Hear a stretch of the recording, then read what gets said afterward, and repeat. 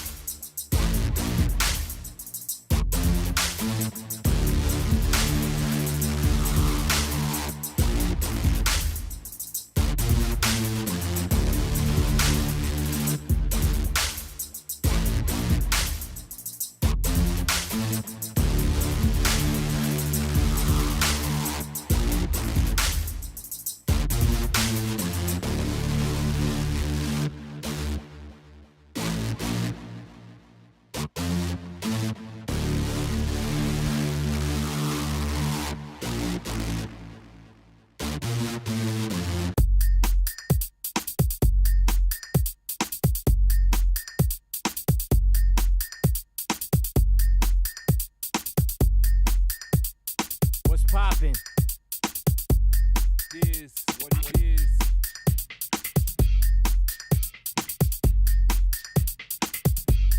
Is what it is.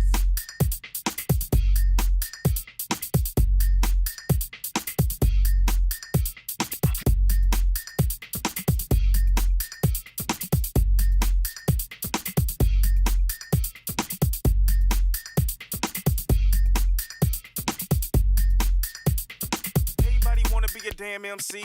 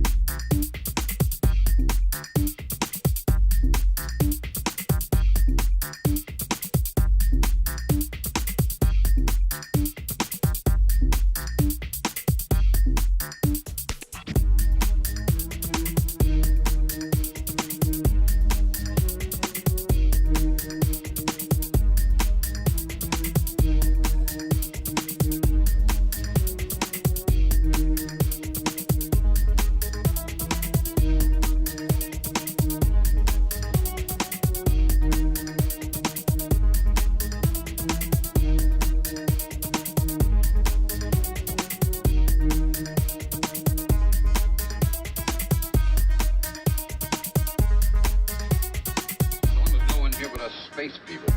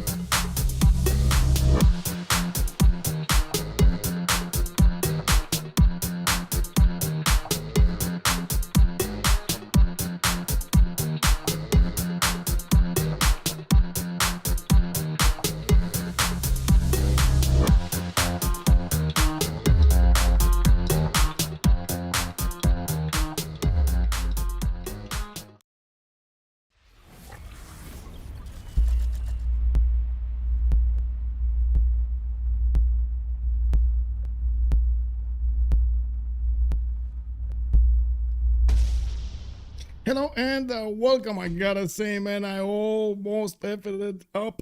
Almost. But with fear. We're fine. I totally missed the beginning of the stream as in when it was actually scheduled, and I thought it's 1 hour later. Can you imagine? That would have been horrible. Hello, that alcohol parrot. Good evening, sir, and welcome. The message, good evening, sir, and welcome. Who's that? Glad to see you on the live stream, and I'm sorry if you will miss the next ones. Hello and welcome, sir. Also, helicopter keeper. Hello there, sir, and welcome. I gotta say, some of of the details did escape me over here. I was scrambling to get everything done, and well, you can imagine some things did escape.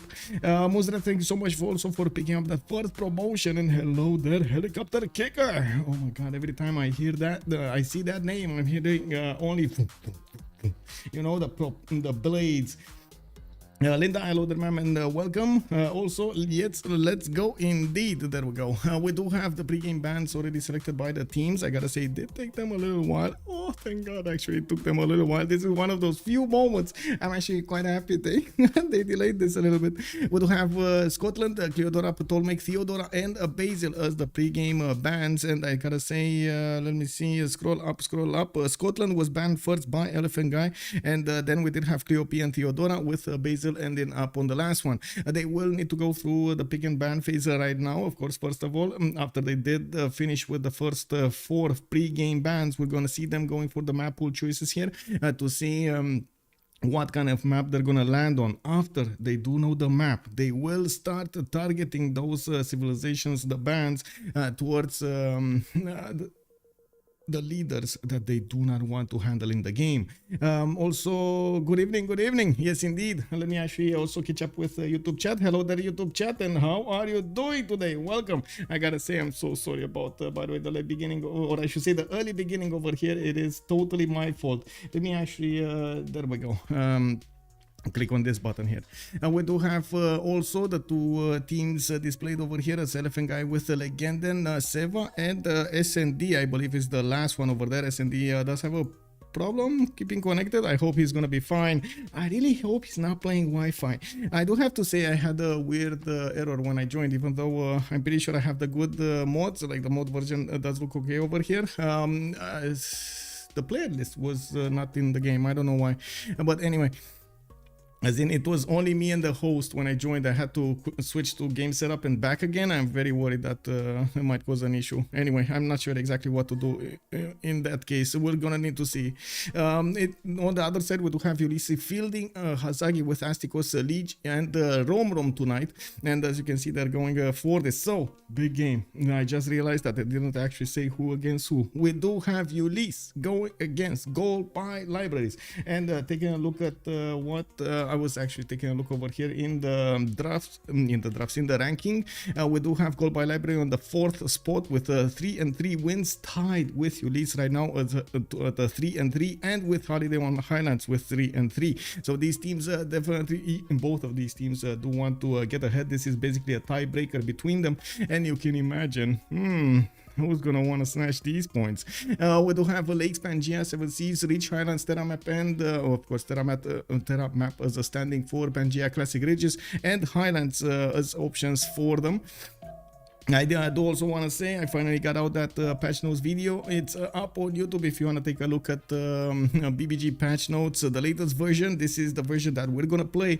We are gonna switch towards the 5.6.60. There are a lot of changes that will affect the game meta of the games, and I can't wait to actually see the different strategies starting to evolve. I'm pretty sure it will be a bit of a discovery period. We already had about like 2 weeks of testing, and the players did have the opportunity to jump into the normal teamers, jump into the normal FFAs, and try as much as possible to see exactly how they need to adapt their gameplay to make use out of these new I wouldn't even see, I would say actually bonuses and penalties, because there's a new balance. There's definitely a new balance with the discounts being nerfed, with also the unique district building, or I should say districts, getting their production increased and so on. It will matter quite a bit. We're going to see what kind of civilizations we're gonna have. First of all, of course, we're still waiting for the map to be chosen. With the 2 Pangeas left open here, it looks like the players are going back to their roots over here, and we're going to need to see what kind of Pangea are we gonna have. A more seeming Pangea, like a Pangea standard ridges, or a more warlike Pangea, like a classic ridges. We do have them ticking down the clock with 6 seconds remaining. It looks like a Pangea standard ridges has been picked up. We will see quite a bit of seeming done alongside the war that will probably be unfolding before our eyes. Whew. Okay. So, yeah, goal by library versus Ulyss. Just a few seconds here. We will need to see who are they gonna actually ban. What are they gonna pick on this map? Oh man. Okay. This feels like it's a good game. Nothing, I gotta say, nothing to actually increase your adrenaline, like realizing you're late for something. Oh my god, I was like, oh my god. But yeah, a good thing I actually caught it. Whew, it is what it is. Anyway, now let me actually catch up with chat over here and see how everybody's going. And Johnny Boy, hello there, sir. Is this match on the new patch? Yes, we are starting on the new patch. We do have Gandhi, also India, being taken out, and well, that's one of the first bans over here. It looks like Gandhi is a bit too strong in this meta, and I gotta say, oh man, I felt it yesterday. I jumped into an FFA. Whew, that was horrible. Oh my god, a big Age of Steam got next to Gandhi between Persia and two others. The two others didn't matter that much, but Gandhi over here got Crusade and knocked on my doorstep. Pikachu! It is what it is. We do have the players needing to actually well, think about their choices over here on the Pangea standard religious. I'm pretty sure they will get the opportunities to sim quite a bit, settle quite a few cities, but at the same time they will need to pick civilizations that can stand on their own. We've seen actually last week an East versus West situation on the Pangea map, which was cool. Let's actually see if we're gonna have some of it today. I gotta mention that those weird spawns, like the one island spawns out of 8, which do happen, and we're going to see if we're gonna have again one of those aggressive civilizations like Mongolia ending up somewhere all alone on his own island. We do have also Sumeria coming up here as the second choice as a ban, and we do need to see. Oh my god, okay, Sumeria being banned. Wow, okay. I mean, that's definitely a new one appearing over here in the active ban phase. When will Macedon come in? I was reading that it got an extra military policy slot. Well. Are we actually gonna see more Hetalis on the map? Let's go. Maybe.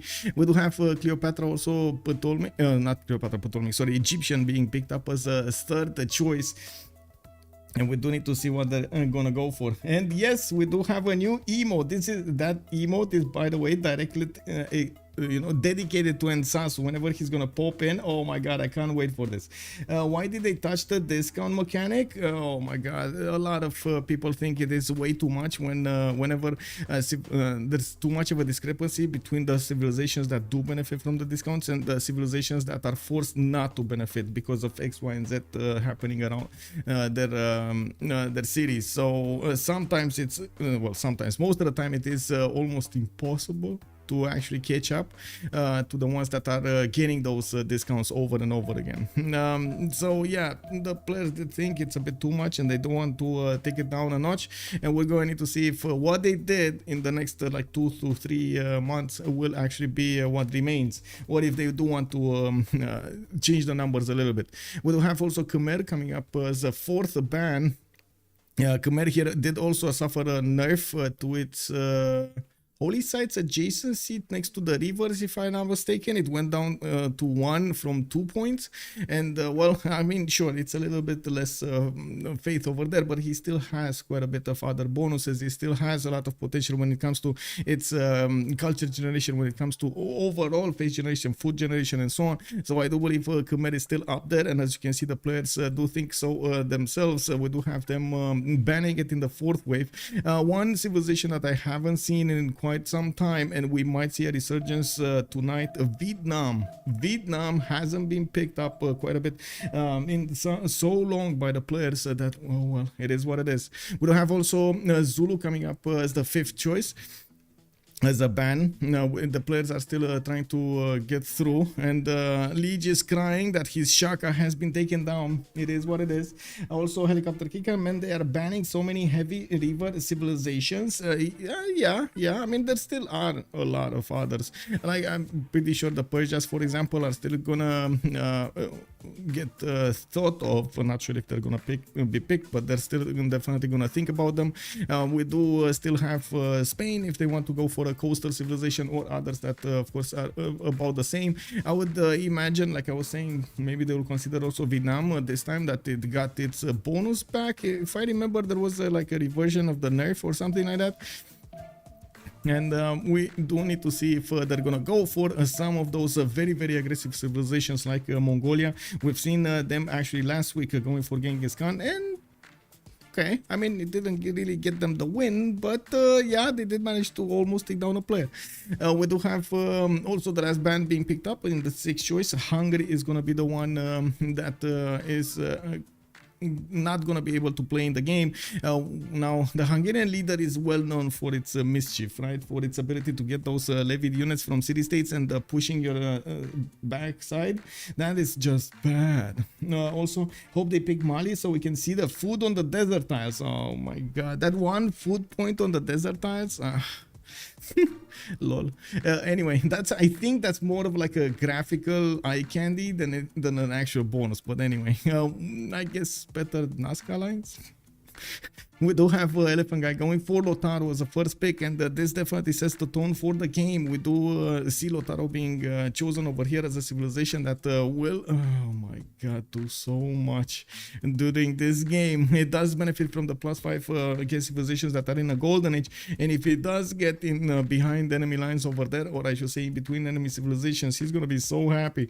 We do have Romrom also going for Gorgo. Gorgo does still have the hoplites, but they're kind of bad in this state, in this version. They got nerfed quite a while ago and haven't really been used since, or not like we used to see them. Now Lege is gonna need to pick the second civilization for Team Ulyss, and well, by the looks of it, we do see a Legenden is already calling out no more Liang Park Zulu for Lege. Okay, Teddy Roosevelt, the Rough Rider, it also suffered a bit of a change. We did have Teddy Roosevelt over here getting his bonus from discovering the technology, going through the technology and the civic tree, or I should say going through the tree, one era later. It is what it is. A little bit later bonus, less bonus attack when it comes to those courser timings, and we're going to need to see if the Rough Rider timing, if he will prefer the Rough Rider timing over the earlier one. Now it's only like a 1 point difference, so it might not be that big.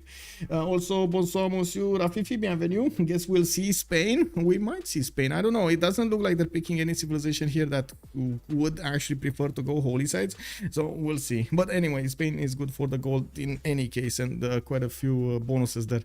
It is what it is. Audience chamber is undisputed now. That remains to be seen.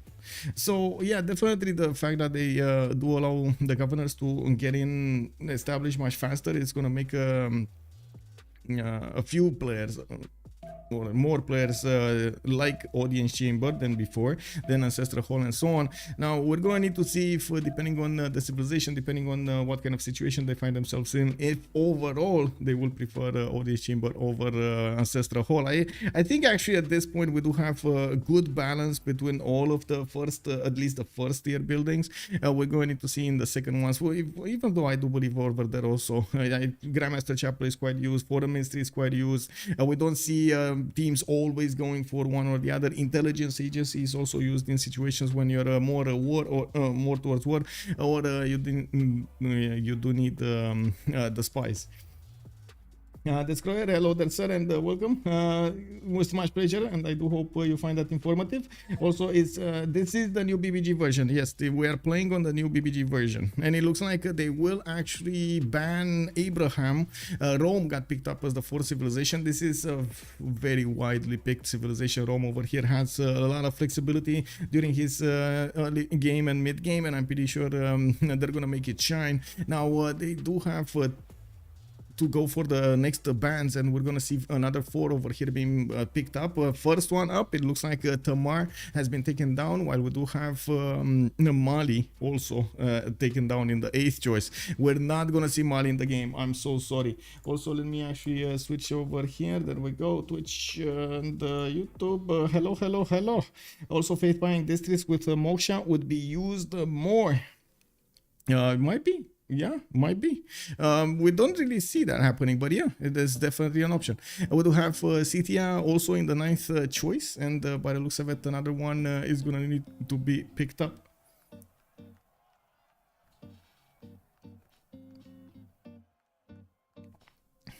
Yeah, definitely not bad.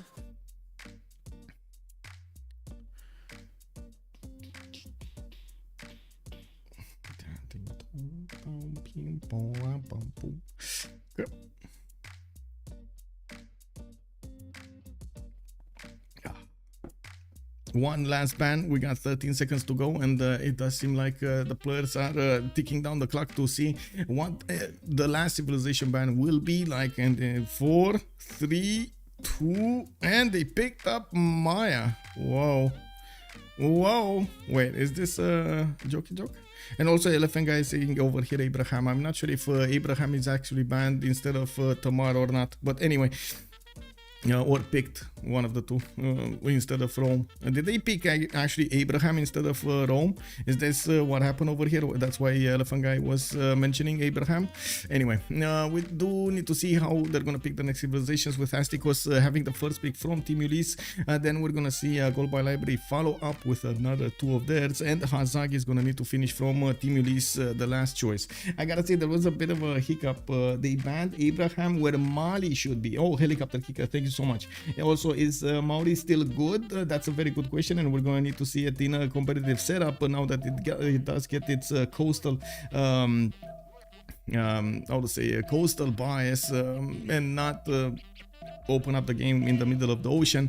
Well, that's gonna be needed to be tested out. Astikos here is gonna go for Pound Maker. This is a civilization that we've seen so many times in the games, benefiting from the pastures from the beginning, the Mickey Wops, the Okchitaus. It does have such a strong tempo usually. We do need to see if Astikos is gonna need to be more paying attention to the word and the sim, and of course on the Pangea standard ridges. Anything can happen. He could be in between a lot of opponents. And Maya seems to be a placeholder ban. Yeah, does seem like well, they didn't ban anything, you know. It looks like they actually banned Maya. I think they actually banned Maya. No, that is actually what they banned. Anyway, Seva is gonna go for Cyrus here, and we do see those internal trade routes getting him the bonuses. I would have imagined that they're gonna go for one of the Persias. It's a very strong civilization overall. We do have SND also needing to pick up the last civilization for Gold by Library today.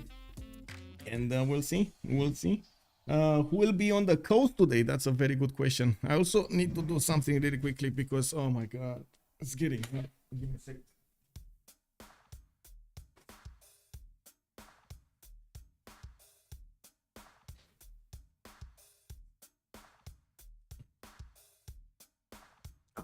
There we go. Much better. I feel like I hardly see Mali. Is it usually banned or just unpopular? It got banned so many times, like so many times. The player do want to play it, they're just not allowed to. We do have SND going for Julius Caesar, and Hazaggi is gonna finish up the last one. And I gotta say, we're gonna have some fun. Julius Caesar over here definitely gonna need to show us the way with his warriors and army power. We do have Hazaggi going for a Manitore. Okay, I mean, we might actually see those Pitati archers again in action. This is gonna be awesome. We do have the Nubian pyramid for the food and the faith, and we're going to need to see if he's gonna focus that on. Actually, wait, is Hazaggi not gonna play Nubia? Because I would definitely see Astikos on Amanitore and Hazaggi on something else like Gorgo, for example. I would definitely see him on Gorgo. Lege, I would say he's either Poundmaker on Teddy Roosevelt, and definitely Hazaggi on Amanitore. This is at least what I feel like. Yeah, we know for who it is. Yeah, we know. Yeah. Now we do have to take a look here with a few more seconds to go. Looks like Hazaggi is gonna go for Nader Shah. That's pretty good. Okay, pretty good. Nader Shah. The two Persias are actually gonna lock horns in this game, and we're gonna need to see who's gonna come up on top. Poundmaker must feel a little scared among all of these warmongers. Yeah, I know, right? Yeah, I mean, what's gonna do little old Poundmaker over here? You know, he's peaceful, he wants to build up his economy, and then all of these warmongers around him. Ooh, get him. Yeah, Novamel, hello there, sir. How are you doing?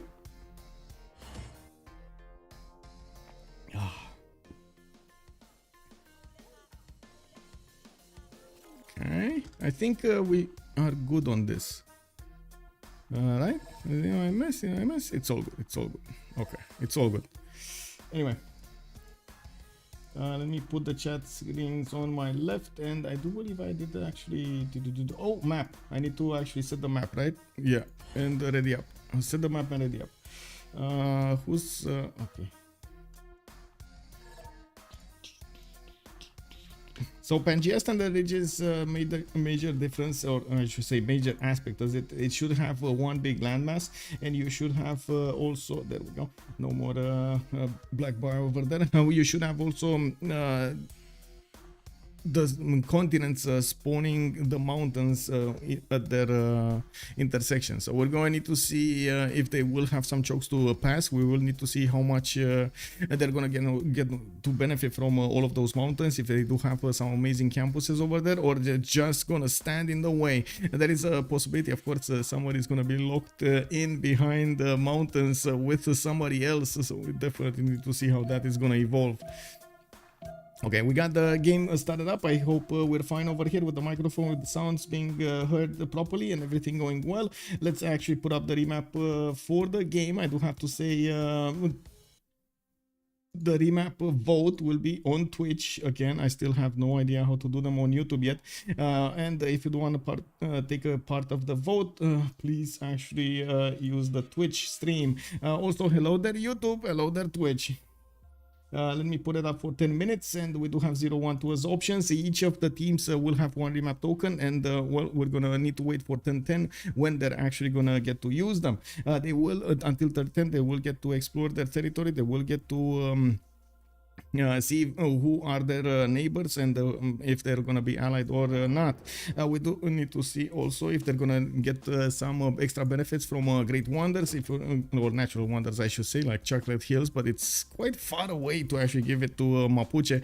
We do have Mapuche over here also with oh my god, very nice second settle, very nice. Very bad breathtaking, or I should say appeal, but a very nice second city. Yeah, we do have also Rome in the south. Does look like quite a few mountains. Also Mount Everest. Okay, and maybe bounce around the map really quickly, and then we're gonna get going to comment about every one of the spawns. We do have Lege over here also with possible. Oh, actually, amazing. Very nice, very nice. This is Greece. This is Gorgo on Lege, by the way. Interesting, interesting. So there was actually no. Oh my God, there was no Cree. There is Cree. There is Cree. Wait, what was the fourth one? Lege, Astikos, and who got the fourth one? I was thinking about the civilization here that for some reason I'm not seeing it. Anyway, yeah, Greece also did suffer a bit of a nerf there. His extra policy does get the effect of code of laws, and we're going to need to see if his tempo is going to remain the same. I doubt that it's going to affect the game that much. We do have Hazaggi also getting a pretty powerful spawn to the west side, a pretty good one to the south over here with those geothermals, very nice. Passagarde here to the northeast, that's going to be Seva, actually. That's going to be one of his opponents, and we do have Cree on the other side, Romrom actually with his own peninsula, and I do see him also quite close to Persia. They are opponents, so I would imagine they might actually want to 2v1 Persia over here. Gorgo oh no, this is Astikos. This is the other Persia, Nader Shah. Nader Shah has the opportunity to maybe do some coastal shenanigans, but he doesn't have to do them against yeah, nobody to do them against. Very nasty, very nasty. At least he's gonna get some opportunity to trade over here between him and Cree. This is gonna be an important economic zone if they do keep this map. Okay, let's actually take a look at the spawns here one by one. With Mapuche benefiting from a lot of pastures, so we do have him with the extra food coming up from those sheep tiles, access to spice tiles and some bananas, but there are only 3 ones to the west. I'm pretty sure he's gonna have pretty good settles over here. Oh my god, I love these, by the way. Oh, this is gonna be so good for him. A lot of shops also on the western city. This is a pretty powerful one. Does he have actually a target here? Because this would be quite impressive to see Lotaro get everything going against somebody. We do have Legenden with who this SND. So wait, Rome is in the game. Okay, we don't have Mali in the game. Now SND over here with the warrior. Let's actually take a look. He's the ally of Legenden. Okay, and then on the east side we do have Lege. So Lege is going to be on the receiving end of all of the Mapuche power, and I'm pretty sure Greece is going to try to stop him dead in his tracks. Now it's still not a given that we're actually going to have this map being chosen, but I would say it's actually a quite high likelihood that we're going to have this map being chosen. What does everybody think? Hi Tower, hello there sir, and welcome. Thank you so much, sir. I hope you enjoyed all of the content. Mad Beats, hello, sir. And good evening. Nightmare, hello, sir. It's been so long since I managed to catch your stream live. Congratulations on streaming simultaneously on YouTube now. Woohoo! We got that, boys. Also, Lord Tats, hello, there, sir, and welcome. Mami Vata, bonsoir, monsieur, bienvenue. The double Rome. Yeah, we do have the double Rome strategy here, Elaphantguy, with Rome on one side. To be honest, I was thinking they were going to pick something else up, but it looks like no. Bartolomeo, hello there, sir. I voted for one remap. I think I was wrong. I think remap is 20% less probability. Yeah, I mean, I'm pretty sure the players do have the options to actually get the sim going. I do like the spawns, like the individual spawns do look relatively well in their expanse as well. So I wouldn't except Greece over here that could make this work, but it's gonna be a challenge. I'm pretty sure he's gonna be fine after a while, but yeah, as you can see, there's not a lot of territory to get going here. Maybe like 3 settles here, 3 good ones, another like 3 settles here, and then you're gonna have the capital, maybe a city-state. You get like Fez or Geneva. I mean, yeah, he's gonna struggle, but it's fine. I mean, it's Persia, you know, it's Astikos, he knows, big brain. I'm pretty sure his brain is gonna be overcharged in this game to get the best out of this location. Also, Astikos can freeze him for a while. Yeah, it's almost the east versus west. Yes, it is. Well, we kind of have what I think Ulyss in the middle, right? I think we got Ulyss in the middle with America, with no, it's actually Elaphantguy that's gonna be next to America here, but then we do have Sparta. Yeah, it is Ulyss in the middle with, oh my god, is that Persia all alone? That is Persia all alone. Seva, I think it's all alone. He's all alone here. Yes, he is the one all alone between all of the players of Ulyss. Look at him go. Look at him go. So the job of Seva over here is definitely going to be to withstand as much damage as possible.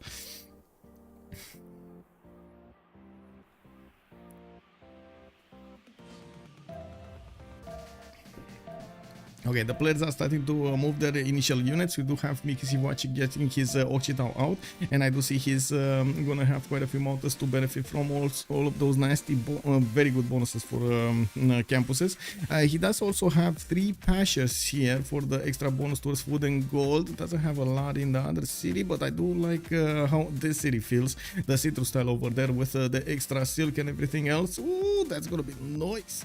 Well, we're going to need to see how he's actually gonna want to get this setup going for his cities. He could definitely try to plant I would say the cattle as well, or even one of these tiles to the east. We do have him getting his scout out, and I'm pretty sure the players are trying to discover as much territory as possible. With Greece going to the west side, we do have him not that far away from a Mapuche warrior.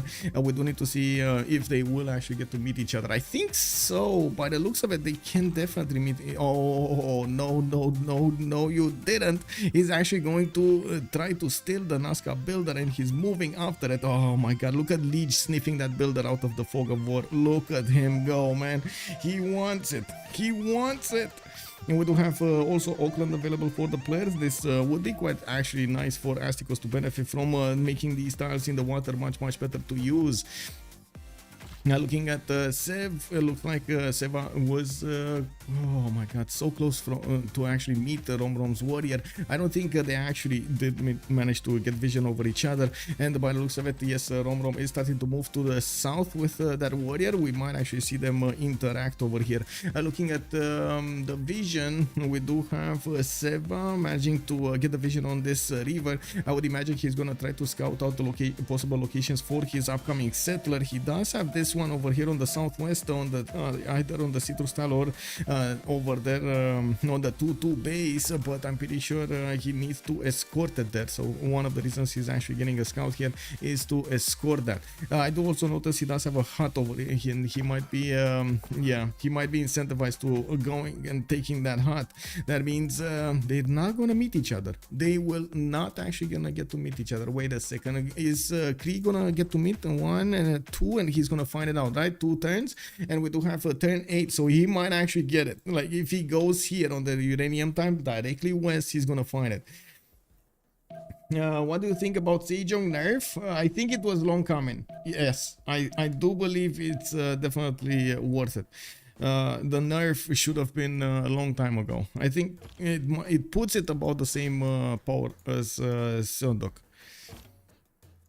Now we do have Mapuche getting his patches improved, and looks like his settler is slowing coming out. He did choose to go builder first, because I don't see any settler here unless Rome picked it up or something like that. We do have also to take a look here if anything happened. I do believe Elaphantguy did get a free warrior, I'm pretty sure. That's one of the perks of Julius Caesar. We do have to the east side Hazaggi starting to go through the mountains. No way he's actually gonna meet Ostia. He might get the vision over like a sliver of a tile. No, he's not even gonna get the vision, because his maximum movement is until he hits the incest, and that's it. Okay, so we don't have actually Cree being discovered. We don't see Persia. Nobody sees Persia.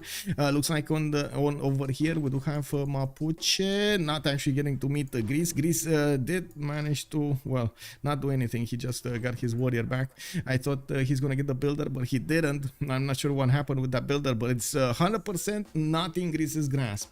Now, Hightower, this team point of view in the start of the game is so helpful for noobs like me. Otherwise, I always need quite a while to find out how exactly the teams are placed, which players belong to which teams. I have gotten a bit better in spotting this, but still like it when you show it quite early on, so I can stop thinking about it. Okay, I'm gonna try to do that more, and I did. Well, I guess I do try to evolve as much as possible the explanations that I do give on the stream, trying to weave, I would say, a story behind each game. But yeah, I guess sometimes I just get distracted and totally forget some details. Now, we do have a few seconds over here, and I guess I do have a bit of time to actually put up the team labels. On the left side, we do have Team Ulyss, featuring today Hazaggi, Astikos, Lege, and Romrom, while on the other side, we do have Elaphantguy with SND, Seva, and Legenden. Legenden is a legend when it comes to Mapuche, I gotta say. Ulyss and Gold by Library, GPL. There we go. Let me actually put it up on the screen. Both are here. Just need to, there we go, move them. So it looks like we do have one remap chosen. Gold by Library is going to want to choose that remap for this. And I gotta say, well, they did have Persia thrown to the wolves here, Seva in an awkward position, but all of the other ones were kind of fun to play. They had Mapuche to go against Gorgo. They did not know about it. They had Julius Caesar to try to go against America also, but they did not know about it. And well, we do need to see if they did not know about Gorgo. And surprise, surprise, Ulyss actually wanted to play this out. You do a great job making a story out of the games. That's why I like watching your videos so much, despite not even playing Civ online myself. Oh, thank you so much, sir. That is, you don't know how much that matters to me, man. It's, oh my God. Yes, thank you. Thank you so much. Thank you. We're gonna need to see. We're gonna need to see. Anyway, we do have them waiting to get the new details of the map, and well, as usual, the spectators are the last ones that are gonna get to see it. Uzi Mafioso, hello there, sir. Hope you are well as well. Yes, I am. So we still have one remap token left. Yes, we do have one remap token left. It is on Team Ulyss. They did not choose to actually use the remap token this time. Gold by Library. Immediately, bam! They did think about it. Actually, they got like what 50 seconds to think about it, and well, it looks like they chose to remap. It is what it is. You have come far. Now begins your greatest quest. Hey, Nemesis, thank you so much for the gifted sub. Hi, Tower. Welcome to the round table, sir. Welcome. Oh, wait. Is this a mouse map? Is this an actual mouse map? Wow. Okay. Okay. I mean, this really looks clumped. Doesn't it look clumped to you? Like this feels like it's like a half of a Terra map or something like that. Oh my God. Wait a second. Are we gonna see word all over? They will be so close to each other. Look at this. Oh my, oh my. But this, at least they're allies, right? They're gonna get. What is this mountainside? This whole area has a mountain through a one-tile choke. Wow. And we do have Persia over here also. This time it's again Seva, actually next to America. We do have Cree also to the north. That this time he might actually get to fight Rome. That's Elaphantguy with Julius Caesar. And let's see on the east. Who's on the east side? We do have Mapuche all alone. No, he does have somebody. SND. Oh no, that's an ally. Ooh, Mapuche. Oh, actually, this is a nice timing. This is not a bad one to actually go against Cree with the Manon Raiders. You just need to keep on settling west over here. And of course, he does have so much territory. Go Bustan, go Bustan. Wander to the southeast. He's gonna get that going too. Very nice.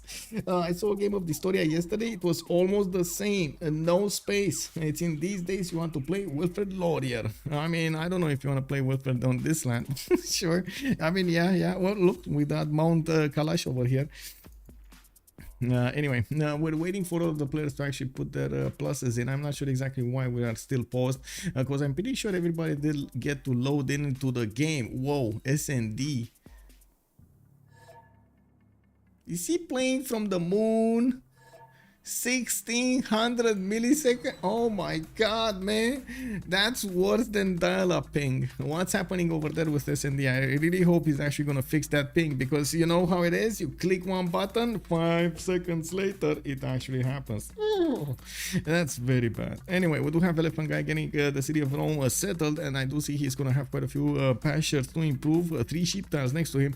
He's gonna go for his opening with a scout, and I do see he's also gonna have pretty good other settles. I would be very interested to see if he's gonna want to forward settle into Cree after he's gonna get to discover him, and of course if he will get to discover him. A pretty good defensive position that he's gonna get to use his mountains to the southwest for the extra adjacency, fresh water and so on and so forth for the districts, the campuses. Maybe a setup with government plots over here would be quite nice.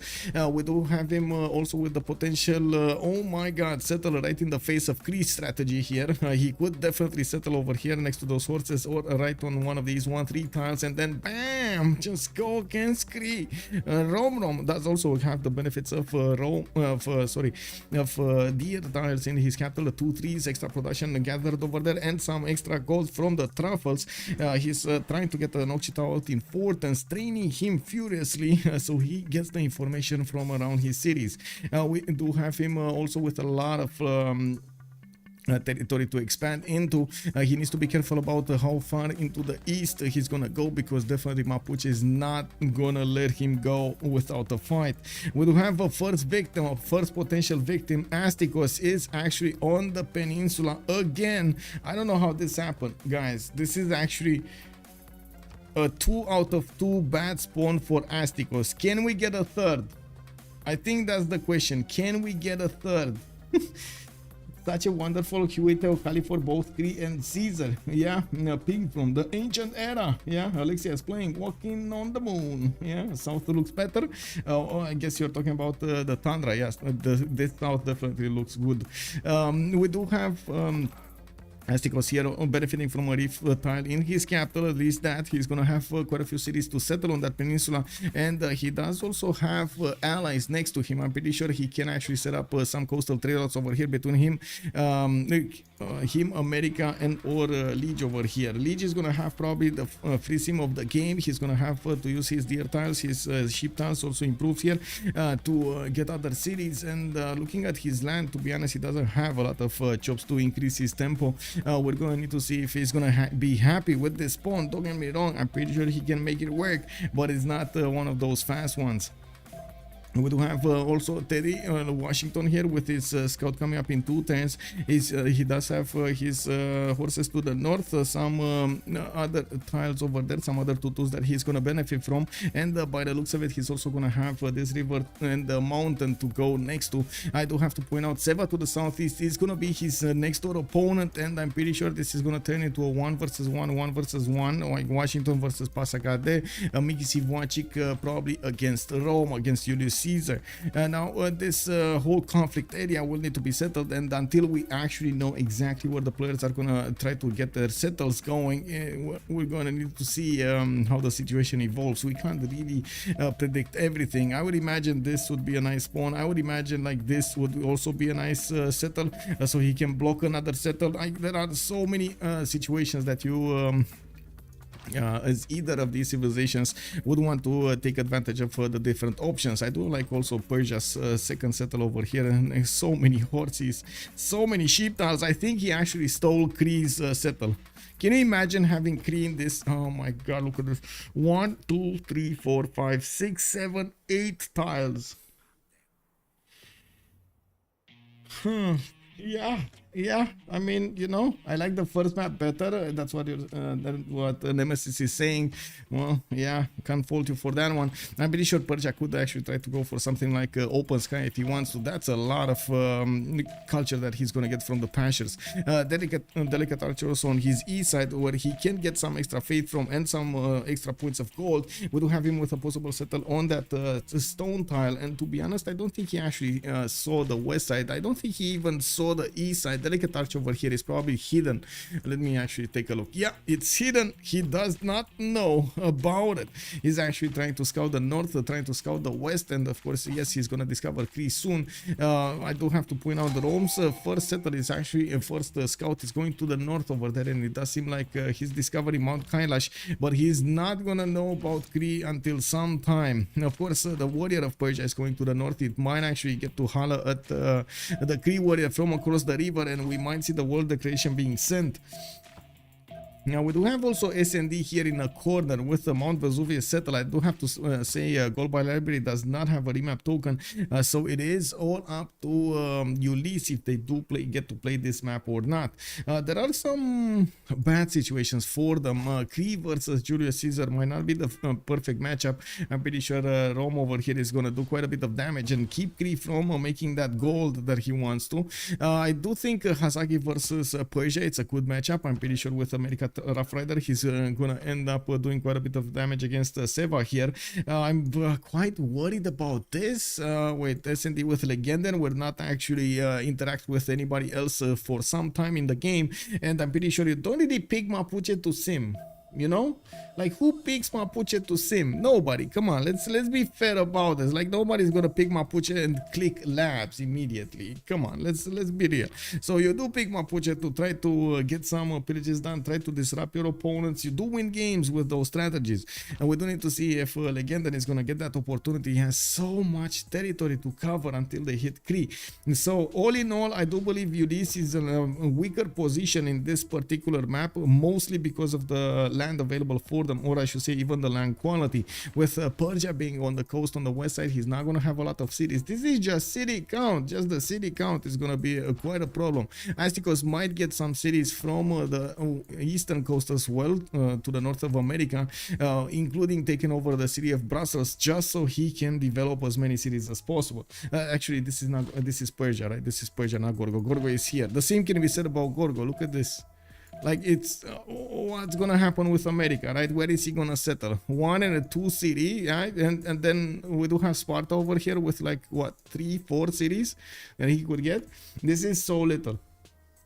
Hello sir, hello there sir. I watched the Ulyss versus Freto game on YouTube yesterday. You need to clip the pleasant Krakatoa discussion with Justice. Hilarious. Yeah, the Krakatoa. Yeah. I mean, I think you can clip it also, or can you give me a timestamp? It would help me out so much. Also, your face is a Mapuche. Wow, my face is a Mapuche. Whoa. Oh, okay. I need to get one of those bandanas, or how do you call them, right? Bandanas. One of Mapuche. Where is it? Where is yeah. How do I get this? And wait a second. Where is he? Where is my man? Mapuche. Oh, there we go. One of these. How do you call these? Bands? This is just band. Anyway, like the Vikings knitting and sewing. Sewing. Oh. Anyway.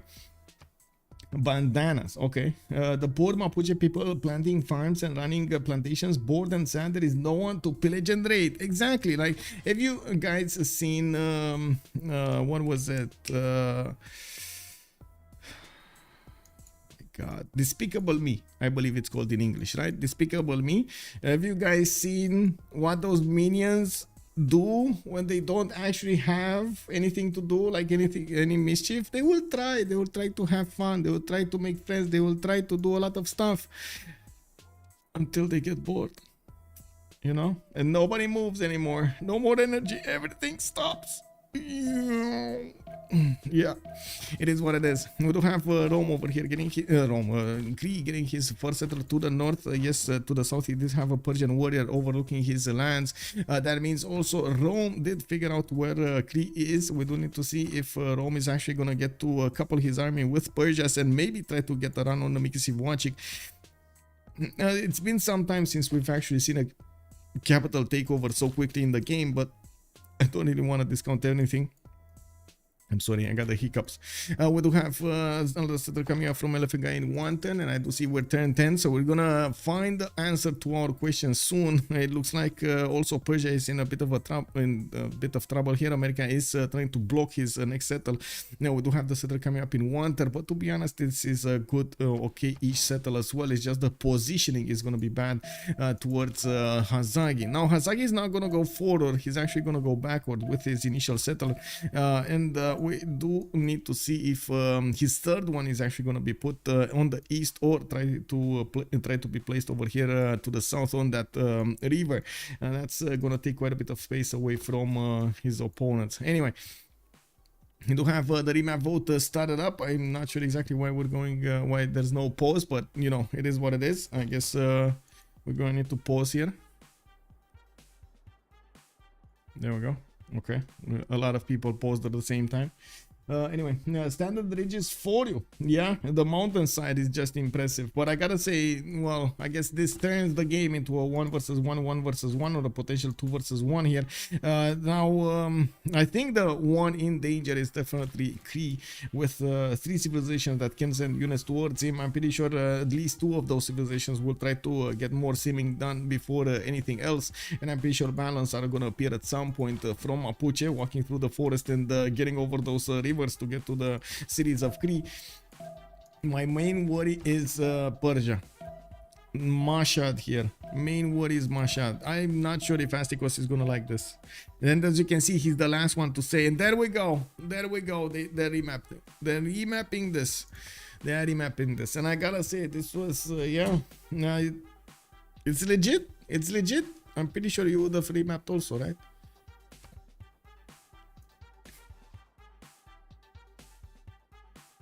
Like 20 plus tiles of mountains. Yeah, exactly.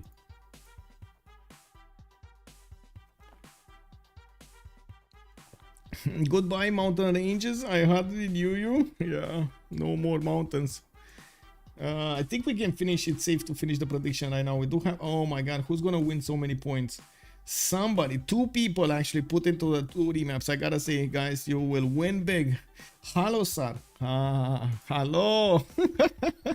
Hello, sir. There we go. 8,000 points. There we go. No one will ever climb those peaks. No. And no one's gonna get to have fun with some skis over there. Trade route bonus. Bye-bye. Well, we are loading into the new map, and since this is gonna be the map that we're gonna get to play, we're gonna also have the opportunity to take much more in-depth look at their spawns, take a look at their strategic resources, their early options, and so on and so forth. We do need to wait for the players to load in, and of course us to load in the observers. You have come far. Good job. Yeah, man. Yeah, awesome. Also, hello there, Urek. Good evening, sir, and welcome. I do want to mention there might be some delay, a little bit more delay of me reacting to YouTube than me reacting on Twitch chat, because usually I do have that window much closer to me, and it's connected to the other thing. But anyway, I'm reading the YouTube chat. That's what I'm getting at. I'm reading it. I'm trying to react, but it might have a delay. Also, Groovy, hello, sir. How are you doing tonight? What is this? An actual singular land map? Remap ++? Yeah, I mean, this looks like an elephant map. This is an elephant map for an Elaphantguy. Oh my god. Oh wait, where is this? This looks like a dedicated map for Elaphantguy. Where is Elaphantguy? Where is he? Where is he? Where is the Elaphantguy? Where is him? Elaphantguy is here. Oh no. Oh no. Wait, what is this shenanigan? He's gonna get free sim Julius Caesar? Oh, there is a Florida. Oh yeah, look at that groovy thinking about his roots over there. Long mountain ranges, my heart will go on. Yeah, bro, it explodes, it feels, it is what it is.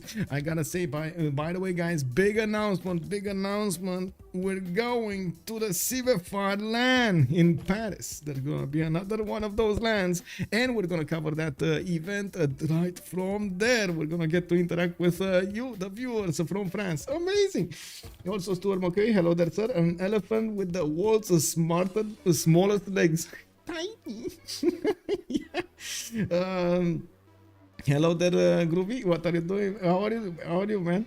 Another land? Yes, another land all triangle. We're doing this. Good evening, sir. Oh my god, we just had the tickets out. I do need to like settle everything. I do need to like how to say, get me something like accommodation, try to get me the plane tickets and so on and so forth. But we're there. We just made the first steps. I'm eating lunch and playing hockey for the rest of the day. Oh, amazing! Bon appetit, monsieur. And I do hope you're gonna have a good time. On first look, it seems like West is more crowded. Yeah, it does seem like the city states are definitely prone over there. Who is the eye? Okay, who is the eye of the elephant? This is the eye of the elephant. This is S&D. Oh my god, this map looks like more and more is like one of those conspiracy theories over here. The eye on one of those maps, you know, like from National Treasure or something. The eye of the elephant is actually controlled by S&D. He's gonna use the information from that he gathers to win the game. Anyway, it is what it is. A little bit too much of how to say, sidestepping. We do have Persia with the city of Hazaggi being settled. Looks like he's gonna have pretty good mountains to get those extra adjacent campuses. I do see him also benefiting from some huts and some bananas. We do have him with these two horse tiles to the southwest, one in the first ring, one in the second ring, and I do see him also benefiting from a lot of these ivory tiles. We do need to see where is he gonna want to prefer to settle first, because now of course he's busy to get the scout out to discover his territory.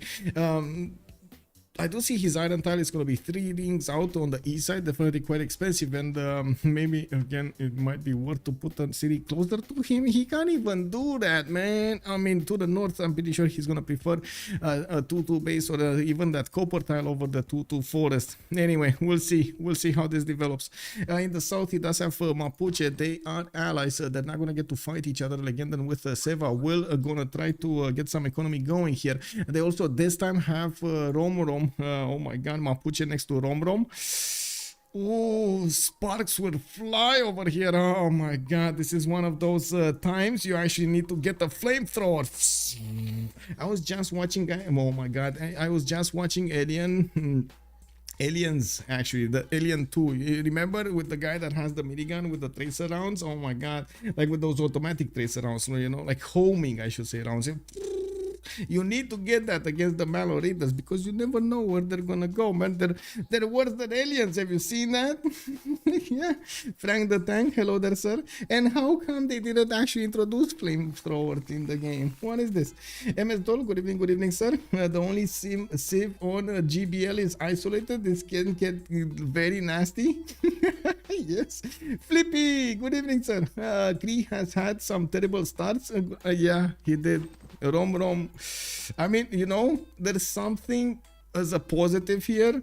We actually have Astikos with a good spot. Man, he got the short straw twice, but the third time, oh, mountain rages next to him. We do have him with the great Pamukkale with a settle directly on that marble tile. And we do have him also with potential to get some oh, look at that, Temple of Artemis over here next to Pamukkale. We do have him with a decent amount of territory to settle, and yes, he is gonna have S&D to the south to you know, deal the damage against that civilization, but that also means he's gonna have a fun game, right? He's gonna actually get to use his immortal or something against somebody. I'm very sad that Nubia didn't get in. By the way, I gotta say, I'm very sad. I was expecting Nubia. Nubia for Astikos. Why is there no Nubia for Astikos?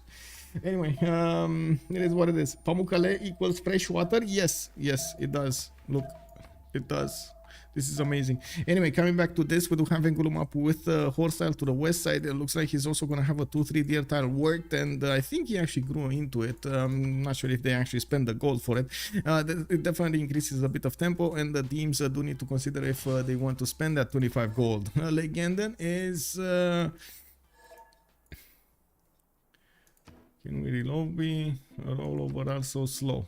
Anyway, I'm not sure exactly what. I guess I'm gonna need to pay attention. Anyway, we do have an iron tile to the southeast of Engulumapu, and this time around he does have a much better breathtaking appeal all over these tiles. It's actually quite important when it comes to his Shema moves. We've actually seen players try to increase as much as possible the points that they're getting of culture from those Shema moves, but to be honest, it didn't really seem worth it. Like situationally it might be worth it, but to be honest, that's kind of an improvement that right now is just getting used for like a few culture bonuses and not really maxed out, not really focused on. We do have Mapuche with a potential campus opening here, and we've seen him apply this multiple times. I would imagine he's also going to want to get definitely an early encampment to try to snatch some Cree settles here. Cree is going to need to decide if he's going to want to get some cities to go towards Engulumapu, but I'm pretty sure at least this one on the stone tile, or at least around this territory over here will be settled, and I would imagine he's going to want one in the south. I would say the wine tile would be a bit settled, then of course the maize tile, because it is going to benefit from that extra +5 of the river defense. Legenden is asking if we can actually, sorry, Romrom and Lege is asking if we can relobby, and Legenden is saying that we can relobby next turn so we can fix the rollover.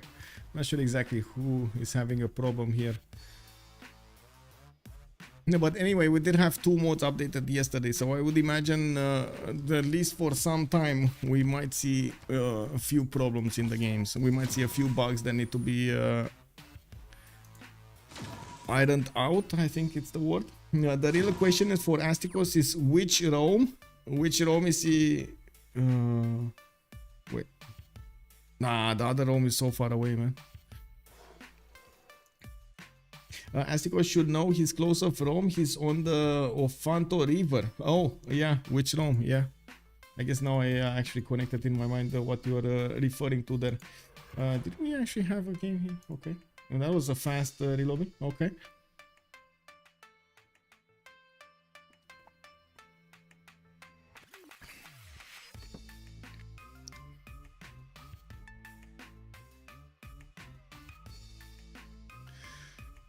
Okay.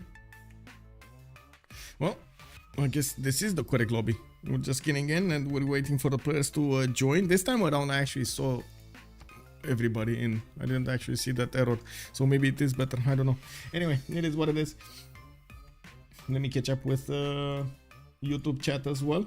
Do the mods increase Stuart McCoy? Hello there, sir. Again, do the mods increase a river spawn on the map? No, they don't. They did get some quote-unquote terraforming done when it comes to resources and the land that you're gonna have, like the better balance starts, for example, will add more resources or take away some resources depending on the points and so on that you get across the board. It has like an algorithm that tries as much as possible to balance out the differences between the players, so everybody, if somebody is gonna get a very high good spawn, almost always everybody else or most of everybody else will get a high yield spawn. Of course, it doesn't take into account other settles because that would be too much. It's just the initial land, how it looks like, the initial first 2 rings or something like that. Also, like I said, but I don't want to repeat, I'm sorry if it does take me a little while to catch up with YouTube chat. I'm still getting used to having the chat screens open on like multiple sides. I have like 4 chats, 4 windows that I'm taking a look at on my left. Redmire, I've been watching your votes a lot. Thank you for your streams, Michael. People happy. People happy. Let's go. My only complaint is when you co-stream with Justice, his mic is much louder than yours on my phone. I need to take care of that. That is something that is a good feedback. Thank you. I'm gonna try to handle that. I usually, I mean, you can imagine I don't actually hear myself, but I'm gonna go back on that video and gonna try to actually mix around the numbers. I would imagine I would actually need to turn down Discord sounds a little bit more, and of course keep my microphone a little bit higher than this. Thank you for the feedback, sir. Thank you, much appreciated. When the map is shown again, can you like 4 to 5 seconds show the point of view of one of the teams? I'm still not 100% sure how the teams are distributed, and it would be nice to know to better understand the impact of the land of the players when you show them individually. Seems like I am the only one not seeing it immediately anyway. No, don't worry about it. Actually, this is it's good that you ask, and don't feel that you're the only one. I'm pretty sure it takes everybody, or at least quite a few people, time to get the sense of the map. And I do try at the first like 15-20 turns of the game, I do try to take a look at each of the spawns and also talk about their neighbors, so you can see from each perspective. You're gonna see in just like 1 minute, 2 minutes on each spawn, you're gonna see the difference, the different dynamics that they're gonna have. If they're gonna be free sim, if they're gonna have an opponent, 2 opponents, 3 opponents, if they're gonna be coastal, have trade routes, and so on and so forth. That's one of the things that I really want to get out at the beginning of the game, because we do have that opportunity at the beginning of the game. Usually there is a much more slow down development. You barely have the players getting their second series, their third series, and so on. Who did not actually load in? Wow, we're not loading in, guys. I'm not touching anything. I'm not touching anything. I really hope we're gonna load in. But anyway, so that time can be spent to actually talk a little bit about not only their early choices, but also their game setup, their game position. And I think Leech just found out, yeah, the game is not loading. The game is not loading. We can't even stop it now. Is it loading for, I mean, you know, there sometimes is this happening, as in you might get the players loading in sequence. Some will load, some will not load, until they all load.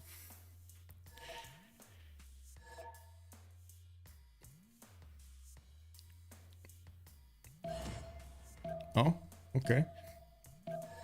Fandangly, hello there, sir, and welcome. Also, Groovy Fit feels snow, man. Well, feels slow, bro. Hey, Groovy, did you see City Skylines 2? Also, the finals. Oh my god, man. Oh my god, the finals, bro. That game. Civ5 didn't even have districts. Yes, that was actually a mechanic that was only introduced in Civ6. Yeah. Wow, he might not be seeing Hazaggi. Okay.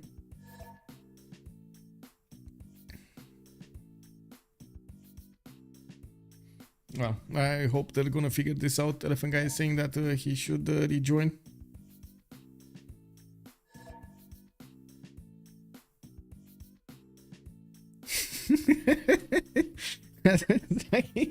I think you're the host, sus.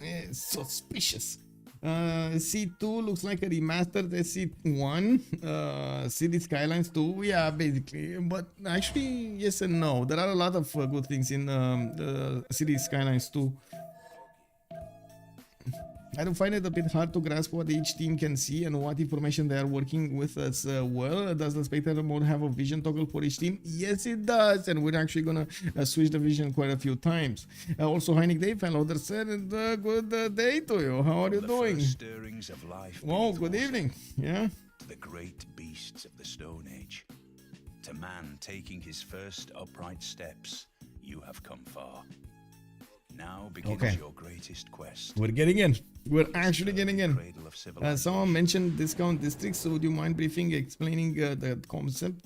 Yes, in as few words as possible, so we don't get into all of the details. Basically, the game has a mechanic that allows you to catch up if you're a bit too behind in some aspects, and you get some bonuses for it. Now, it also, so for example, if you do try to keep away from discovering So the district discount is created as much as possible to give you an advantage when building a new district, or if you have built too much of something, you get some advantages from building something new. So the players do try to get the advantages of mass building campuses, mass building theater squares, trying to get as much as possible to slow down their technological acquirement to discover those districts. Basically what it does, when you're gonna have more districts built of a certain kind, you're gonna get a bonus towards a bonus production towards another one of another kind. So you can discount, like with 3 campuses, you can discount a commercial or a government plaza and so on and so forth, and you need to keep on doing the math to see exactly what you can actually discount later on. Some players do want to max that out, some players do go for whatever needs in the game, and if they do manage to get that, cool. If they can't, well, that's kind of bad. Okay. We do have tiller theory. The more districts you unlock through the tech tree, the more expensive they become. That's also something. Yes, that's another one of the things that's happening. But we're starting to get into a lot of details over there, and I'm not sure exactly how many details I can do in just a short amount of time. Thank you for the follow. Has joined the round table. Thank you for the follow, fan Dangly, and the number of districts built should be greater than the number of districts unlocked to get a discount, basically. Okay, we do have Persia coming up here with a settler in 4 turns. I think we actually talked about Persia, we talked about Mapuche, we were on Cree. We do have him with, let me see, what do we have here with double load on S&D. Oh no, we do have him with 1, 2, 3, 4, 5. Oh, this is getting better actually. 5 of these pastures and camps over here. This is going to be quite nice for him. Of course, he could definitely try to go for Temple of Artemis. Now, is he going to get the opportunity to do so, especially with the Mapuche so close to him? This is, as you can see, he's going to have an opponent to the west side. Cree is again in the middle of the pack over here between his opponents, and we're going to need to see how much he's going to get pressured. He does have to the north to how to say, to defend himself against a possible attack from Elaphantguy, but I'm pretty sure using the one tile chokes, Elaphantguy might just keep on simming behind all of those. And we do have Mikisi Wachik also with a problem when it comes to the land. He is kind of stuck between the mountains, and he's going to try to get out on the south or the east side. This short show was all I needed. Okay. Also, high tower. Wait a second. It seems my last match got lost in the process of the game starting up again, so I repeated. And maybe as I take as a constructive feedback, I feel like it will help if you show the team point of view right at the start, maybe turn 2, when it is way easier to follow all your input for the next 20 turns. Then you do a great job, but it would be way easier if okay. Oh, so you just want me to flip between the 2 visions at the beginning, and that's it? Okay, sure, and we can do that. So on one side we do have the east Ulyss, and then we do have Gold by Library with 3 players on the west, and one of them, that's gonna be S&D over here behind enemy lines. S&D is not happy. He's definitely not happy. I gotta say, I'm pretty sure there will be some conspiracy theories over here thinking that S&D is trying to get out of the situation. I'm pretty sure he's experienced enough to be a big boy and go through these situations. They don't have remap token anymore. They're gonna need to play this out whatever happens. Well, not whatever happens, but in most cases. Yeah, that's quite helpful, flipping back and forth at the start. Yeah, okay. Yeah. It's a good point. Thank you so much for the feedback. Okay, on Cree we do have him with the horses right next to his capital. His iron tile is going to be 3 tiles out next to the mountains on the east, and well, we do need to see when he's going to get the vision on Mapuche, and if Mapuche is going to get some extra vision over Cree over here, or some extra time before Cree sees him. We do have in the north Rome, and we do need to see how he's going to try to develop. Looks like he got quite a early builder over here to improve his fertile. and we'll probably get that ivory as well. He could go for a nice Temple of Artemis since he is in a free sim situation. He's definitely going to want a very high populated capital. We do have him also with a decent amount of territory, but I gotta say, Lady of the Reeds and Marshes does scream at me. We do have him with at least 2 cities that will benefit so much from that extra production. The one in the north towards Granada and the one on the east towards Singapore. He has quite a few mountains also, possibly good settle next to the bananas over there, the Plains Hill and Kumasi maybe to benefit from. His horses are going to be in the first ring of Antium. His iron tile is going to be second ring, easy to acquire, easy to improve, and well, we're going to need to see which one of those he's going to want to use. Next up, we do have Lege. Lege is gonna have some of these dice tiles to work. I'm pretty sure he's gonna try to get some faith, but to be honest, it's not always good to get that pantheon and sacrifice one of your points of production for that extra faith. Of course, it's 12 points of production if you do try to get it right on the mark to get a pantheon. We do have Lege already with 4 science and 2 culture. He does have his settler coming up in 4 turns, and I do see him benefiting from a decent amount of territory everywhere actually.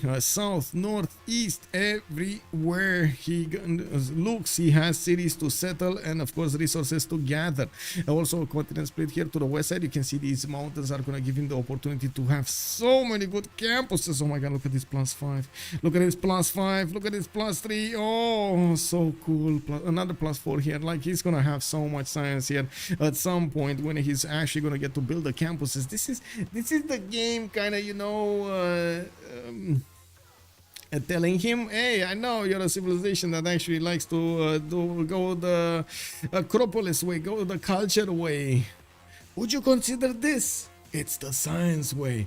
It's better, faster, stronger than your way. Would you want to see more? We're going to need to take a look if Lege is going to want to dabble in that universe and accept the advertising that the map plays for him. Now, we do have also to take a look at his strategics. He has an iron tile right next to Sparta on the right side, and by the looks of it, he's also going to have his sources in the third ring towards the southwest. That's actually quite expensive. He might actually want to settle a city there if you ask me. We'll see. We'll see. We do have also to take a look at Astikos. He found his jewel, his crown jewel. Pamukkale to the northwest is going to have the amenity settle on it for that extra production era score point and the culture point. We do have him also with an instance possible settle to the north, and by the looks of it, his southeastern settle doesn't look that good. Yeah, you're sure you can go for the 2-2 base here, get some extra 2-2s and 1-3s to work, maybe even late get some silk tiles there, but it's still the west that is going to be more juicy. He does have some silk tiles. There's also some beer tiles to improve and quite a bit of land, which is gonna be, well, stopped in his expansion vision. Wait, he's not. This is an ally, right? Astikos is an ally of Sparta. Look at them go. They're just gonna need to try to put the pressure on their opponent here. SND has been found out. Yeah. Astikos over here knows. So we do have 2 versus 1 and 2 1v1s. No, we don't. That was last map. What do we have here? This is a 1v1. This is definitely happening. Like, Mapuche with Romrom will definitely go against each other. We're not sure yet about Elaphantguy actually interacting with this war. And I'm pretty sure this is a 2 versus 1. No, this is a 3 versus 1. Oh my god. I think this is the moment we need to insert Piper Perry image over here.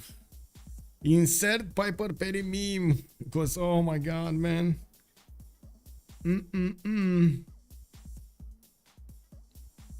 I guess this is one of those moments we do need to pray,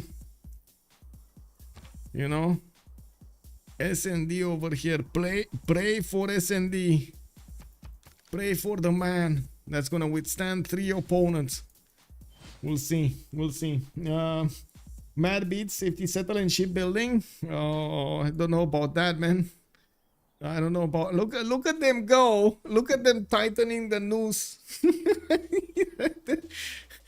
Oh, slowly they're getting there. All of those warriors coming through the forest. They just want to hug the Roman city. They heard Rome actually has very good ale. Very good ale. Like the best ale in the game is right there in Rome. Everybody wants to take a piece of that. You know, you can't deny them. Come on, man. Anyway, S&D is going to actually have the benefits of 4 scouts. Look at him go. He just wants as many units as possible to escort. Hey, D. Beasley, thank you so much for the gift. Much appreciated, sir. Arsenius, there we go. Oh, got a sub. Thank you. Also, Matt Beats, swim away. Let's see if he's actually going to get that one. Alex 2005, yes, this is the final map. We're just going through the last civilizations here on the map to see how they spawned. And we get to see this. Like, check this out, Alex. This is an enemy. This is an enemy. This is an enemy. And this is an enemy. And all of those enemies are slowly going towards Rome. I mean, you know, all roads lead to Rome, so get that, man, some legions fast. Yeah, exactly, man. Click bronze, working and pray. Yeah, exactly. Oh my god, look at that, Groovy. You actually have that clip from so long. Actually, you have still linked here. Wow. Anyway. Whoa. Anyway, now let's actually take a look at what's going on here on the other side of the map, because I'm pretty sure we discovered what's going on here. Hazaggi is going to improve his resources, so he has that extra boost of tempo for his production. He does have settle coming up importance, and by the looks of it, he's going to settle right in the face of S&D. He's trying to get that 2-2 base. To be honest, that's not really a good settle. He's going to need to swap some tiles or try to get some improvements there, but he does have 2 of these horse tiles that he could easily get, and I'm pretty sure he could try to go for something like Opal Sky or God of Craftsmanship over here to get the extra bonuses from Pantheons. He does have a +5 campus also in the capital city, and I do see the war declaration has been sent. You can imagine Rome does want to Oh, sneaky. Hazaggian scout is sitting in the forest, and the settler is not seeing this happening. Let's actually take a look at S&D's vision. Oh my god, that one tile, man. Look at Hazaggi using the vision over his opponent. Persia's pushing into the north, telling S&D, go there. You know, take a left. Rome only has 1 iron tile. His teammates are going to need to discover bronze working. Yes, 100%. Also, that free warrior is ridiculous. A bonus. Yeah, it is. That's on Julius Caesar, though. This is Julius Caesar. We do have him right at the north of Cree. And I'm pretty sure they discovered where Cree lives. Yeah, they did. They certainly did. Okay, so the settler is not moving to the south. The settler is moving to the west side. Still did not discover the scout, and I'm pretty sure this is too late to actually get that over there. Hazaggi did notice, of course, the settler is not going to be in his grasp anymore, and he's starting to move to the east, moving that scout out of the way. He doesn't actually want to, how to say, give his position away. Has Caesar been changed? Haven't seen him play in any role in the games I saw before. Yeah, he did get changed. Yes, he did get changed just yesterday. There was a patch update, and you can actually see. Should I actually put the patch update as a link, guys? Twitch chat. Should I actually put the patch update as a link? Am I allowed to do that? I'm not even sure if I'm allowed to do that with like Twitch rules and stuff like that and multicast. I have no idea, man. But you can figure it out on my. How to say? Send it on link. Okay, give me a second. It's not the live stream. There we go. I really hope I'm not gonna get banned for this. There we go. And also YouTube chat, there we go. You have the link over here for the patch notes. Those are the recent patch notes that they done with changes for 5.6.4. I am actually surprised, and I'm a bit sad we didn't actually see them I would say make a comparison, like what or at least made the changes more easily readable between the early stages of the beta and the final version. But anyway, it's fine. I would have needed to go through my own video back and like wrote down every one of those bonuses and then come back. Whew, that would have been something. Anyway, we do have Mapuche also with some help from the gods. Looks like Legenden is going to have a Forest Fire improving 2, 4, 6 of his tiles and 7 of these tiles. And by the looks of it, he still is raging to the north, but I'm pretty sure he's not going to go through the rice tile. Now we do have him setting that eastern settle, and Cree is not actually going to allow that. I would say that city in the south. He's going to put Aktakakup in the north. He's going to still benefit from very powerful tiles over there, the 3-2 bananas. And yes, we do have him upgrading his other tiles, getting some help from the volcano. Also getting another settler out in 4. I do see Elaphantguy is going to get his extra settler in 3. Looking at Persia, Seva is going to get that third settler in 3. And I don't see pantheons yet. I do see a pantheon. Greece actually did manage to get Lady of the River Marshes, and he's gonna go for the Temenanki city in the north, where he did settle Rhodes. We do have him with 3-2 wheat tiles already worked in that city center, and as you can see with the Temenanki, not only he's gonna get the extra science points, he's gonna get the production. Maori was nerfed heavily. Yes and no. Yes and no. I'm not sure if Maori has. I mean, it's a totally new identity. I'm not sure if it's a nerf, or I would actually call it a change more than a nerf. It's definitely not the usual Maori that we love and like. We're going to need to see if this new one will be as liked as the previous one. I doubt it though. There's nobody. There's no comparison. How can you compare those two civilizations? I don't know. I'm sorry. I'm getting very emotional. I really like Coupe as it was. It gave us the freedom of how to say, sailing everywhere on the 7 seas from the beginning of the game. We did have the freedom to just get to know culture so personally from the beginning of the game, you know. Anyway, it's like Babylon. Yeah, Boreal, hello there, sir, and welcome. Really dislike the Maori change. Feels super lazy. Yeah, lazy as in they didn't want to think about the other, like how to integrate the soul of Maori into the game. I guess in that sense you can call it like that. I'm not sure. Maybe they did. Maybe it's not lazy. I have no idea about the discussions behind the scenes. Maybe they did actually think about and took turned around every one of those options on their head and tried to see exactly what's taken and what's working. It's up to how to say. It's up to them to explain exactly what they need to do. Why they did what they did. Yeah, now you don't flip a coin on fully fully busted on Maori. Yeah, exactly. Yeah, you don't flip a coin anymore. Thanks to 2005. That is true. Maori should start on an island. Yeah. And just like Alex 2005 is saying, they can't really code everything, and there are some limits to how the game can actually be changed and how it interacts with the mods. Anyway, we do have actually Mashad over here still needing to put his second settle. Everybody else does have a second city already. And we do have him started up on getting holy sites. Holy Persia. Wow. Astikos is started up with a possible religion over here on Persia. Looks like he might be the only one with a religion, to be honest, unless somebody actually puts down Stonehenge and gets one. We do have, I think, a different approach from Seva, from Persia. I would imagine Persia over here is going to want to start up with either commercials or go for campuses. I would say commercials are going to be much, how to say, much more craved than commercials, mostly because of the points. I mean, I guess you can get a +3 here from Pasagade, but then you have a +2 here next to Hamatan. Not very bad. Another +3 here if you want to. So not very bad.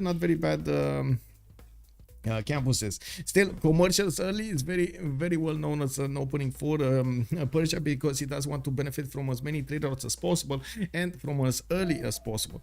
Now, amazing land coming up next to Lafken Mapu. We do have Mapuche here benefiting from the 3-3 tiles and some other 3-2s there. I do notice he's gonna get his extra culture from the monuments, and he's still getting discovered by Romrom. You do see Legenden is gonna need to figure out how to push back his opponent. Whoa, I see Rome over here really wants to take Kumasi, and Kumasi really doesn't want to. Oh wow, yeah, I think Kumasi doesn't want to.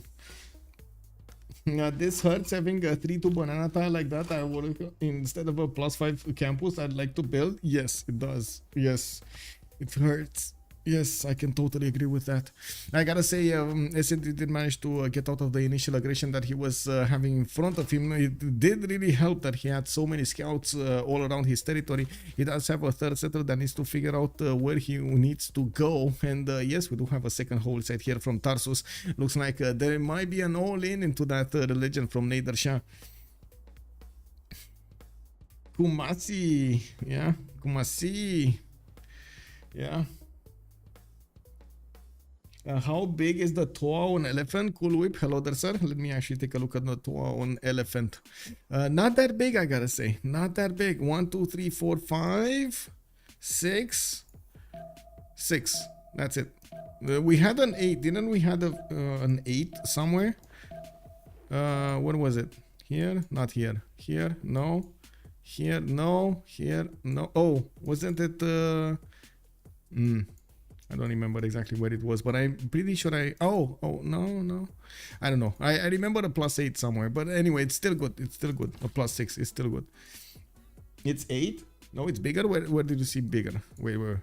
Oh, these ones, right? 1, 2, no. 1, 2, 3, 4, 5, 6, 7. This is not close. Oh, this one. The ivory tile is actually 1, 2, 3, 4.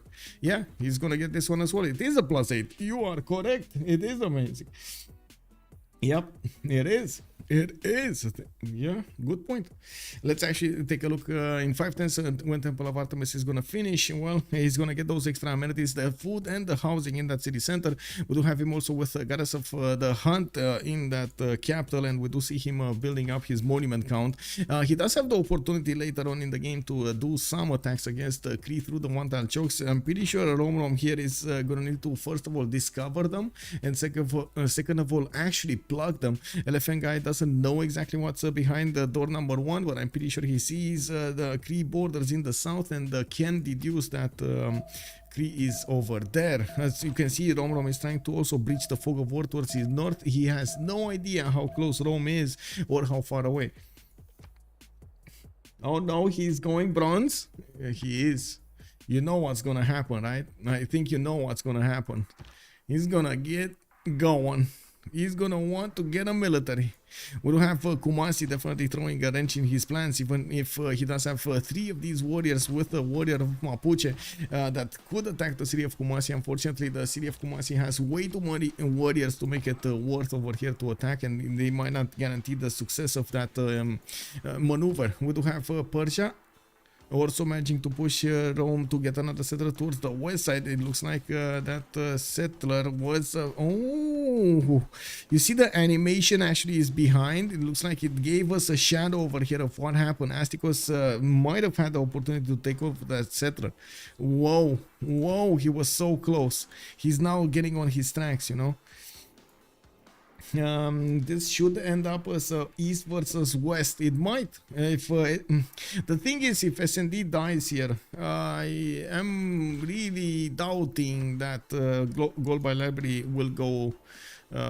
How to say, will go forward in a 3 versus 4, and I guess it is all up to Cree to survive or die. We're going to need to see if Mapuche and Rome are going to push him at the same time as his opponents are going to get to push SND. We're going to need to check out if they will have the opportunity to break through those defenders and how they will try to do that. Let's wager. Matt Beats is saying he's all in. Are you ready, boys? This is the moment, boys and girls. Also, can you show Oki next to settler? Yes, I can show Oki next to settler. This, but Oki kind of died there. Also, hello there, sir. Let me actually put up the prediction over here for who will win. Let's go. Start up the prediction. Who will win? On the other side, we do on one side we do have Team Ulyss. On the other side, we do have the boys from Gold by Library. In the submission period, 30 minutes to go. Let's go. Put the points in. Put the points in. Petabyte, hello there, sir, and welcome. Trojan man, he might just be getting iron for Rome. He might actually. He might just be getting iron. Definitely SND will require a lot of iron here if he wants to go the Legion way. At the moment, he does have an iron tile in between Rome and Arretium. He does have his horses to the north, did not improve either, and I'm pretty sure he's gonna require as many of those resources as possible. Most of the time in the development of your empire, you do want to not get bronze working. That's an extra district type. It slows down your district discount. It's quite impressive. Also, Hightower looks like Cree should set himself up to be the kind of inner circle of mountains. Yeah, he definitely could. I mean, if he plugs the chokes, and this is, I guess, gonna be the question: can he plug the chokes? I did see some pantheons starting to appear here with Gods of the Hunt on Rome. We do have him getting those extra points on all of these ivory tiles, and of course his camp tiles. We do have him with 1, 2, 3, 4, 5, 6 tiles that he could easily improve and get those bonuses of gold and food. Very, very nice, very cool over here from Elaphantguy. We do have also to take a look if Kumasi is actually gonna go down. As you can see, the Kumasi warriors, after the war has been declared, have started attacking the units of their opponents, and yes, the Roman warrior is taking quite a bit of a beating next to the mountains over here. Is he gonna come out victorious? It looks like he will. He's gonna get those extra promotion points, and I'm pretty sure he's gonna get the heels popping. We do have also Persia still waiting to get his commercials out. I do see Mapuche did get a Pantheon City Patron Goddess, and looking at his tech side here, we do have Mapuche going for currency in 10 turns. It looks like they do not think they have enough resources to give Mapuche an, I would say, a boost over here to try to take out some Cree cities. They do want to get the economy going, they do want to get those trade routes going, and they do want to get the science points going. Now we do need to see also how the war will be approached between these three opponents in the north. I'm pretty sure Persia settles will be a little bit slower. I should say the development of his empire will be a bit slower than his opponents when it comes to him opening up with holy sites. So I would imagine Hazaggi is going to be the dedicated aggressor over here against Rome. We do have him getting monuments out. I do see him improving quite a few of his tiles. 3 pastures, getting those extra production points with the first campus in the game. It's a +4. He's gonna get another +2 here from Cyrus. What is this? Where are these cities from? What is this? What are these city names? Le prof de physique, bonsoir monsieur, et bienvenue. Why is Kumasi under siege? The river should have prevented that. Let me actually take a look over here. It's because every one of the tiles is zone of controlled.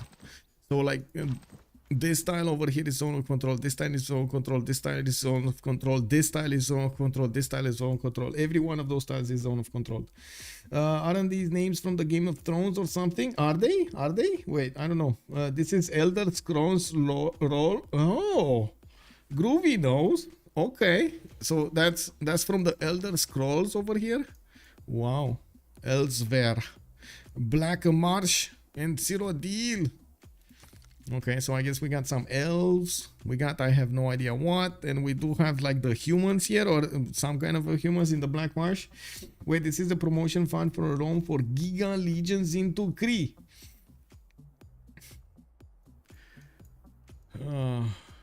Well, yes.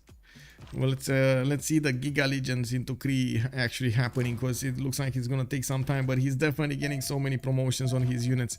This is happening, boys. Remember, Julius Caesar does get quite a few bonuses. 300% when you capture a city for the first time, or when you capture a barbarian outpost. We don't have barbs, so you know that's easy to ignore.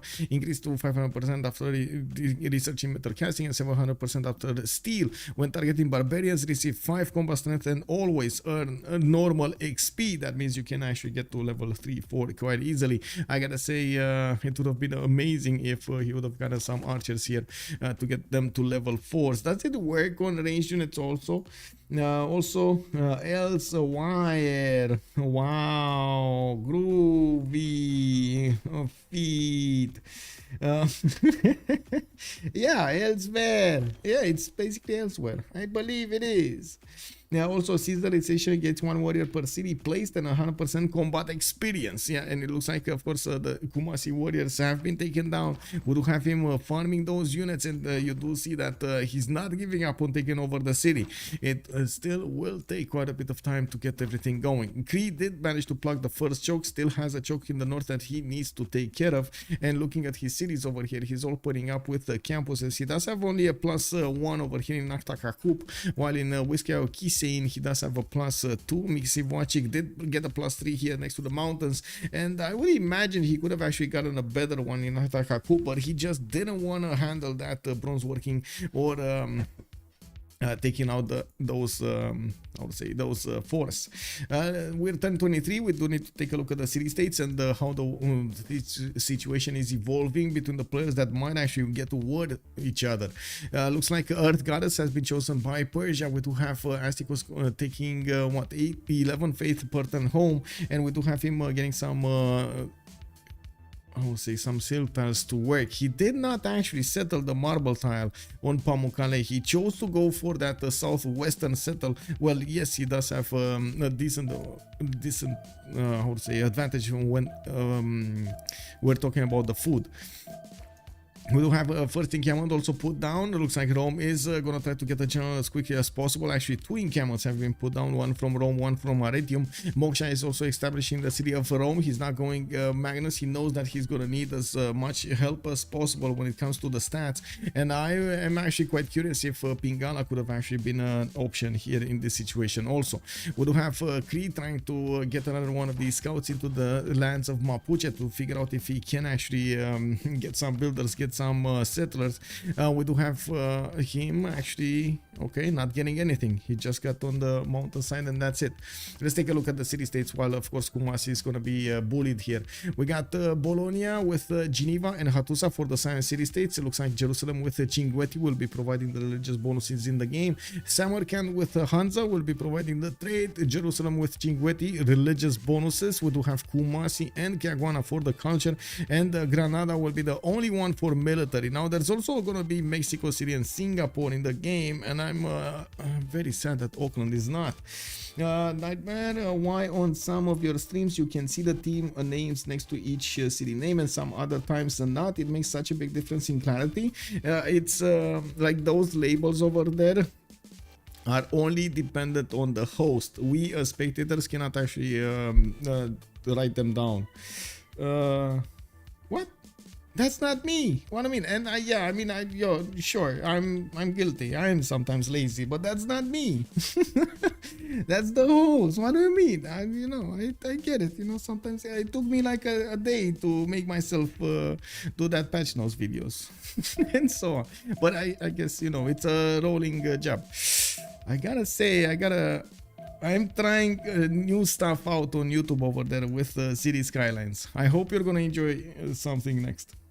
Why is Astikos on 2 cities? Efred69, good evening, sir. We do have him on 2 cities because he wanted to get the religion. He actually put down 2 holy sites and as you can see got Earth Goddess. Now we do see him going for another wave of settlers, 2 from the city, so he's gonna be on 4. We still have him actually with the 4 cities, probably before the next era. We're still 1024, so it's not that late. They were talking about player names. Yes, Redmire. Yes. Hello there, sir. Caesar essentially gets. I did read that. Okay, so it looks like Kumasi here. My God, is not actually dying. Guys, Kumasi is not dying and he's getting more warriors. Man, oh my God.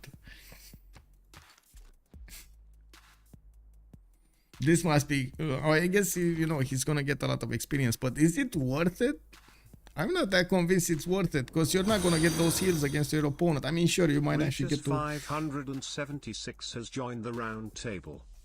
Go through like butter, but yeah, you know what I mean. Also, thank you so much for the follow, Regis 576. Hello there, sir. And I gotta say, Groovy, you gotta give me your opinion, man. You haven't been actually for some time on the stream over there. What do you think about little details like this, like the emotes over there? What do you think about the channel? What do you think of all of the other stuff, like the TTS and so on? Cool Whip, one of the best city states to trade to, and they are trying to kill it. Yeah, that is true. Well, I mean, you just need to have it. You don't need to actually trade with it. You can trade to any other city state. But yeah, just having it, it's amazing. They can't even beat Kumasi, much less Romrom. Yeah, I mean, I don't know, man. Romrom over here is definitely getting some more stuff going. And oh my god, Groovy hitting me with the sheep sound. Oh my, yeah, he hit me with the ship sound. We do have all knocked it out from Aktakakup, and I do see Romrom starting to get the builders out to improve his territory. There is a Roman scout that might actually snatch the builder from the north. We do need to see if the scout is actually aware of this. I'm pretty sure he's not, but even if he does move into the rainforest, he's actually going to take that builder if the slinger is not going to get on top of it. And it looks like there's no shift enter here set for the slinger. Romrom is not going to need to fast click this. Oh man, the rollovers are indeed a little bit longer than usual. And yeah, there we go. Romrom actually did manage to click fast. Anyway, we do have to take a look at the other pantheons. Got a foreign plunder coming up for Persia. He's putting down his commercials to get those merchant points. In the south, it looks like Legenden did manage to get a few slingers to push back this Cree Okchitau, which is very, very low HP. I'm actually wondering, is this because of the slingers or is this because of the volcano? Because I see quite a few tiles got covered over here by the volcanic soil. And that Okchitau was just here. What did I say? The builder, the volcano. Anyway, but yeah, I guess it's a mod or something. Does the OCC mod work? One city challenge, you mean? Deep easily. Hello there, sir. It should work, actually. It should work. It's an extra setting, I believe, in MPH or something like that. I'm not sure if it's connected to BBG, but it should work. It should work. Oh my god. Groovy is just getting mad over here. Why? Is Mapuche not putting the gold where his needs is and get that 3-2? Why is he not doing it? It's frustrating. Yeah, I know, but Legenden over here must have something. Yeah, they don't have that much gold, and I'm pretty sure they're gonna give us much gold as they can afford to S&D so he can get his units out. We do see the warriors getting out of the cities of Rome, and I gotta say, remember, the Legion actually has a chop. We might see all of this territory getting chopped with the legions getting other legions and getting more legions with the other legions. It's a circle. It's a circle. He actually had a 3-3. He does have a 3-3. Yeah, but you know, like I think he's talking about like having this 3-3 and you know, anyway, you know what I mean. Is it a true 3-2-2 or is it one of that signs from Iron, which Mapuche doesn't have unlocked? I think this is a true 3-2-2. Yeah. Too bad nobody actually remembers to use the Legion chop. Yes, exactly, Nightmare. That is so true, man. Yes, so few players actually remember that. Anyway, Kumasi is still under siege and it looks like he's pumping out a warrior every turn here. It definitely gives Mapuche and Rome a run for their money. We do have the warriors getting the promotions. A level 2 warrior here, and I gotta say this looks like, I mean, what is he gonna do? Get it to a level 8? That's not gonna happen. He's gonna need some promotions on the front line here going against Cree. I don't think going with the second promoted warrior or legion is going to be that good for him in the long term. This Mapu spawn should be illegal. It's definitely a good spawn, man. It's definitely a good spawn. Legenden is going to be so happy about this. Oh my god, I gotta say, man, yesterday, the memories from yesterday's game, man. I got stuck with Age of Steam. Oh man, my capital looked alright, you know, at first glance, and then my second city looked alright at first glance. Oh, very cool. I had those clips of Dover, getting the culture in, and then I was like, but where production? There wasn't that much production in that second city, and there wasn't that much production in the other cities either. And then, wait a second, where amenities? My amenities were far away. Where are strategic resources? Oh my god, everything was so bad. Anyway, it did happen. At least I did have next to me, who was it? Mr. Toes, I think, that got me out of my pain. It is what it is. Kumasi is the biggest. Yeah. Too bad actually. Iron is the 3-2-2 science. Yes, if he was getting a promotion on archery, it would be so much more better. Yes, Alex 2005, I can definitely subscribe to that, man. If he would have gone like 2 or 3 archers over here and get them to like even just level 2, oh my god. That would have been criminal. You can imagine Romrom would have been shaking in his boots. We do need to see also the development of the two empires here between Hazaggi and his opponent SND. Does seem like Hazaggi's science numbers are looking very strong. We do have him opening up with Li Yang. He did manage to get his Open Sky Pantheon, and he does have so many of these improved patches. 1, 2, 3, 4 actually, and he's gonna get the 5th one soon. I do see Hazaggi is getting some more of these main styles improved for the extra gold. Not to mention getting the food going. He lost 2 warriors to Kumasi already. Yeah, I told you, man. This is not. This wasn't good. I don't think it was worth it. Did I, guys? I said it might be a bit too costly to take Kumasi. Well, they wanted to say how it works out, how it develops. Looks like the answer came through, and it was. Guess what? Too costly to take Kumasi. Kumasi is going to 1 versus 4 this game. Yeah.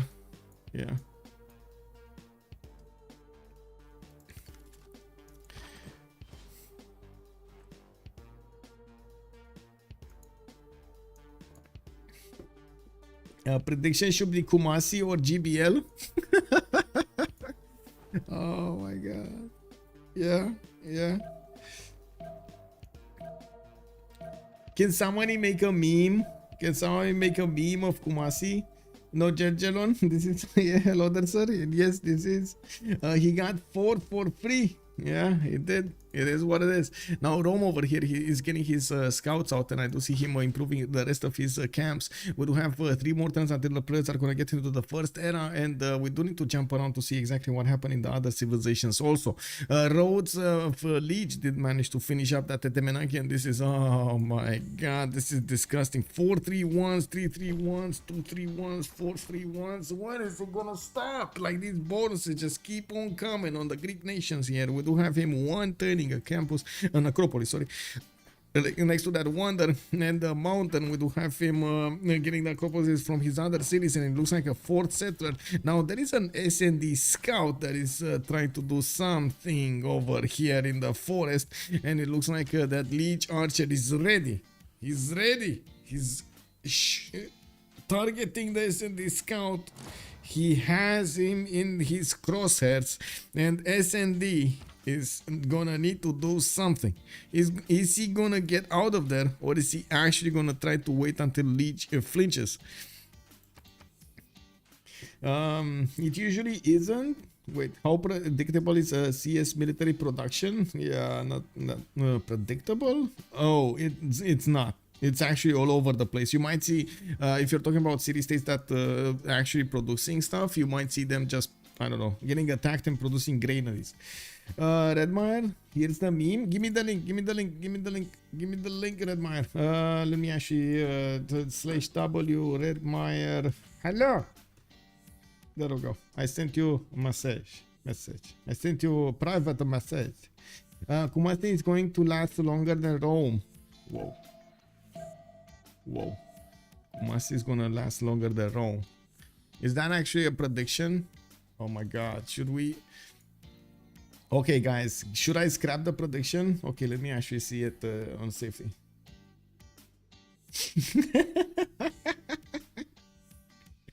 Ah, come on, man. Oh my god. Look at this. What do we have here? Check this out.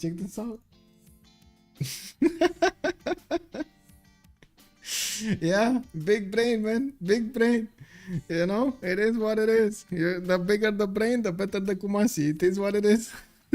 I like. Yeah, good job, man. Big brain, Redmire. Yeah. Well, what do we have here? We do have encampments, a 3rd encampment coming up from SND. Is that a 3rd one actually from Legenden? That is a 3rd one. He's actually going to wrap his territory around in encampments and trying to make the best out of it. We do have him with Magnus in Arretium, where he's going to get a lot of chops going, and he already has 3 warriors that he's going to want to improve. Now, we do have some archers from America bearing down on his cities, and it does seem like encampment training project is coming up from Rome. Oh my god, he'll take down both of them. I mean, to be honest, we do need to see if SND here is actually gonna be able to do the war. I mean, he only has one nation in the north, as you can see over here. Astikos is slowing. It's quite slow. Maybe he's gonna catch up. We'll see. Currency coming up next, and we do have political philosophy in 5. I'm very worried about this approach. I mean, this is a slow but very, very high potential approach for the late game, right? It's not early game. Looking at the era score, I'm pretty sure we're gonna have all of the players managing to acquire the necessary points for the golden age. And yes, we do have 26, 31, 21, 27, 25, 19, 33, and 25. The city state can destroy cities. Yes, it can. I mean, they're gonna try to piece it because it definitely looks like both the units of Elaphantguy and Mapuche are just getting out of there. This is a GTFO order on all of these units. They need to run away from Kumasi as far away as possible because that city state means business, man. That is a problem. And spray paint graffiti, Kumasi was here. yeah. Can you imagine? Just leave it to free cities, you know, like with the name Kumasi was here. They spread some democracy. I did not know that, but like yeah. Can CS conquer cities? Yes, it can. He has encampments, but Hazaggi isn't attacking yet. No, he is not. And I gotta say, the moment America does not have an encampment of his own, Rome might actually get quite a few benefits from this. He did discover his legions, and now that we turned into the golden age, we're going to see what bonuses he gonna get. God of the Forge is his pantheon, and SND over here did not pick yet his bonus. Hazaggi is going to be the first one that we're going to talk about. Penbrush and Voice Golden Age for him. He does have a few archers deployed towards the north, towards Rome, and I do see him getting horses out. Now these legions are going to be quite strong, and I gotta say America does need his own general. Rome is actually going to get the second one. Oh my god, he's going through actually the first one. He's going to get the first one because he didn't get one. We do have Liege with also Penbrush and Voice Golden Age, 15 science and 21 culture. Lege is to the west of Rome, and I do see Rome did manage to pillage his amenity here, the marble tile, but at the cost of the scout's health. We're going to need to see if that scout is going to get out of there. I'm pretty sure actually Lege could take out that scout. Why is he not taking out the scout? Okay, there we go, he's taking it out. We do have another archer in roads, and I do see Lege finishing up his Acropolis. He's going to start acquiring those great writer points. He did open up with Li Yang in the city of Rhodes, doesn't have Moksha or Pingala yet. Astikos Monumentality Golden Age to the north, 17 faith a turn. This is actually quite a weak monumentality level. He didn't actually get all of his shrines done, but he's now working on them. And we do have that third city and the fourth city out soon, and we do need to see if he's actually going to flex some military masters a little bit later. I would assume if he started up with holy sites, he might be thinking of something like a knight or even later timing like Cuirassiers to go against Rome. We do have Romrom with such a big number of science, 32 science and 24 culture. Looks like they're not stuck here with I would say Romrom is not stuck here with them. They are stuck in with Romrom, and we do see him push back from the choke. Elaphantguy is gonna flex his archer against him. We do have him trying to get the hanging gardens going, and I do see Romrom is gonna have the ability to chop that. We don't have a pantheon yet from him, but he did choose to go Governor Pingala, and I do see a fourth and a fifth settler is gonna get out of his cities and get a new one. He can easily settle the cattle tile. He could try to get a city right in the face of Kume, so he blocks the chokes with I think body blocks the chokes with the city itself. Now we do not have him probably needing to think about the freshwater. He does have the Mickey Wops if need be. It definitely can work. Hello. Thou shall be knighted primer. Paper pass ho. Papa Pasho, thank you so much for the prime, sir. Papa Pasho, actually, I think I should call you, right? Thank you, much appreciated, sir. Regis 576, so hello there, sir. What is the state of Temple of Artemis? Can America get it? No, he cannot, because it was built over here by Elaphantguy. Now, wow, you guys are not favoring GPL at all? What is here? It's Ulyss, 87% Ulyss, 13% gold by library. Wow. And you're having so much confidence that Hazaggi is actually going to kill SND here. Wow, I mean, look at these legions, man. They can do damage, man. They can be hurting their opponents so badly, man. We got generals coming out from Aretium, and I'm pretty sure we're gonna have SND needing to chop up some more units over here. He can definitely get a lot of them very quickly, while Hazaggi is bearing down on his cities. I'm thinking SND here does need to get a step on it. Now, he does have a problem probably with the iron. Yeah, they do have a problem with the iron. Only 5 iron in total throughout the team. Now we do need to take a look at also Romrom here with Pound Maker. Wait a second, what kind of religion did Astikos get? Oh, wait, he didn't get a religion? Oh, okay. Any predictions on what kind of religion we're gonna have here? Ave Machiavelli, hello there, sir. I am confident he'll outsim him, not kill him right away. So you think he's gonna play with his food over here? Ah. Also, Bartolomeo, did you reach your channel follow target? Like the 6800? I did, but I guess we're at 6805 right now. Thank you so much, guys. But I gotta say, it would be amazing to get to 7,000. Of course, you can imagine I can take it from 100 to 100, but my long-term goal would be to get through the big numbers, right? The 10,000 and so on and so forth. But yeah, we're getting there. We're slowly getting there, you know. I'm trying to figure out exactly what to do over there on YouTube to help out, to of course see what the audience wants, what do I want to get, and so on and so forth. I am hopeful that the City Skyline series will also be entertaining for you as it was for me to play the game. Also, Astikos should just play a religious Civ. Goes religion on everyone. Yeah, he does, actually. It's a well-known fact that Astikos likes to be named Monastikos. Anyway, he didn't get that name for nothing.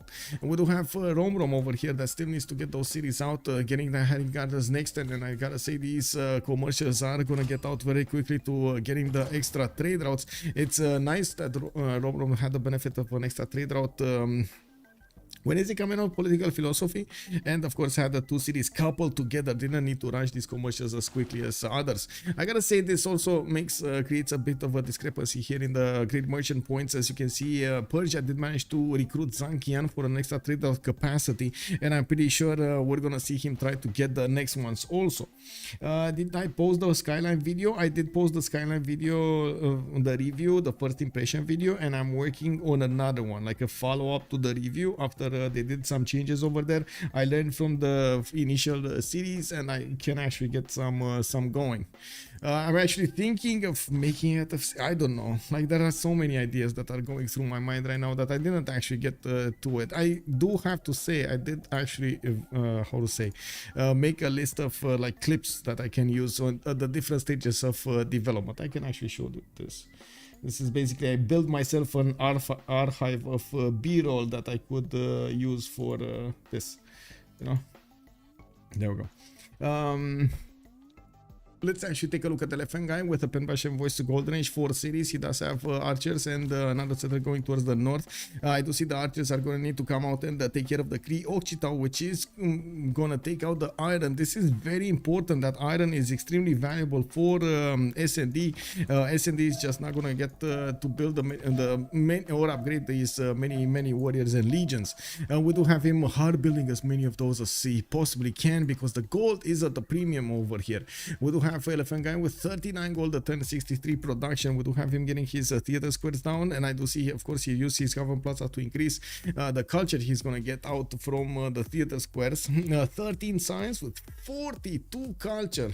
Amazing. Okay, pretty strong beginning. I'm sure he's also gonna have strong campuses with +4 here next to the mountains, a +3, a +3. I'm pretty sure he's gonna be happy with it. He lost his iron tile. That means one less nation that will generate iron, and the Elaphantguy is definitely gonna need to get that back. Legenden does have also 10 science with 18 culture. A bit of a slow start here in terms of stats, but he did manage to put down his 4th city, and I do see him going for audience chamber. He also got his commercials finished between the government plaza and his cities. He's gonna get the, I would say, He's gonna need to get the campuses next, I'm pretty sure, and at least one encampment, because Romrom is already getting it. Look at that, Romrom is already getting it. It just seems like Romrom is all over the place, man. I'm really thinking they are stuck with him and not the other way around. And we do have Seva also with 10 science and 23 culture. Seva did choose to go for that God of War and Plunder, so he's getting the extra points from all of these commercials. He would be getting it from encampments also, but he did not put one down. I doubt that he's actually going to try to put one down. Wow, message. We do have Magnus Enjoyer here, and I gotta say, I feel like it might be a bit... I would say a bit slow now. We do need to see if Magnus is going to have the same power spike as it was before. We do have quite a few other options for the players, especially with the faster establishment there. 1 second.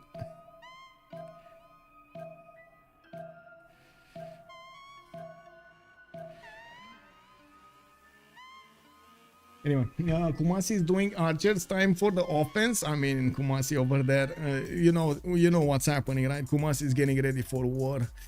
Anyway, we do have the campuses coming around from Elaphantguy, trying to supplement that extra science needed. And I do see an encampment coming from Puteoli, where he did plug in Victor. He's also getting at least a Legion over here to help him out, not only have more garrison health in his cities, but also push back that Scout, which just died. We need to also take a look at the S&D with horseback riding finishing up in 510. Well, I should say he just finished it. We do have him building up his Warlord's Throne, and this is casual, you know, ideal position. He's trying to get some campuses for a little bit of science, but as you can see, he has big problems when it comes to the Southwest. America already has quite a few units out. He's also getting more settlers, and he's gonna try to contain as much as possible Rome, not let him develop cities over here. That also means that there's gonna be a limited opportunity for Rome to get a lot of stats out. While he is gonna try, we're gonna need to see if he's gonna succeed.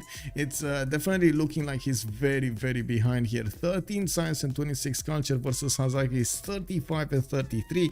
I gotta also point out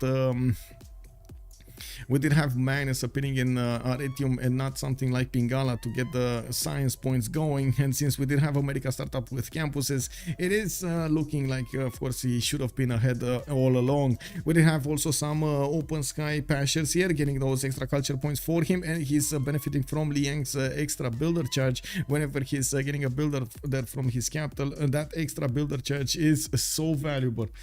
D Beasley is saying I'd rage quit. Oh man, yeah, it is what it is. Let me actually switch screens over here to see the chats.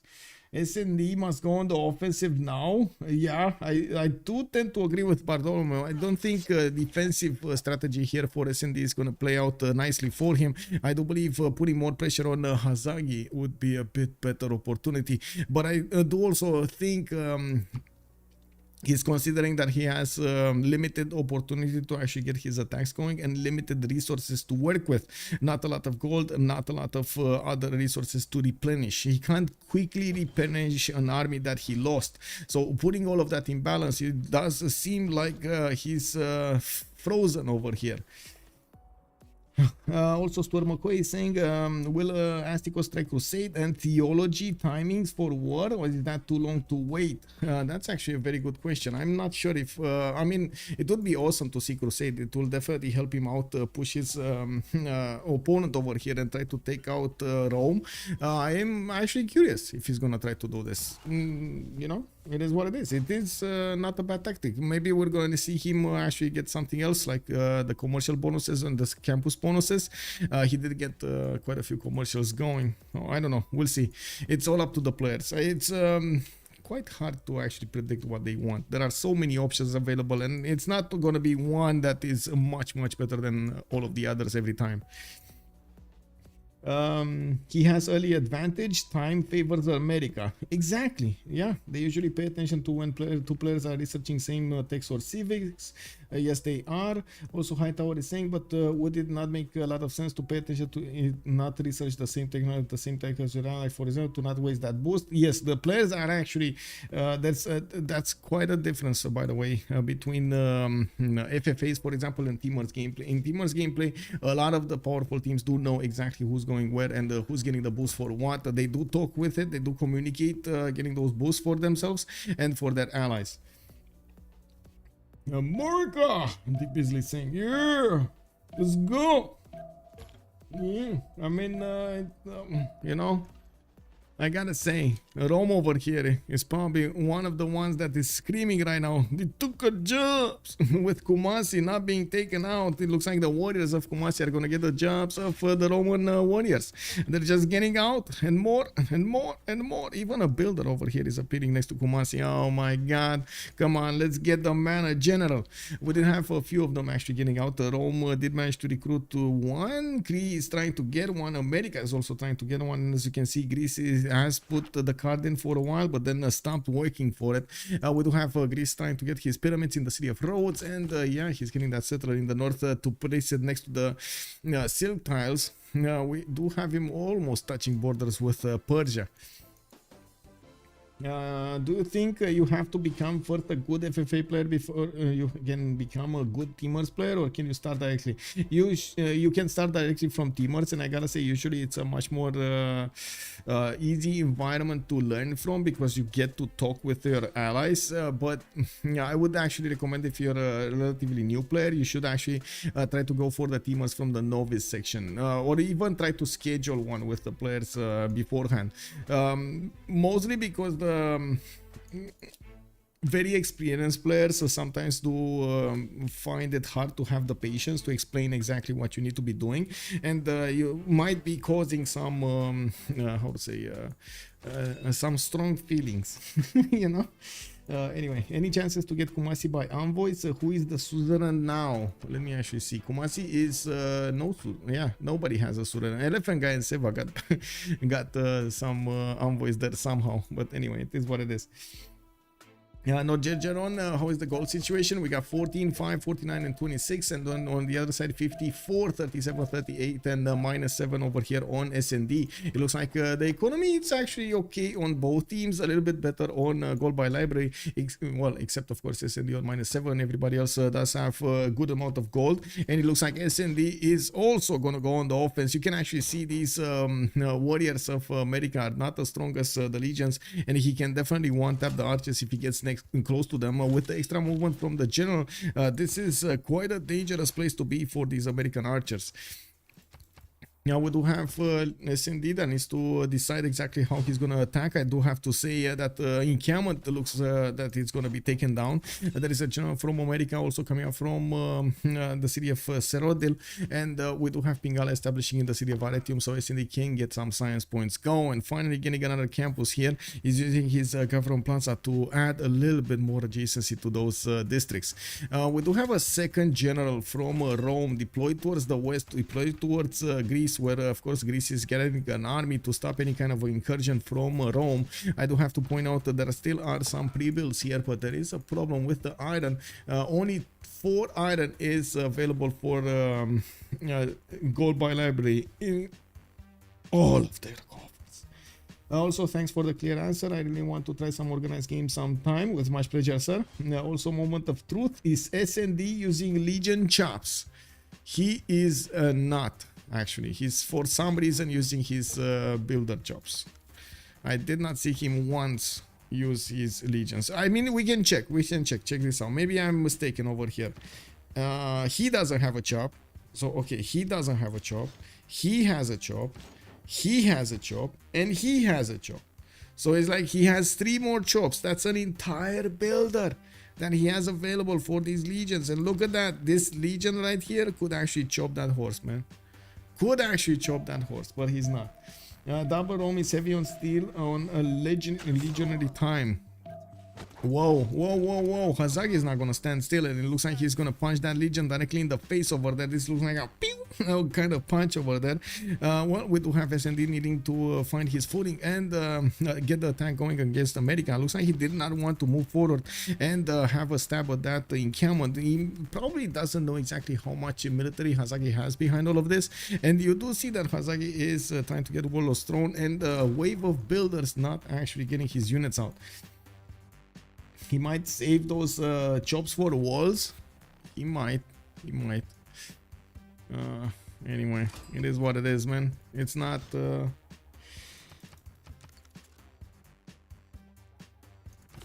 anyway, yeah, whatever.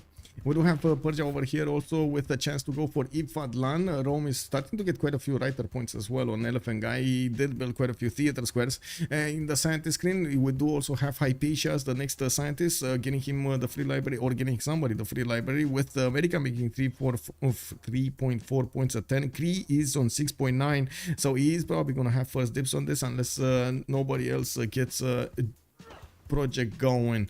Looks like we don't have a project coming out from America, and I believe Cree does not make a project, so yeah.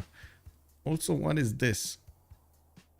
Is this gonna be Hattusa attack? What is this settler from Rome doing here? Is this so close to Mycenae? Oh my god. Okay, I guess this is the safety settler, but he's getting all of these horses deployed to the east side. And where is he going? It's Hattusa? It must be Hattusa, right? Hattusa is just, yeah, it's gonna be an easy settle for him. He does have spine tiles there, fresh water, some cocoa tiles in the north, another possible settle. Is this what's gonna happen? I'm pretty sure he's very close to getting coursers, getting that castles. I do see him on 4 turns away with feudalism finishing up in 2 turns. He's getting his wave of builders, and he's gonna get a lot of chops. I would imagine he might actually want to chop a lot of new horses, before he's gonna finish castles. Yeah. Fake attack on a city-state? Oh my god, is he gonna backstab Liege? Can you imagine if that will happen ever in the games? Like backstabbing your ally here like this? Whoa. I think he's pulling a fake attack. Use Legion chops before you go into combat. Yes, and I guess, you know, that's a mute point right now. It is what it is, boys. It is what it is. Give me, okay. I'm still very curious about the religion of Persia here. What did we have? Buddhism, feed the world with stewardship. I gotta say, feed the world did also suffer a change. Now it only gives you +1 food and +1 housing at the shrines, but you do get the extra point of food on the temples, +4 food and +1 housing in total. Stewardship, he did go for the campus and the commercial hubs, and of course he's gonna have food, he's gonna have extra science, and he's gonna have extra gold. Now, is he gonna have a strong monumentality? At the moment, that is still up in the air. We do have Astikos arriving at 74 faith a turn. I mean, we should have not doubted his abilities here. Earth Goddess gave him quite a few points. He does have a decent amount of upgrades done on these tiles, and as you can see, the city of Bactria did settle this +7 holy site. Oh my god. And more commercials coming around from those extra trade routes in his government plaza. He did go for ancestral hall, so whenever he's popping one of these cities, he's getting a free builder with it. We do have him also with a possible volcanic settle here, and he's already very close to touching borders with Liege. 74 faith, yeah. And I mean, that is so big. He went from 19, guys. He started this era with 19, and bam, 88 faith a turn Astikos, man. Wow. Anyway, we do have a new wave of settlers coming around from his cities. See 69 production, and I gotta say the production numbers look quite a bit of a problem for SND. He's on 44 production. That's not good enough. We do have him getting a new wave of horses. He did deploy the first ones to the north in Lugdunum, and I'm actually quite curious if he's gonna try to take out Persia here. He could try to jump around this Persian scout here, you know, just try to get around him. Even through here, he could directly go against Persia. I meant the attack on America by Rome. Yeah, he pulled back. Yeah, I mean, this is not happening. This is not happening. He's still gonna try to do something in the game, and of course, since he is still benefiting from God of the Forge, he's trying to get as many units out as possible, and we will probably gonna see him try to do a few raiding maneuvers against his opponents. We've seen this before when players are in this kind of a situation. They do want to be as much of a wrecking ball as possible. Also, Stuart McCoy, that is monumentality, slow to start, and then boom, you go crazy. Yeah, that is so true. That is so true, sir. Let's actually see if Persia is gonna get that amazing power, because Rome might have something to say about this, especially if he's not gonna get smelled out. I do have to say SND will probably want to go around here, and will need to be careful because Lege will see him. You see where the vision stops and where the vision starts. Romrom is kind of massive compared to Gold by Library. Yeah, the Romrom over here he is kind of massive. He did manage to also recruit Hypatia, got Divine Spark as a Pantheon, so he's getting those extra points for the scientist screen. We do need to see when he's gonna get some theater squares down, or if he's gonna be interested. He did manage to deploy a few units towards Kinus Susaka Hikan, and I would imagine he's actually gonna take Hattusa next. Magnus establishing in Wiskayok. He's saying he's getting the wave of builders with feudalism bonuses. All of these builders are gonna have extra 2 charges, and he did manage to get them with the minus cost card. We do have also to see Legenden try to apply his well-known Malo Raider attack. I do believe they will need to acquire quite a bit of gold for this, and it does seem like at the moment they have strong economies on all of their players. He's also trying to take down Cinguetti from the south. Oh, this is the secret of Astikos. Cinguetti is in the game. International and domestic trade routes do receive +1 faith for every follower in this city. Oh, he's getting the chills. Portal will be so much good time in Persia's territory. Yeah, if Persia doesn't do anything about it, I'm sure. And of course, Legenden over here is trying to take down Cinguetti. Cinguetti is laughing. Oh my god. Wait.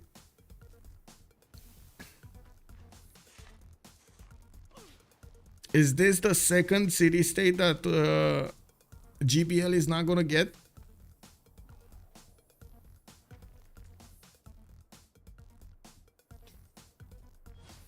Just a yes or no answer, guys, in the chat. Is this the second city state that Gold by Library is not gonna get? Just a yes or no. Just a yes or no in the chat. Let's go, boys. What do you think, boys and girls? What do you think? Are we gonna see a yes or are we gonna see a no? Can they take Cinguetti down? He has 2 horses and an archer. Is that enough? Oh my god. Oh. It is what it is, man. It's happening. It's happening. I mean, you know, he wanted to dedicate these, so, you know, it is what it is. He has a galley. Yeah. 4 tons archers is at least twice worse than Kumasi. If you're talking, yeah, but that's a 38 strength city, man. Look at the horse. It's just barely scratching it with the hoofs. 38 defense is a lot. You think he can get it with the archer? No way. Yeah, I don't think so. I don't think so. Like these horses, he's definitely gonna need more horses. More horses. Maybe he's going just for the pillage. He has a mine and the holy site. Why would you even want to pillage that? Anyway, whatever. I guess the mine gives him some gold, but yeah, I don't know, man. Benefits versus counter benefits. We do have settlers, also another wave of settlers coming out from Elaphantguy. We're also starting to have the countdown until the next era with multiple units coming out from SD trying to push into Greek territory. Greece did not manage to get a general of his own. He did put down Sestra Hall as a government plaza building, and I do see him getting his wave of builders over here with new settlers going to the south, and I do believe one will go to the west side here of Rhodes.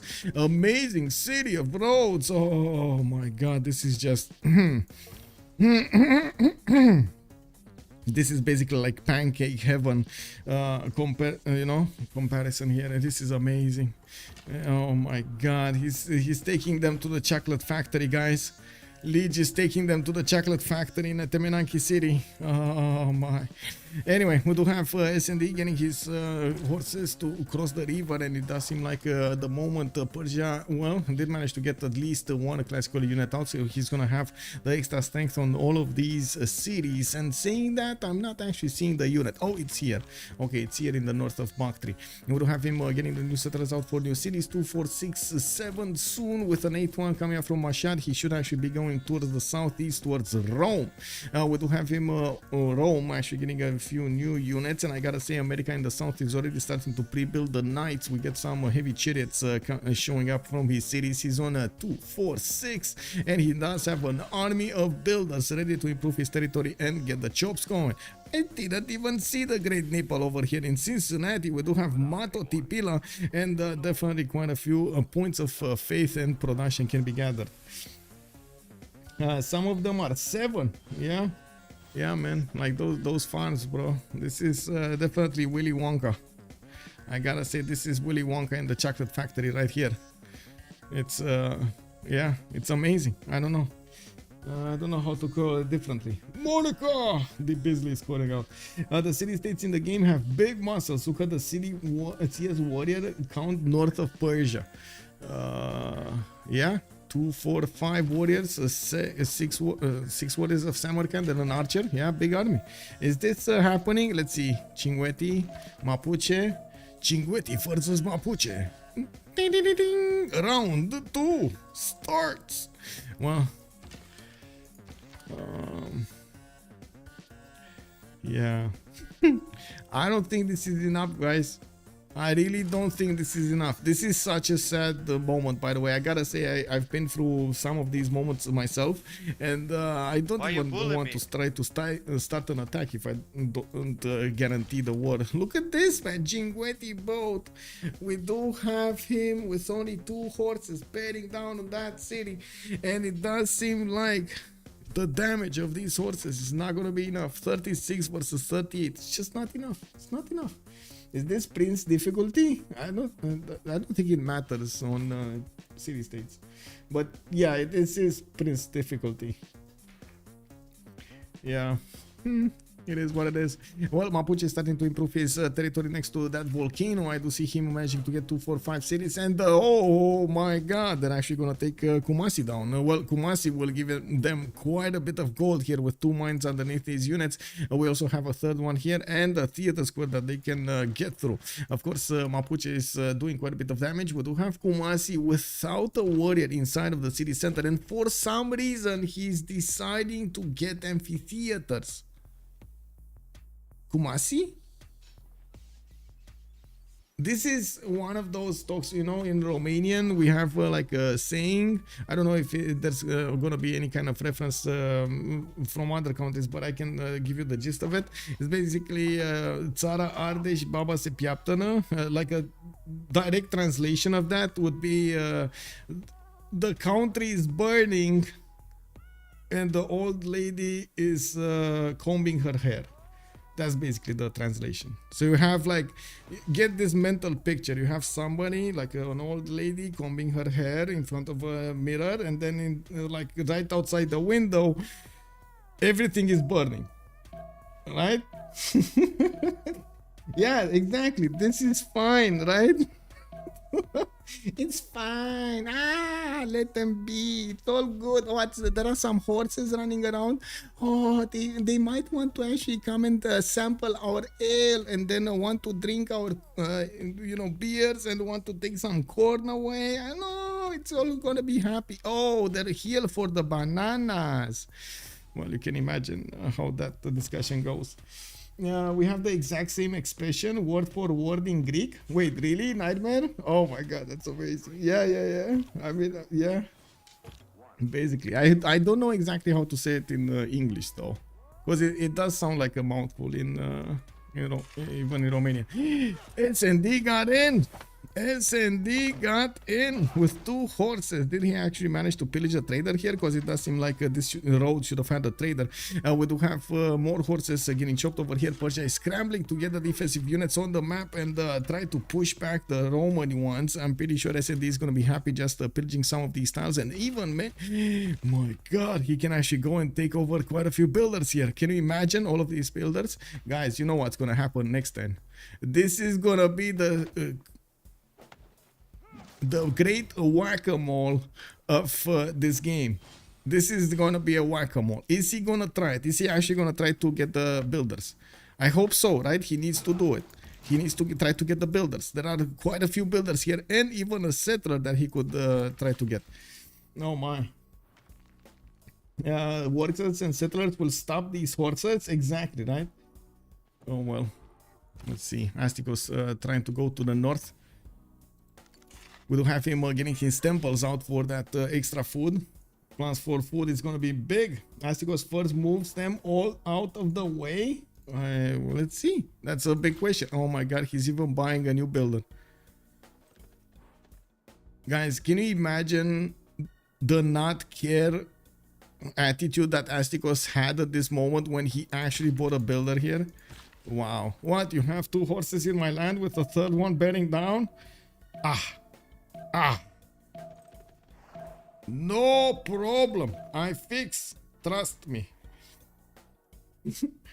He's fixing it. He's actually fixing it. Look at this, man. Getting the builders out of the way, not giving a possibility for these horses to actually take over his builders. And we don't have new builders coming around and new units getting out. Let's actually see the first moves from Astikos versus SND.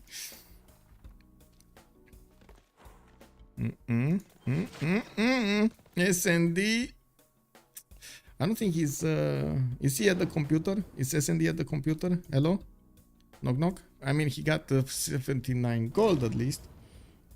And Hattusa has been defeated. Wait. Oh, this was here. Hattusa. Romrom managed to do the war against Hattusa. Cinguetti is getting walls.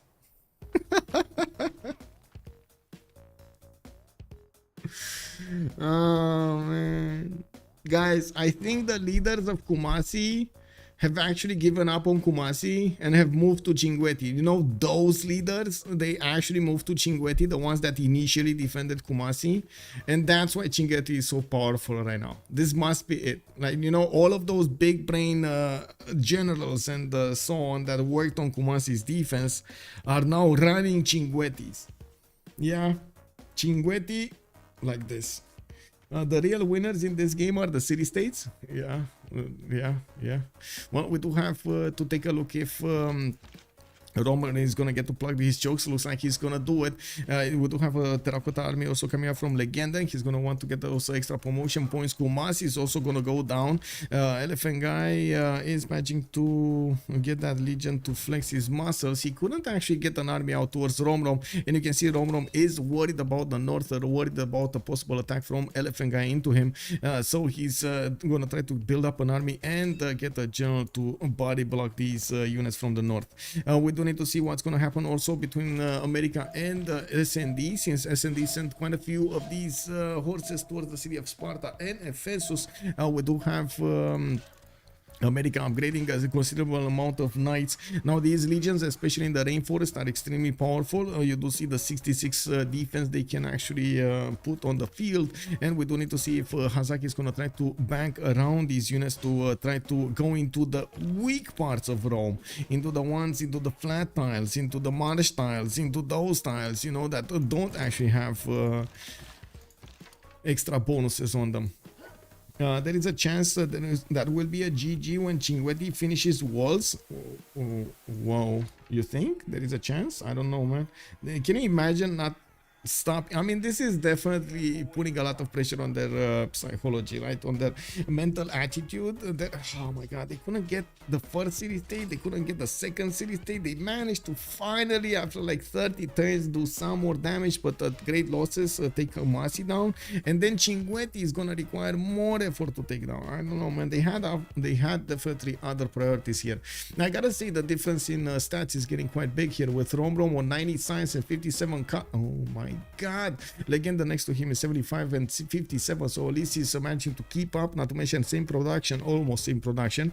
Now Hazaggi is 58-49 versus SND's 33 and 38. This of course Hazaggi also has much better production output, not to mention I think more cities, right? 2, 4, 6 cities and soon to be 7, while of course we do have Rome only on 3. He did try to poke a little bit of Crete. Lege is on 39 cents with 66 culture, 123 production. Definitely waited a little bit to get all of his setup going, but now with 2, 4, 6 and 7, soon to be a few more cities, like 8 cities over here, is gonna need to start banking on all of those points. I changed the team name after this. Whoa, so bad. I mean, I don't know if I would go that far. Come on, boys, let's get real here.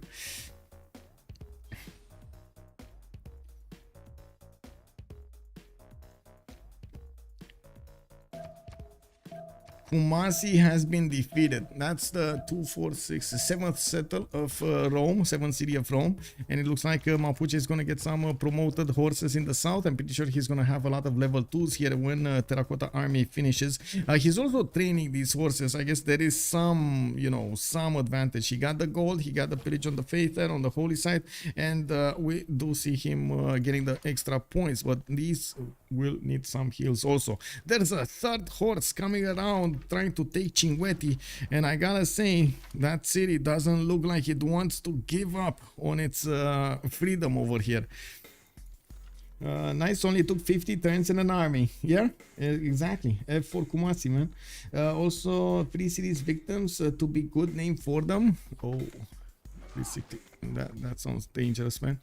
Anyway, we do have Romrom managing to get a few more cities here. I'm pretty sure he can get another 2 over here to the southwest of Hattusa.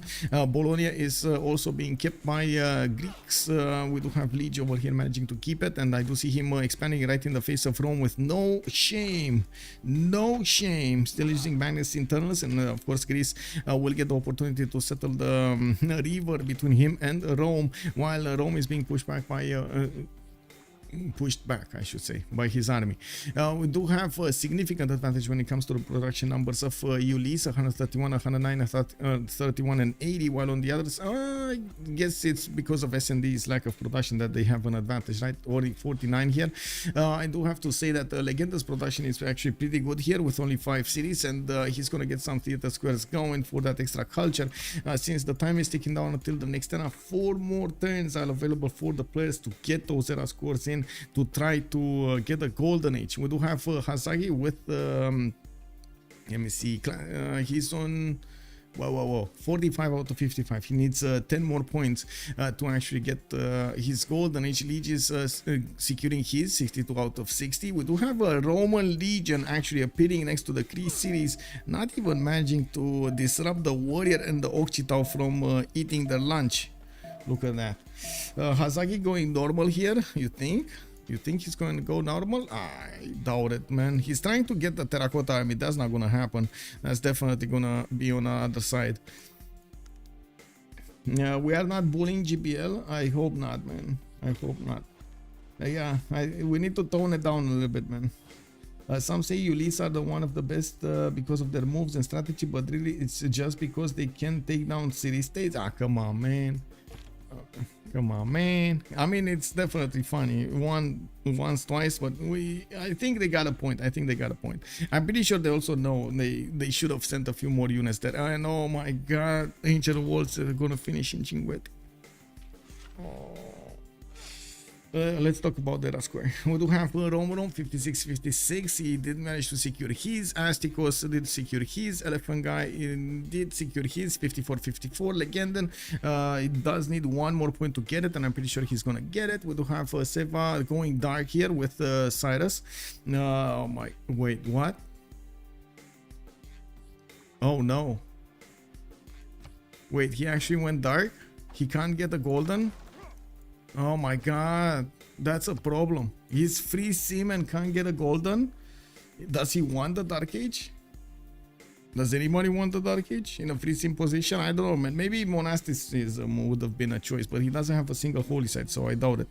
Anyway, SND is also 10 points out, but we weren't expecting at all Rome over here to actually get his points. I thought they might watch. Yeah, of course they might watch him. Come on. They might still, if GPL pulls unified timing, they can still cause pain to Cree. Yeah, Persia can go giga isolationism. Now, let's see if he's gonna go. Aiming for the heroic age. Do you want a dark age here? Sip, sip. Do you need a dark age? That's the question. I'm actually quite curious if that isolationism is as good as you think. He does have 2, 4, 6, 7 cities, and right now in his stats he's 60-70. If we compare him to Lege, he's not that far away from him, and but I guess he is far away from Romrom here, 102 and 66. We do need to see if Hazaggi is going to keep his advantage and how fast he's actually going to manage to take down the Rome defenders. It does seem like these legions are putting quite a bit of how to say, fight. There are some crossbows also coming out to the field. Of course, these Knights of America will have the opportunity to shut them if they do get next to them. Then I'm pretty sure SND is gonna try to push these Knights out as far away as possible so they don't get that opportunity. And Cinguetti not only takes down a horse, but get the walls. Wait, did he actually try to first move? No, I see that. Okay, the walls are there. It's fine. It is what it is. What the legend did Astikos get? He got that commercial and the science bonus and the campus bonus and feed the world. Feed the world with stewardship. There we go. Actually, if you didn't see that, I'm just gonna keep it more like longer.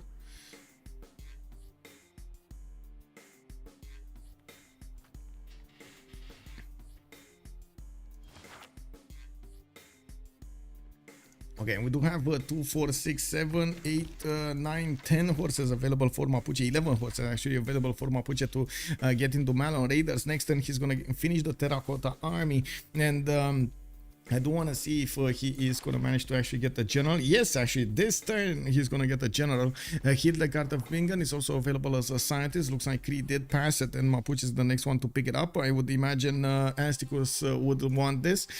Get some extra science points in. There we go. Terracotta Army did finish. I do have to mention that Astikos did have a slow acquirement of science, but he does have 132 faith a turn and 102 gold with 138 production. Whoa, what is this food acquirement? 154 food. Now I would imagine Legenden over here is going to get his Malon Raiders and he's going to try to pull off an attack against Cree. You can see how Cree is easily plugging his chokes with spearmen that will turn into pikemen, not giving the opportunity for those Malon Raiders to get to his cities and perish his tiles. We might actually see Bologna also getting fought over. Hazaggi is keeping that city-state, and of course it is in range of the Mapuche Malon Raiders. It's actually much easier to go against that city-state than it is to go against Cree. We might see Cree over here decide to get some defense capabilities for Bologna. Now, I agree that it's not really proper to diss a team for any reason. I don't think these guys would take this level of light jabbing in the chat scene. Probably they're making fun of their poor luck themselves. That is true. That is true. But I don't want to, how to say, I don't want to make sure we don't actually step a line. You know, I've seen lines being stepped before, and it's a thin line between having fun and being disrespectful. And also sometimes that line differs from player to player, so we gotta take that into account. Anyway, let's actually take a look here. We do have Astikos managing to get some industrial zones. He's getting his setup done with aqueducts here, new encampments, and I do see him not actually settling in the south. He still has a settler from Shah. He did not move at this settler. I've seen this settler for like 7 turns now. I don't know exactly why he's keeping him there. Now he moved and he's going to the south. When is his Grandmaster Chapel? That's what I want to know. Astikos is Divine Right in 1, or did he actually finish Divine Right? I think he finished, because otherwise he would have had a bonus. He didn't start up his oh, chopping more. settlers here from Mashhad. Very nice, very nice. Yeah, it's easier to go against that city state than it is to go against Cree. Well, if you are saying that, but then the city state suddenly has Kumasi level defense. Yeah, I don't know about that, man. Kumasi level defense might actually become a thing here. We don't know. Like these city states sometimes just have like an extra powerful card, you know, extra power card. Oh, hello there, Sasso. Oh my god, he actually saw. I didn't even need to. Oh my, Sasso, this was dedicated to you, sir. I know you like these, right? Yeah, Seva is going a golden last time. He did manage to get it. 62 he got it in the last few seconds over here. He managed to get it. I don't see him also getting his entertainment complex down, and I don't think anybody did manage to put down Colosseum, so he will have first dibs on it. We're going into the next era, and we do have quite a few of the players managing to get their golden age, with only SND going for normal age. Looks well, I mean, we weren't really expecting him to go for a golden age, did we? We do have every one of the players that need to actually get their games going here. I do see Hazaggi has spent his gold immediately on something, and I'm very curious, what did he go for? Maybe Geneva. Wait, Geneva is levied. No, it's not. That's not Geneva. Did he upgrade something? I don't see any new upgrades. Did he give his gold away? Maybe he gave his gold away to somebody else. Maybe that's what happened, because I see on Romrom did upgrade something. Oh, they're upgrading pikemen. There we go. There we go. They're upgrading pikemen. Immediately after Romrom saw Mapuche over here getting a warrior right in front of his city to scout. He's just upgrading pikemen to give Mapuche a taste of what's to come. We will have Malo Raiders coming over here from Elaphantguy Mapu, getting upgraded in Legenden's territory. They will need to go somewhere, and I'm waiting to see if they're gonna go against Cree, or are they gonna go against Bologna. I would imagine Bologna, because these pikemen of Cree can definitely withstand them. I've been using it everywhere. Oh, nice, nice. Yeah.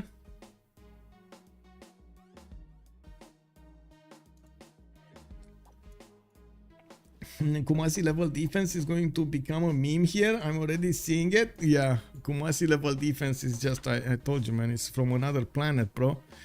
Superior technology and firepower.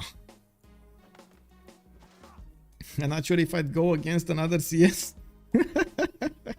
Let's see. Romrom isn't going to disrespect the Malon. He's getting his defense done. Yeah. He's definitely getting his defense done here.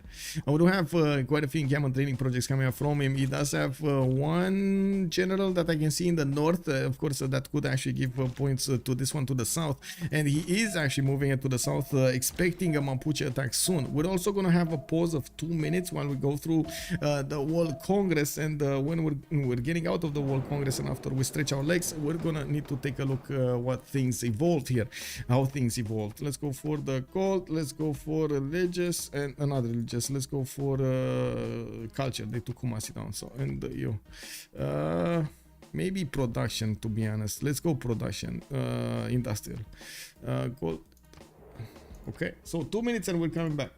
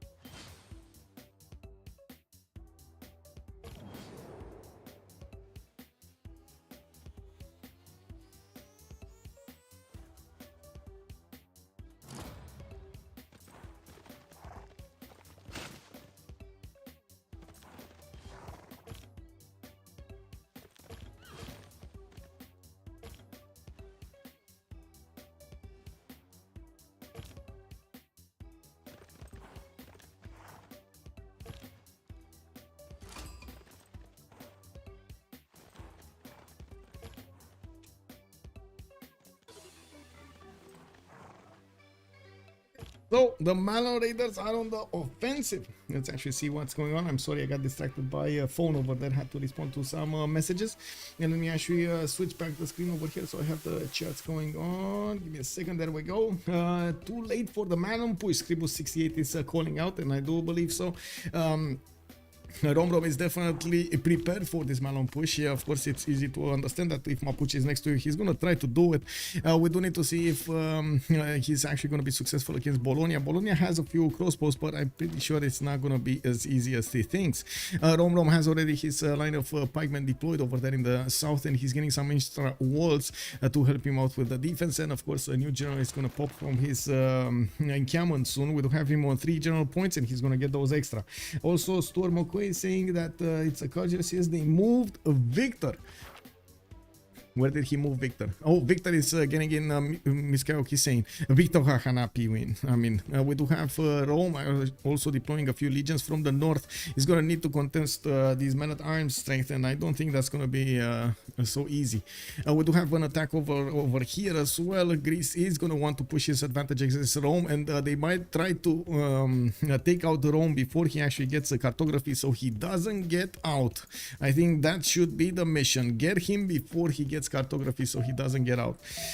We need to take a look at the session of the World Congress. Production 100% cost. Religious city-states do not provide. Okay, and of course that's Cinguetti. And Cyrus is going to get 2 diplo points on Seva. Now we do have a possibility for Persia to actually go navally, and as you can see, America also has some coastals. He could try to take over Geneva or get another canal city in the south so he can get his navy to the east, but first he definitely needs to take care of Rome here. We do need to take a look at what's going on. We do have each of the players going for their golden age options. Hazaggi is going to go for a pen brush and voice golden age. We do have him on 77 science and 61 culture, 103 production. I see he's also getting quite a few knights, but he after the initial attack he did on that encampment of Rome, he did back out, trying to find a weak spot that Rome has in his defense. It looks like he still needs a few more units if he wants to break the defenses of Rome. We do have Lege also with 64 science and 121 culture, pushing his advantage from the west side, getting a few of these crossbows with knights and swordsmen to flex his strength against the Rome's defenders.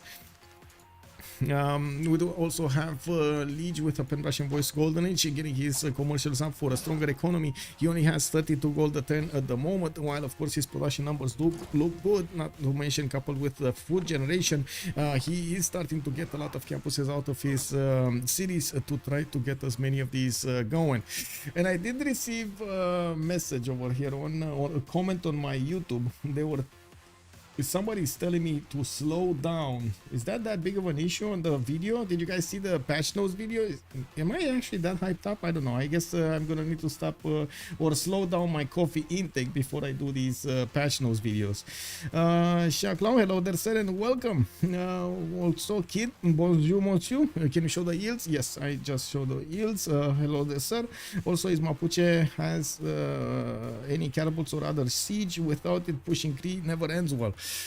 He does not, and he's pushing Bologna actually. He's figured it out that he's not going to do anything about Romrom, so he's going to try to use those Malon Raiders somewhere else. I gotta say, Romrom here is exposed to the south of his Hattusa city and Kinosu Sakahikan. And I'm pretty sure he's gonna notice if Bologna is gonna be taken down. We do have Astikos with 57 science, 104 culture. He did switch to a pen brush in voice golden age after he did manage to plant 2, 4, 6, 8, 9 cities, soon to be 10 cities right in the face of SND. We do have him getting his workshops up, and it does look like Samarkand is out to get the city of Tushpa. Oh my god. Oh my god, that city's gone. That city is gone. No, okay, that city just survived. Okay, it's fine. It just survived. It's all good, boys. Are we actually gonna see these units try to just sacrifice themselves against the city center? No, I think even so, that city is still gonna survive. Anyway, it was about to die, but it's fine. He saved it. One single night, he saved it. I wasn't sure if he actually has night technology. I didn't see it. Yeah, we do have Romrom with 139 science and 81 culture. Looks like he's getting 182 production to work for him. 2, 4, 6, 8 cities. Soon to be 9. We do have him getting an entertainment complex from Picto Kahana Piwin, and he has the opportunity to 110 Colosseum. We do have Colosseum actually getting built in the city of Rey, and I gotta say, if they don't actually buy an arena or he chops an arena over here in that city center, I don't think he's gonna get it. I don't think that he's gonna get it. He needs to step this up because those 510s are gonna go so fast, and especially since we do have Persia with a few chops available for him. He does have a builder on a chop. He just needs to buy that tile and get it. Click the button. Now we do have Elaphantguy with 71 science and 122 culture. The Roman war from the north, or the units are starting to bear down on the city of Picto Kahana Piwin, where there are a few units deployed of many times, and a crossbow and a scout, an Oxita over here that is just popping seeds next to the city center. We do have Governor Victor established over there as well, with no defensive bonus yet. That Governor Victor doesn't actually give the extra +3 on these defensive units in the city's borders. Now we do need to see if Elaphantguy is actually gonna be offensive with these legions. I doubt it, especially after he got the word from Mapuche that there's no way he can actually push through the south of Cree. Bologna is gonna go down though. Whatever happens, Bologna is gonna go down. Was CS buffed in the latest update? No. For some reason, this game over here is just having the benefits of a lot of strong CSs. Could you imagine a setting for CS capabilities low to high? Oh, I would love that. Yes, but I would imagine the players are gonna complain so much about that setting. Also, difficulty does that. It's the ATC state start with the walls, kick W. And what is Cree doing with a settler now? Well, Cree is going somewhere else with that settler, I would imagine. And you can see new units coming around from him. I gotta say, this is a very weak spot of his defense, and I'm pretty sure he's going to need to get some pikemen to run around, because these horses are not going to cut it. These Mallow Raiders are very strong units, 57 strength against the horses 48, and of course they will get to pillage all of the tiles that they can get their hoofs on. You can imagine if he does manage to breach the defenses of Hattusa and Misanabi, he can just keep on going into the Greek territory and keep on pillaging, ripping off the land of his opponents. Cree blocked one pass, but Mapuche can still go through the back. Yes, it's one of those situations in which, you know, you get the front door closed right in your face. You gotta find a way. You jump through the window, right? Legenden could liberate Hattusa. He could. He definitely could if he gets there. Cry Havoc, let's sleep at the Mapuche of war. Yeah. And especially Legenden. Legenden is, I would say, well known for his war maneuvers, isn't he? Especially playing Mapuche, man. He really likes this nation. Now we do have Legenden with 172 science and 53 culture. That is amazing. Free inquiry golden age for him on 5 cities. He does have 191 production, and by the looks of it, he's trying to get a spy out from Engulu Mapu. This is the time to shine. This is the moment that he's gonna try to flex his abilities of his nation against his opponents, and we do see him trying just that. He didn't actually figure out that it's a settler here, but I'm pretty sure Romrom is gonna try to get out of there as quickly as possible. Now also these Mallow Raiders do have 7 movement. 7 movement. These are so fast. And we do have Seva also with 160 science and the 77 culture. I gotta say, on these numbers of science, it does seem like goal by library is managing to get ahead. We do have another city taken down, which I'm not sure where it is taken down, but it's definitely down. Let me see. Is there a city here? No. No. Okay, Hansa might be deleted. No. Oh, is this? No. That city already died. Maybe that was the one I saw. Anyway, that it died, because I don't see any other dying here. Yeah, I'm pretty sure. Anyway, we do need to take a look also on S&D on 37 science and 31 culture. We do have him with only 54 production, but he did manage to output a lot of units, making it that much more harder for his neighbors to attack into him. I gotta say, Hazaggi is managing to get quite a bit of a difference in science over S&D. He's actually doubled the amount of science acquired during the game. He did manage to get another great job, and I'm sure he's going to try to flex his Rough Riders. We do see him on mathematics in 1. He's going to want to get his universities up before, of course, he goes for Rough Riders. That is going to require quite a bit of science on his part. We do have to see also if we're going to have the science necessary on... Oh my god, what happened here?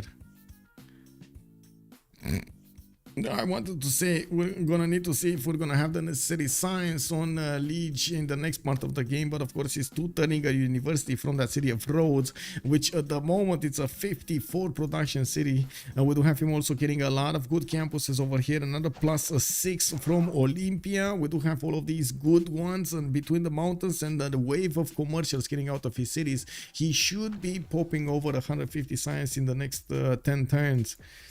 Mapuche could potentially keep S&D alive if he runs Havoc. Yeah, and it looks like, guys, they're coming back. They are coming back. Goal by libraries doing the moves on the game over here, and they're getting this back on their side. Are they going to actually have an advantage with Legenden?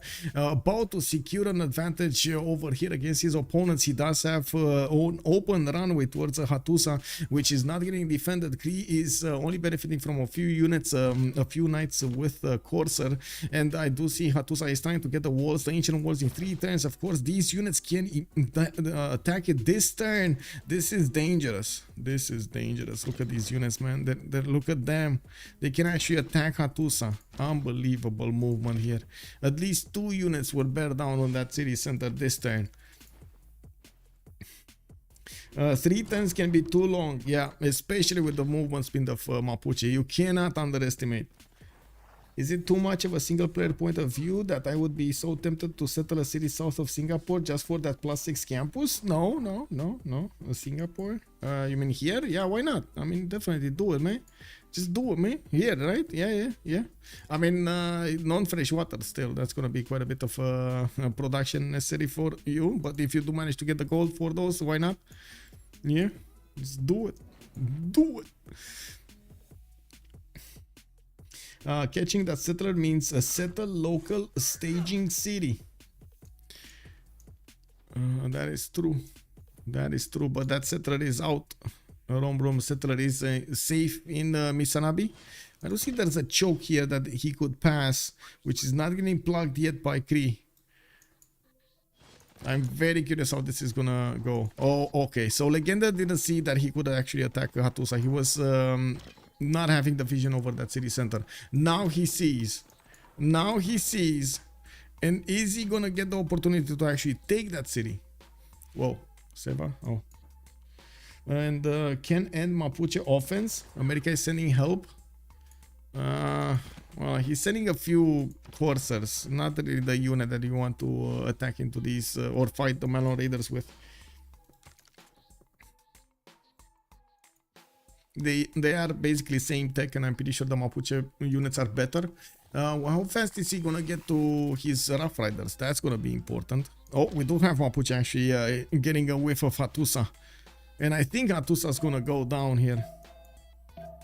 America is defending themselves, not sending help. That's also true. Alex 2005 making a good comment here. Oh, the first hit.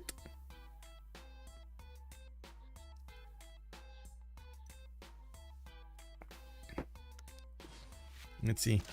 Is Romrom gonna get to shift under his knights into the borders of Hattusa, so he stops as many units as possible from actually attacking that city center? Oh, he can't! He will still get hit by at least 3 units. Yeah, 3, 4, 5. Oh, that city's gone.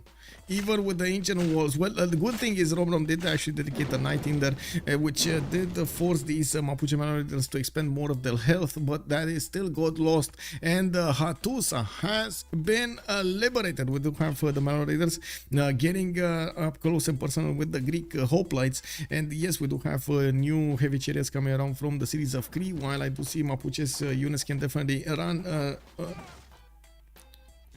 wild over here on the commercials and the campuses of Kinusu Sakahikan. We do need to see if he's gonna manage to do the damage against the units, but to be honest, I think he's just trying to find out chokes and the free chokes that he could go through, so he gets some damage done. Now these Maloraiders, I think they just paid for themselves with Hattusa takeover. Remember, we did have Persia over here trying to get that Diplok on his side. He does have the city of Parsa or other cities like Mazaka, or even one in the south over here that he could try to take over. He's working on taking over Jerusalem, but again, oh my god.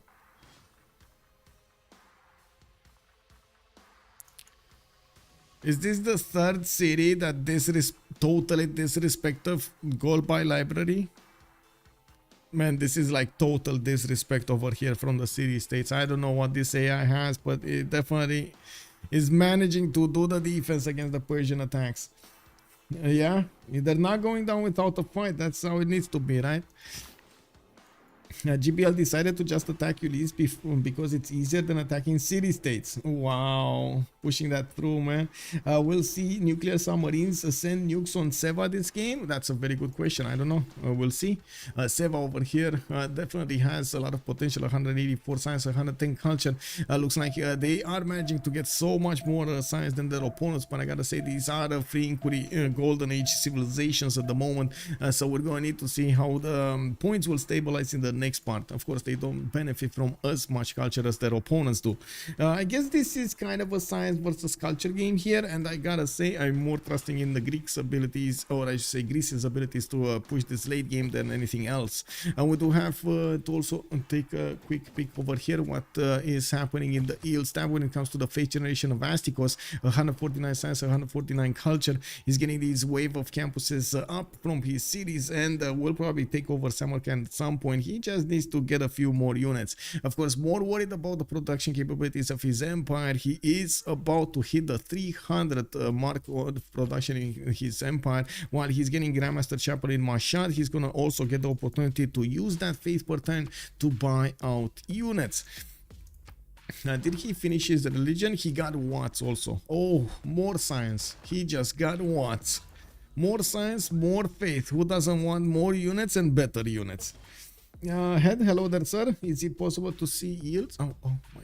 Okay. I think I did. What CS does SND hold? Let's see. What does he hold? Granada. He has Granada. And Granada. Oh, they took Hansa. They took Hansa with the help of Granada. This is big. They're keeping him alive.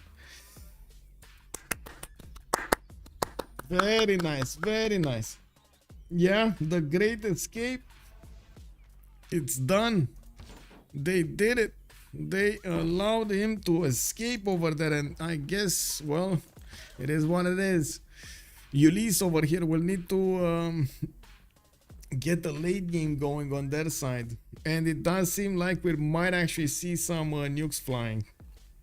I gotta say, we might actually see some nukes flying here.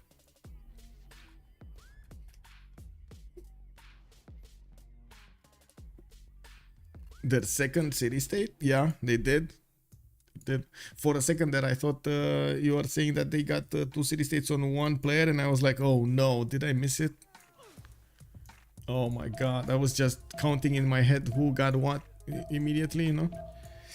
Think Malons changed the game here? They definitely did, man. That's just the Malo Raider power. We do have them just creating chaos in all of the tiles that they're getting into. They did manage to pillage the campus and the commercial, and now they're gonna keep on going. I would imagine Greece tiles will get pillaged next.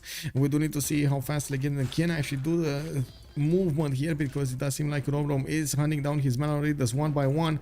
Is okay, there we go, another mine, another Acropolis has been taken down, and it does seem like all of the other tiles are getting filled with hoplites here. As quickly as possible, Lege is deploying these units, so he plugs the other chokes, so he doesn't let more units pillage his tiles here.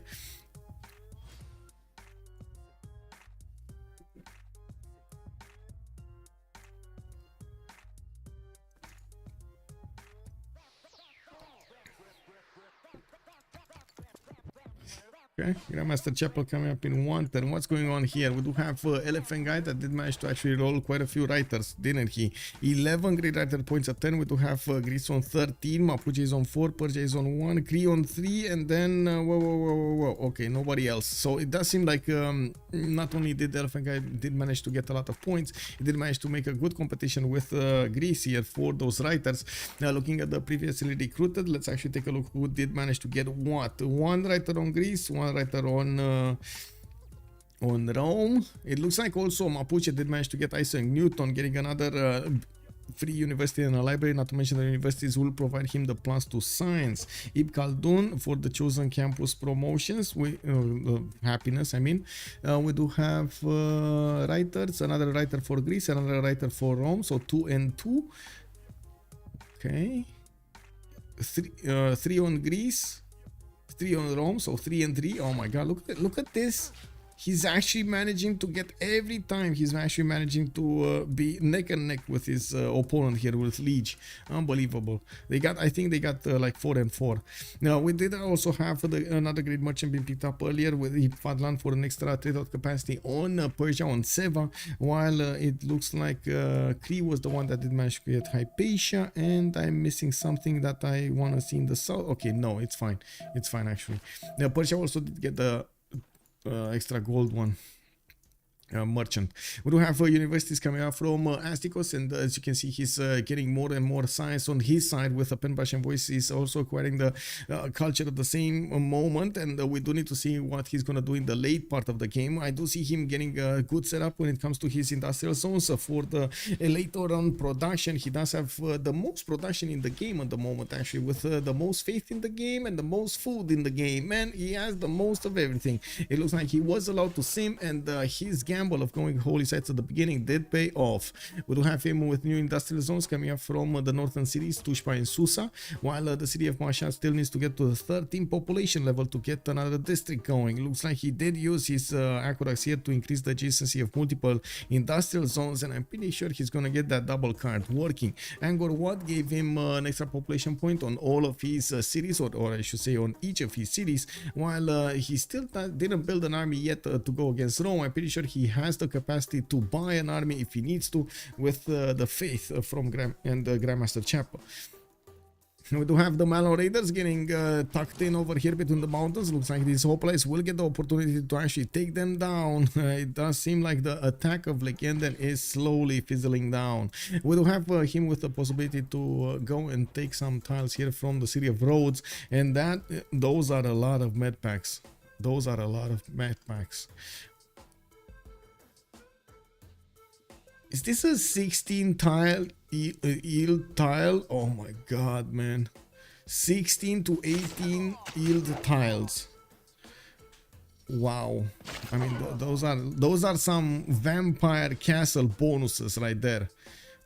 Weren't the vampire castle bonuses like just the same, or you could get them like 10 or something? Hoplites sure are niche, but when they work, they do work. Yeah, they do. And it looks like the Malo Raiders are not gonna withstand the pokey of the hoplites here between the mountains. Man, they got them good. It's still unfortunate they lost Hattusa here, or at least Cree lost Hattusa. That's also going to be added bonus, added science bonus on their opponents. And we do need to see how things will evolve when it comes to the stat screen. I gotta say, America here didn't actually manage to put down more cities. He's still on 246 at the moment. And yes, he's still going to need to struggle to take down Rome. Rome is actually pushing back. Greece has disrespected the Roman opponent, and it does seem like at the moment we do have SND attacking the city of Eretria. Thou shall be knighted primer. Luke 89. Hello there, Luke Yang. Thank you so much for the prime, sir. Much appreciated for the 20 months. And Rough Riders are coming. Yeah, they're definitely on the way. They're definitely on the way. What is it? When is it? 4 turns for ballistics on Hazaggi. Also 3 turns. Rough Rider cores are going to come out. Now the city of Eretria is getting under attack, and Lege does not have a standing army over there to fully deal with the Roman attack. We do have catapults bearing down on that city center, and there are some courses with knights that could do the damage against the city itself. We do need to see if the crossbows will clear the units around the city, so they create a pathway for these units to take it down. We do have a further attack on the west side. Lege's resources are being stretched thin between defending his cities on the west and of course defending the city of Eretria on the east. We do also have quite a bit of a peaceful scenery over here on the Persian territory. For Seva, he's getting his intelligence agency in 2 turns, and the factor is coming out from quite a few cities. Getting his Colosseum did mean also he's gonna have very good amenities. +3, +6 in multiple cities is getting so many benefits out of this. Now Seva is on 218 science, only 112 culture, but he does have 302 production. He just got more production than Astikos. But of course, if you do take into account Astikos' faith generation, that's a different story. I do also want to point out Astikos did manage to just get as much science as Seva with a pen, brush, and voice golden age. You can imagine not only he's gonna get more with the finishing of all of these other universities, which he has, by the way, 3 more that he needs to get, 4, 5 more that he needs to get, and of course new campuses with new libraries getting out. This is gonna be quite a show over here. It does seem like Astikos is managing to outsim his opponent, at least that's how his tempo is looking like. We do need to see if Legenden is going to also manage to keep up with the necessary points in the next turn. He's trying to get Forbidden City from the city of Elaphantguy and Mapuche, and I do see Kilvakizivani has been built in one of his cities. He does have a decent amount of production, actually more than decent amount. He's the first one in the game, 321 production on these 5 cities. That is amazing, actually. There's some insane production numbers coming up here on that 5 cities. Rough Riders are coming. Hazaggi going to destroy Rome, maybe going next on Persia. Lege, fascism, and Astikos helicopters as always. Interesting late game incoming. Definitely interesting late game incoming. Quite a few chokes that you need to go through. I guess you can use artilleries and maybe some mountain towns to try to get rid of these chokes, and we're going to need to see if that's going to be one of their strategies. We're also going to need to see if nukes are going to also be on the map. And Jerusalem, I think, just won over Persia.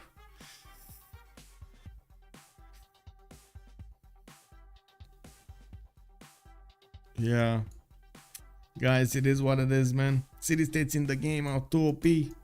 2 OP.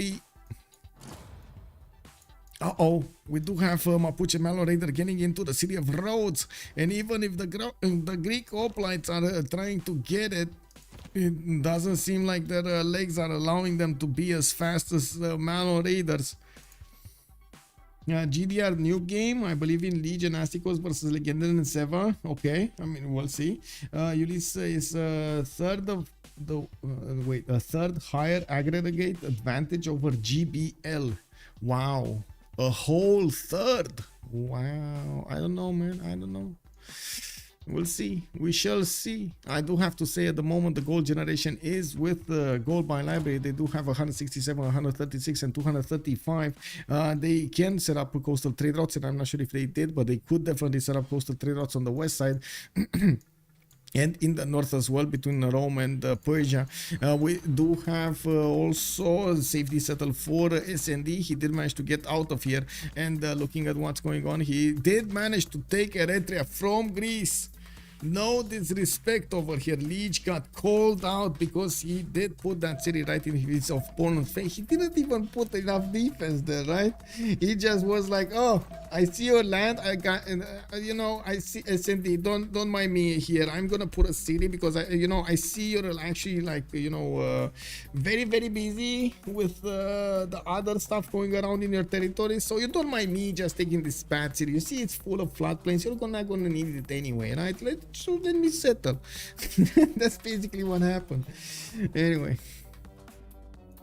looks like SND had none of that. He was like, nope, you're not allowed. Denied.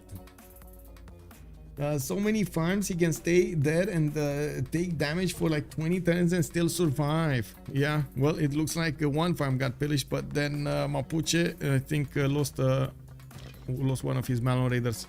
He's getting into the north with a level 3 one. And what is this? The first feathers. Whoa. Mapuche levied Singapore. Uh-oh.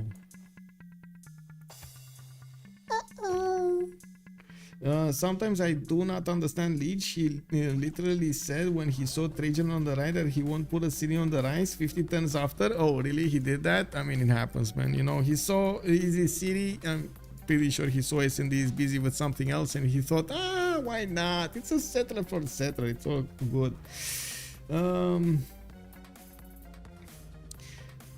Talking bad about GPL for 25 turns is really coming back. Oh, I don't know, man. Deep Beasley, I don't know, man.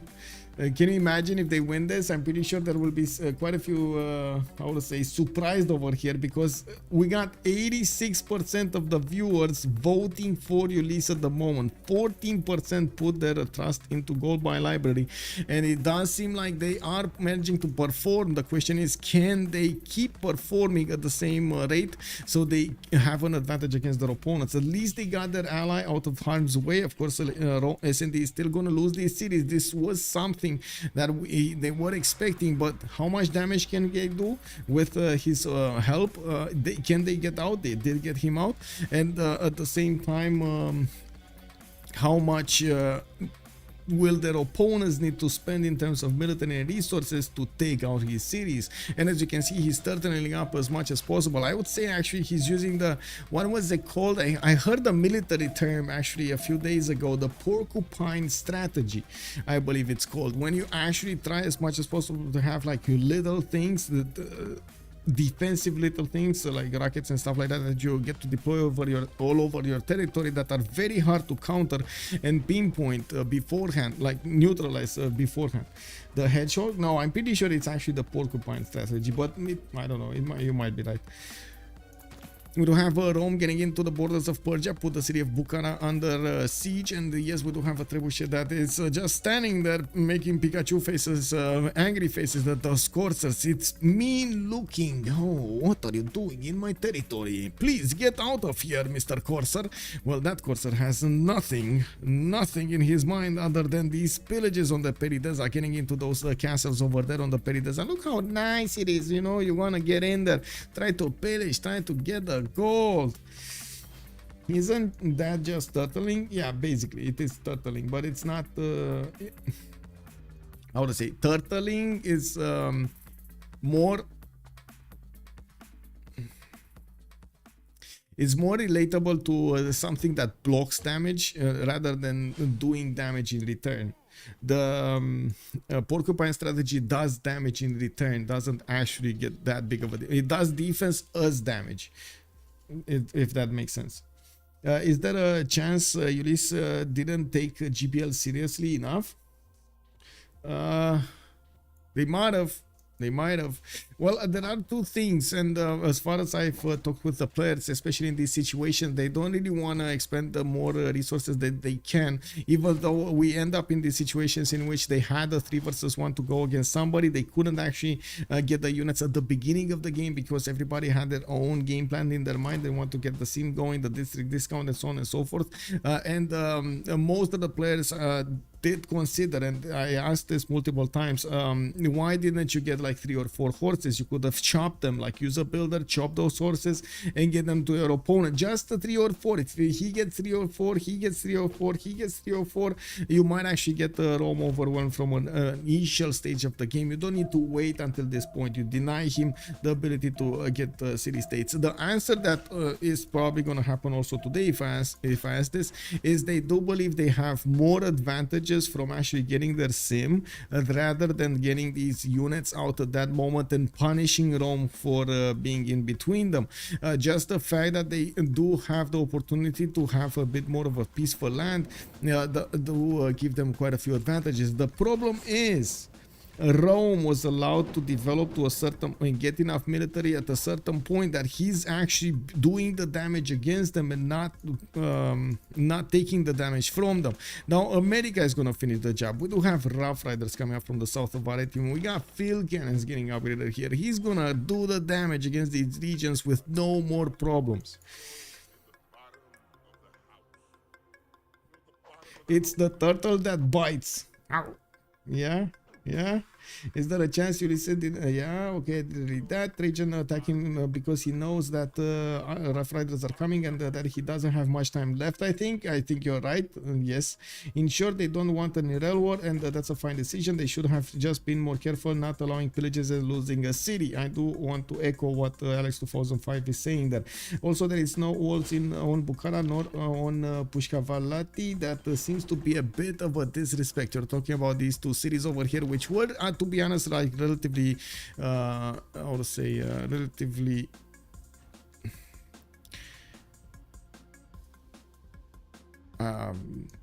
it escapes my mind how I should say this. They got placed down a few turns ago, just a few turns ago. Give me a second. Let me actually take a look at YouTube. Has Astikos picked more religious beliefs? Yes. Hello there. Give me a second. We do have him with Crusade. He actually picked up Crusade. What and Crusade? You see, yeah, he did manage to convert Lugdunum and Rome. And I gotta say, he does have the ability to buy units with faith. He does have 159 faith at 10, and I did see him actually getting a few units. But it doesn't have a general, even if he does have the core ability. There aren't that many units to core up with, and with SND using some trebuchets, the siege units, to attack the city of Bukhara soon, you can imagine he might actually take over that city, taking away another city from his opponent. Now this is very problematic for them. They're getting slowed down by Rome, and definitely Rome needs to die quickly. 202 food and 216 production on Persia. Yeah, Persia pretty good. I'm pretty sure it's a better result on Astikos at the moment, but yeah, Seva did have a good run with Persia on the west side. I do see Potala Palace is getting built here, and I would imagine he's gonna want to use industrials, a great engineer to get Statue of Liberty on the west side. And try to get those diplo points in. Oh, it looks like also SND is starting to unimprove his territory over here. He doesn't want to give any benefits to his opponent. He knows this is it. This is the time that he's probably gonna lose his cities, trying to do as much damage as he possibly can before his inevitable demise. And we do have the Malon Raiders actually losing their grasp. There are only a few of them scattered throughout this territory. Hattusa is going to be taken down another time by Romrom, and it does seem like Singapore is still being kept levied over here with quite a few units. There's a lonely... Oh, the first feathers over here is still alive somehow. He's trying to get out. He's still alive. Mapuche did also levy some units from Mexico City, putting the pressure on Tushpa from the north. Interesting choice to actually get these units into Muskerben and send them against Persia, but I mean, if it works, it works. High Tower was gone for 20 minutes. What did I miss? Quite a few things, sir. First of all, Eritrea got taken down. Lege lost a city. Bukhara might actually be up next. And we did have Hattusa being liberated over here by Mapuche Malon Raiders. They did manage to go through and pillage quite a few tiles, not only of Greece, but also of Cree. We also have Rough Riders coming up from America and pushing into the south of Rome. It looks like his cities are gonna go down relatively quickly over here to these units. They are way too powerful for the Roman defenders. And yeah, he's also getting a safety settler here. They gave him the city of Hunza. Hunza.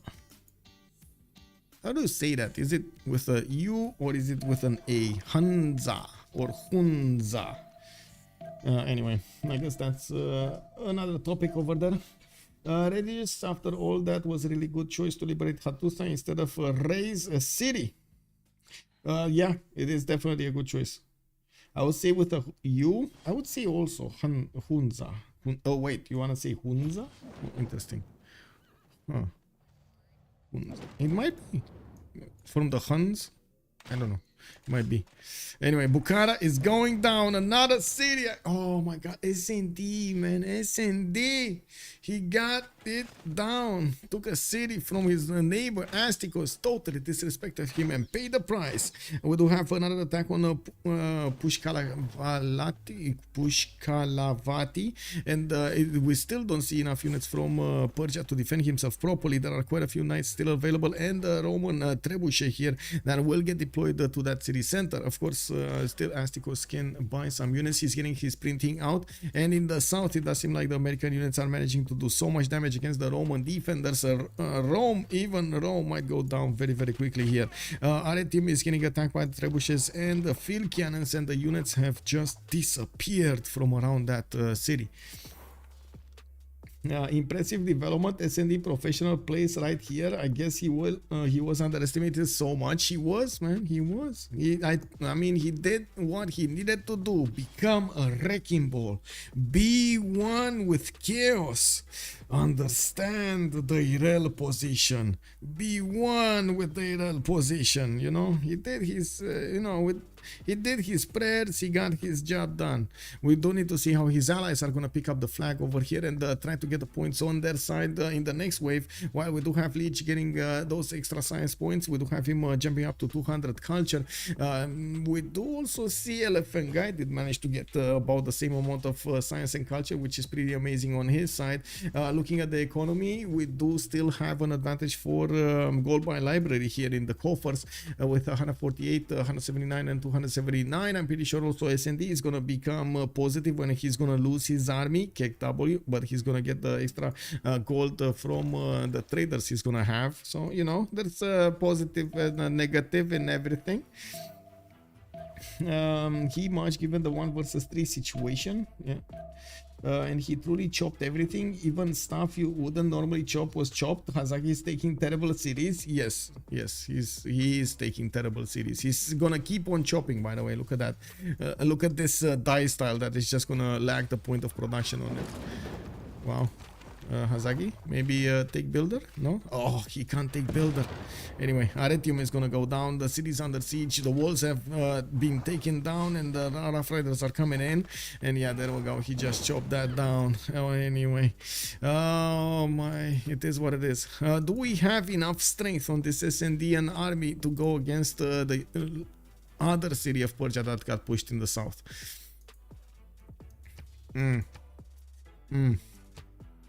There might be, actually there should be enough strength to take that city also. Yeah, there should be. This knight has a promotion. Oh, it has a promo, so there should be enough strength with 5 of these crossbows. Also with the levels, he does have 2 trebuchets and 2 knights. There should be enough. There should be enough. Anyway, 2 cities remaining, Lugdunum and Rome. I'm pretty sure Rome is gonna die quickly, and we do have him killing as many tiles as possible, not to give the advantages to his opponent here. I'm pretty sure Hazaggi is gonna be quick on this. Now that will also allow Hazaggi to benefit from a few more cities, even if he didn't manage to get the best science in the game and best culture in the game. With newly acquired land, he will have the opportunity to get more points. He's not going to have the same tempo as Greece or Persia in the north though, and we're going to need to see how he's going to adapt to the next period. We didn't talk that much about Cree anymore. We did have him on 171 science and 112 culture. He couldn't keep up with the science numbers of Legenden, especially within this free inquiry golden age, which is slowly dying down. We do have it setting in 2 turns and we're going to need to see what they're going to choose in the next one, even if they're going to have heroic ages or golden ages or whatever they're going to have, you know. Hazaggi going dark. We got Lege managing to get to secure. No, he's securing a normal age, which it's not something that you can just secure. You kind of get into it without your, you know, consent. We do have Astikos here with 87 out of 95. He does need the 8 more points to get to the next golden, and well, it looks like he's getting pushed quite hard here. He might lose another city in the next few turns. We do have Romrom also going dark. Elaphantguy is going dark. Legenden is going sky high golden age. He's gonna get a third one, and Seva is gonna get a third one. SND is also gonna go dark age, but I guess it doesn't matter anymore what he does. It's just this city matters. This is all that it matters. This city. Everything else doesn't matter. Like, he's losing his capital, he's losing Nukes, that's a setting stone, so at least he's gonna get another city away from Persia, slowing him down. It might be just enough to slow him down to give an advantage to Seva and the Elaphantguy to catch up. I gotta say, Elaphantguy over here, as he did put one encampment down from the beginning, another one from Ravenna. If he does want to get up for war, he's gonna need a lot more for the oil generation. There was a significant change being done in this patch. A big buff when it comes to planes. The fact that you can get to the airports much faster and get more aluminium in your empire allows you to keep more planes in the air much faster than usual, deploy them against your opponents en masse. Now, that also will affect the meta quite a bit. We're going to need to see how the players are going to manage to secure those timings against their opponents. Is Seva industrialized yet? Let me see. He is. 2-4 mines over here. Yeah, he is. And we do have industrialization also on Rome. I'm pretty sure we're gonna have it on Lege. Oh, no, he's 255. No, he's not. And Astikos, does Astikos have industrialization? Yes, Astikos has. Lege doesn't. Where is Lege on his rifling and colonialism? Okay.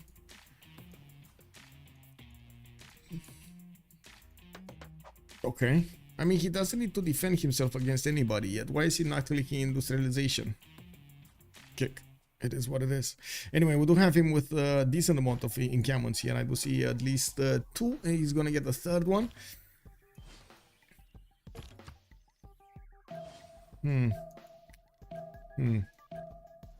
This is a very bad territory, by the way, to get through. This is very bad, even for tanks, artilleries. You need to send, like, first of all, you need to take down Singapore, and that will give up your position. And second of all, you're going to need to build so many of those roads with your military engineers to actually get your troops to reinforce on the front line. That is going to be very tough to handle. I'm pretty sure that will require a lot of preparation from Lege, and we will see it from a mile away if this is going to be his idea to actually go against Rome past Singapore to take him down with tanks, with artilleries or something else. If you're talking about helicopters, I guess it's going to be much easier, and that will again probably be a point. I do have to say that now that the free inquiry golden age has just disappeared, Legenden did drop down significantly in his size numbers, just as Seva did, and we do have Astikos keeping his size numbers and his culture numbers, 265 and 145. We will also have a pause of 2 minutes to settle the World Congress, and we're going to need to see what the players will choose in the next era.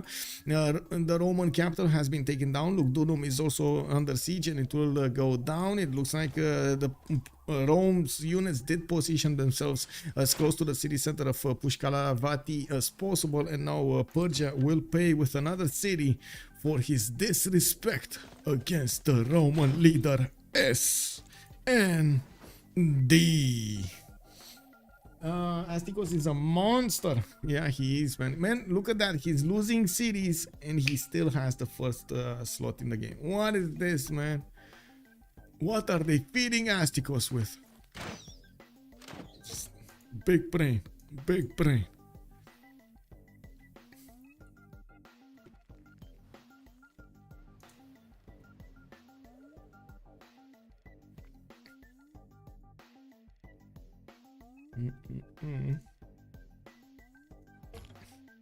They fed him feed the world. Yeah, well, to be honest, a lot of people were quite sad about feed the world's lack of food on the shrines and added food on the temples. I'm on the fence. I'm not excited nor disappointed about the change, to be honest. It's just a change. Okay, sure, it's gonna switch a little bit your tempo, but it doesn't seem like it's, oh my god, gonna erase you out of the game, you know? I vote that Hazaggi saves Astikos' city. I think it's all up to the first moves. It might happen. It might happen. Let me see. Okay, this was easy. So 2 minutes as opposing. We're coming back.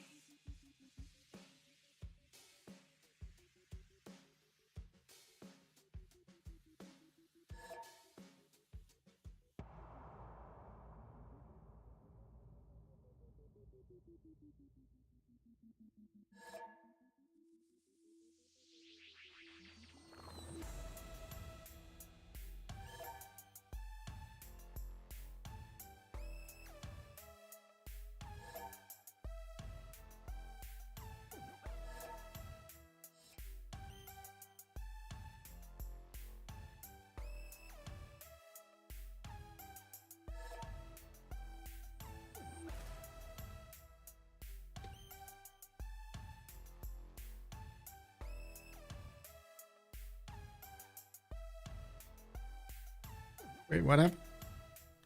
Did a pause or something?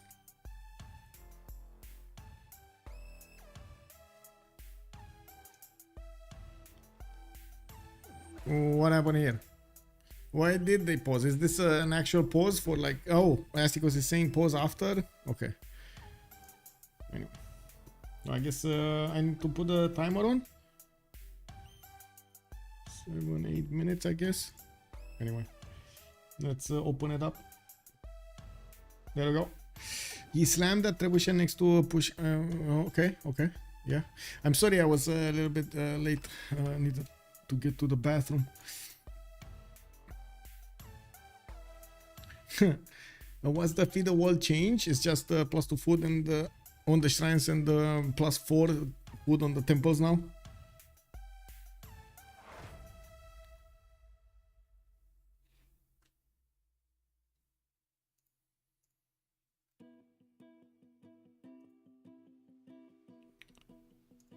Let me set up my chats again. Oof. This, there we go. There we go. Chill Brains, hello there, sir. Kill 3 cities before dying. Very good poke value. Yes, yes, yes. Amazing what SND did, man. He's grieving his opponents from the dead over here. Oh my, oh my. Amazing. Of course, no walls already. That city will fall. It does seem like it will fall. With multiple crossbows still able to attack, we need to see if Persia is going to have enough strength on these units to push his opponent down. I'm pretty sure SND is just going to be happy to sacrifice his last remaining units to just take that city. There's another trebuchet here that the moment cannot be attacked by those Rough Rider corps, and it does still do a lot of damage against that city center. Yeah, it might fall.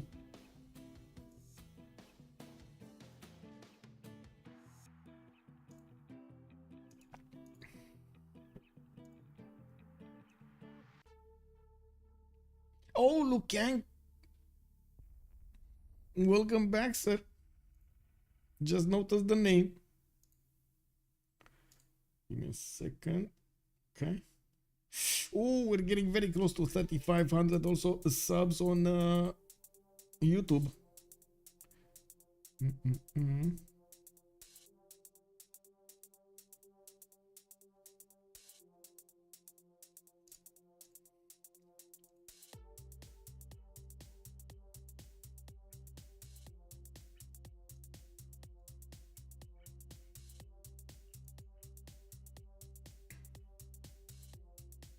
Let me grab a drink and something to eat.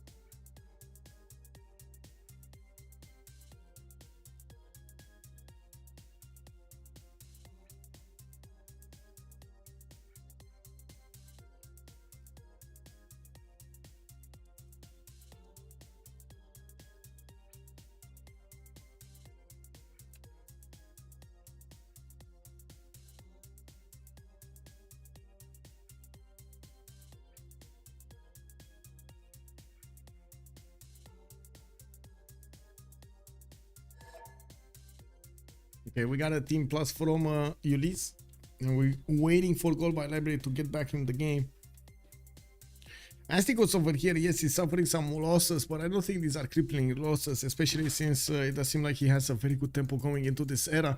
Now, we do need to see what Reform the Coinage is going to bring for the two opponents, Lotaro and Seva over here, which are, wait a second, Legenden and, of course, Seva. Now, we do have them on the west side, just freely seeming. I do see Rule Valley is going to get built by Seva, and he's getting so much production. It's well above Astikos when it comes to the production levels, but, of course, the faith over here on Persia does help him a little bit. We do have the fact that he's still getting out of his cities, and he does have quite a few improvements and campuses to finish building and get the buildings in them. Let me actually get this going over here. I was watching Elephant stream, saw Men at Arms from Mr. Astikos running near the CS skill from SND. This one from Hatuz, or oh, you're talking about this one. The infantry is from the north over here, right? These ones. Seva he was 2 turns from labs on elephants. Oh, okay. But which one? You're talking about this one? Anyway, let's keep sitting near elephant game. This one, Hunza. Okay, they're missing one. Yeah, so if he's 2 turns from labs, he's gonna get a lot of technology very quickly. I do see him chemistry in 2 turns. Yes, indeed, I can confirm that. And we do see him getting some art museums. We did see him actually try to get as many of these diplo points as possible. Now he did manage to get 6 on his side, 6 out of 20. He did build, or at least try to build. Let me see, Potala Palace. Did he build it or not? Because I'm pretty sure I saw it getting built. Yes, he built it. He didn't have him with the Colosseum. He does have a potential Statue of Liberty that he could get also for that Diplo victory, even though, to be honest, this game kind of looks like it might actually go to something else, like a domination. I would also imagine having helicopters go against Hansa, like American helicopters try to go to Hansa, or even Astikos helicopters get to Hansa, could be a thing, so they could nullify the damage. Whoa, Seva actually has a Minotaur moving through the water. This one? What is this one doing? Yes, there is a Minotaur swimming. There is one swimming. Okay, Lege is calling out the team plus again.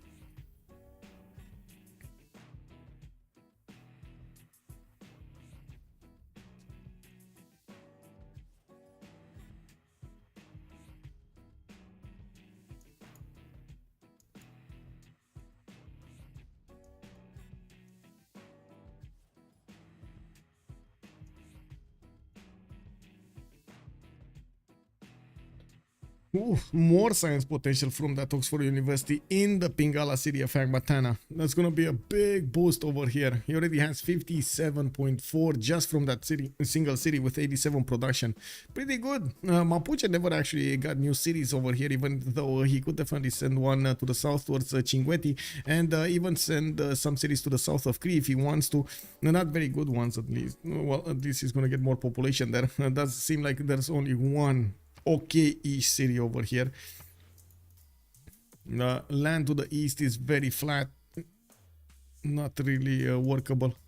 Hatusa looks like Lege is gonna have it, and Romrom with Hazaggi are over here also with a few units. This time around the Lege will try to get that going. We do have Romrom also with 185 cents and 82 culture. To be honest, he did try to keep up as much as possible with Legenden, but the difference between them did get a little bit bigger in this previous era. I'm still exactly not sure what they did vote in the World Congress. We didn't have that open up, but I do believe they didn't actually roll new Diplo points on Seva. 6 out of 20 doesn't seem like enough points.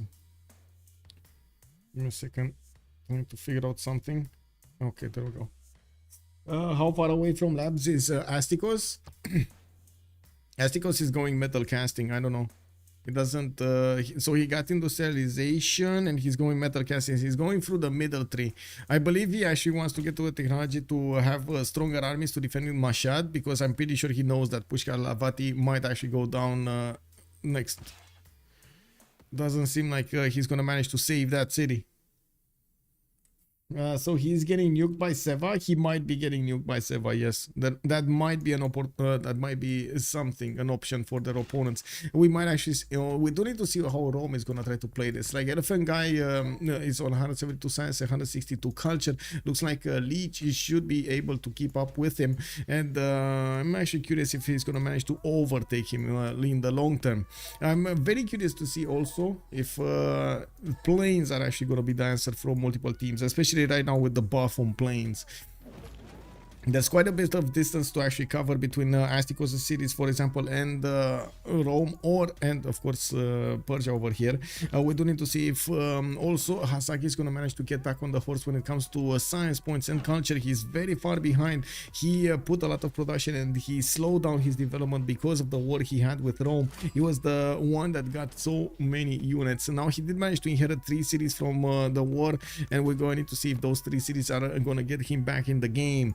We also need to take a look at the World Congress. Liege -4 trade routes. That's a bit of a problem here. We do have Buddhism plus 10 religious strength, and Seva loses 2 diplo points. Yeah, there we go.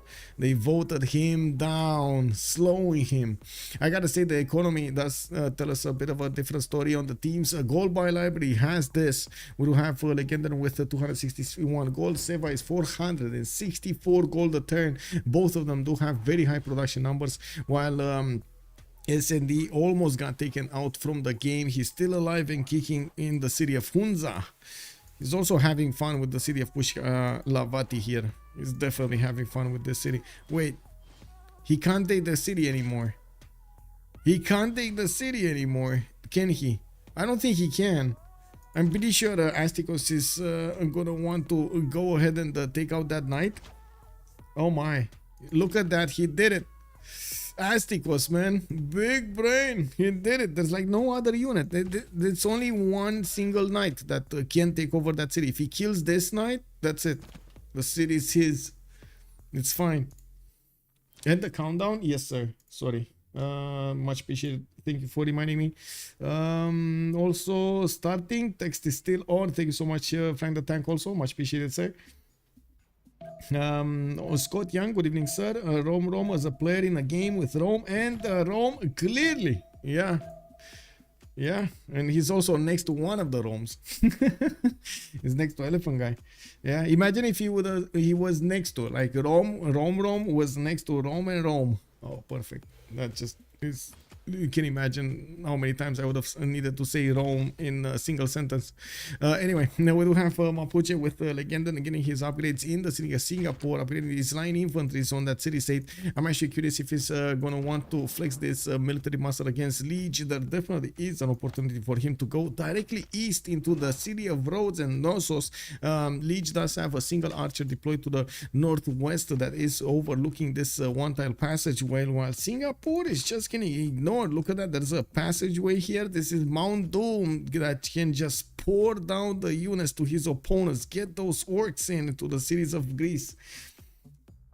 Alhirion, also good evening, sir. Thought I had a bug twitch. Oh, okay. Oh, rip. Anyway, I think that city is Persia's. Okay, it was close. It was close.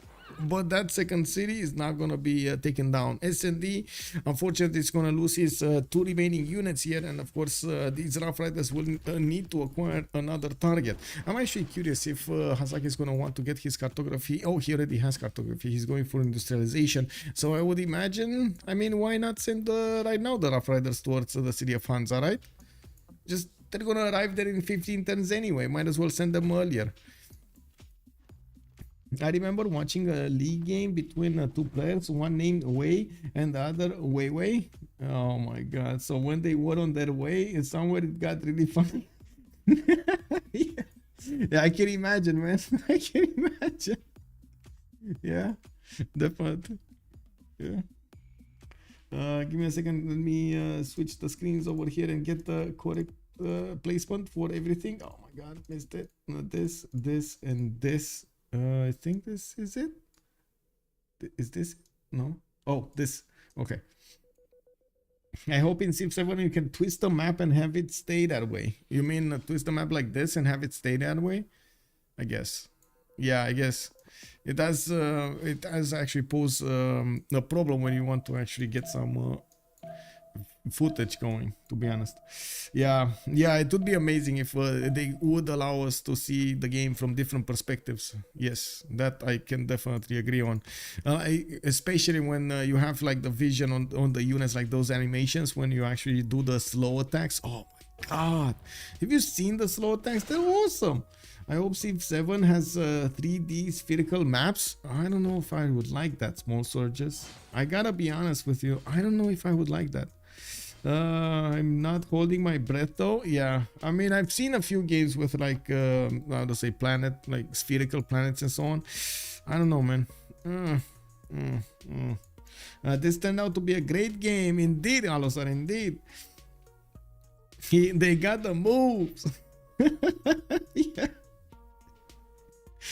Okay, we do have Hazaggi here getting a military engineer, and it looks like he got his generals back in now the city of Hansa. They're probably just gonna retire in that city center and try to be, you know, live out their lives in peace. We do have him getting a market out so he can actually get new trade routes and work that gold. While I do believe he's gonna need to get a Diplo quarter so he gets some Diplo points going. I would imagine, of course, Seva over here is gonna get a big boost in his science numbers and production numbers at the same time. With hitting over 500 points, we do have him discovering his research labs and getting some in the build queues. He does need to finish his industrial zones and the coal power plants, not to mention get that Oxford University before he starts up on his research labs. Also, Rome now has 2 generals and no army. Yeah, I mean, yeah, it is what it is. It is what it is, man. They don't even have their guards, their bodyguards. Well, I do see Rome over here is getting his coal power plants going. Elaphantguy is still in the game and getting his factories up for the production. We do need to take a look at his science numbers and culture numbers. 212 and 170 is definitely much better than Hazaggi and even Romrom next to him, with a bit more production on 424. We did have him getting considerably more culture and than his opponents, and I'm pretty sure he's gonna hit fascism about the same time that Lege is gonna hit fascism. Now, with more production than Lege, it does seem like he's on a better footing to actually do the late game war than Greece is at the moment. That legendary Gorgo fascism timing doesn't seem like it's gonna be one of those games. We do need to see also what Hazaggi is gonna do with his Rough Riders. It looks like he's putting them next to the water. Now, some of them are actually damaged, while I do see a Persian scout in the water over there to the east of Pushkan Lavati. I would imagine the Persian scout is immediately gonna give the signal to his allies in his territory that these Rough Riders are in the water and swimming towards the last remaining city of Rome, Hunza. Well, if they are actually gonna get into the water, because these Rough Riders are, I think they're afraid of the water. It does look like they're not moving. So my only thought is they're afraid of the water. They don't want to get their feet wet. And we do have Greece taking over Hattusa. No more Malon leaders coming up from Mapuche, but I do see Cuirassier Corps on the east side deployed, and he's getting more of them.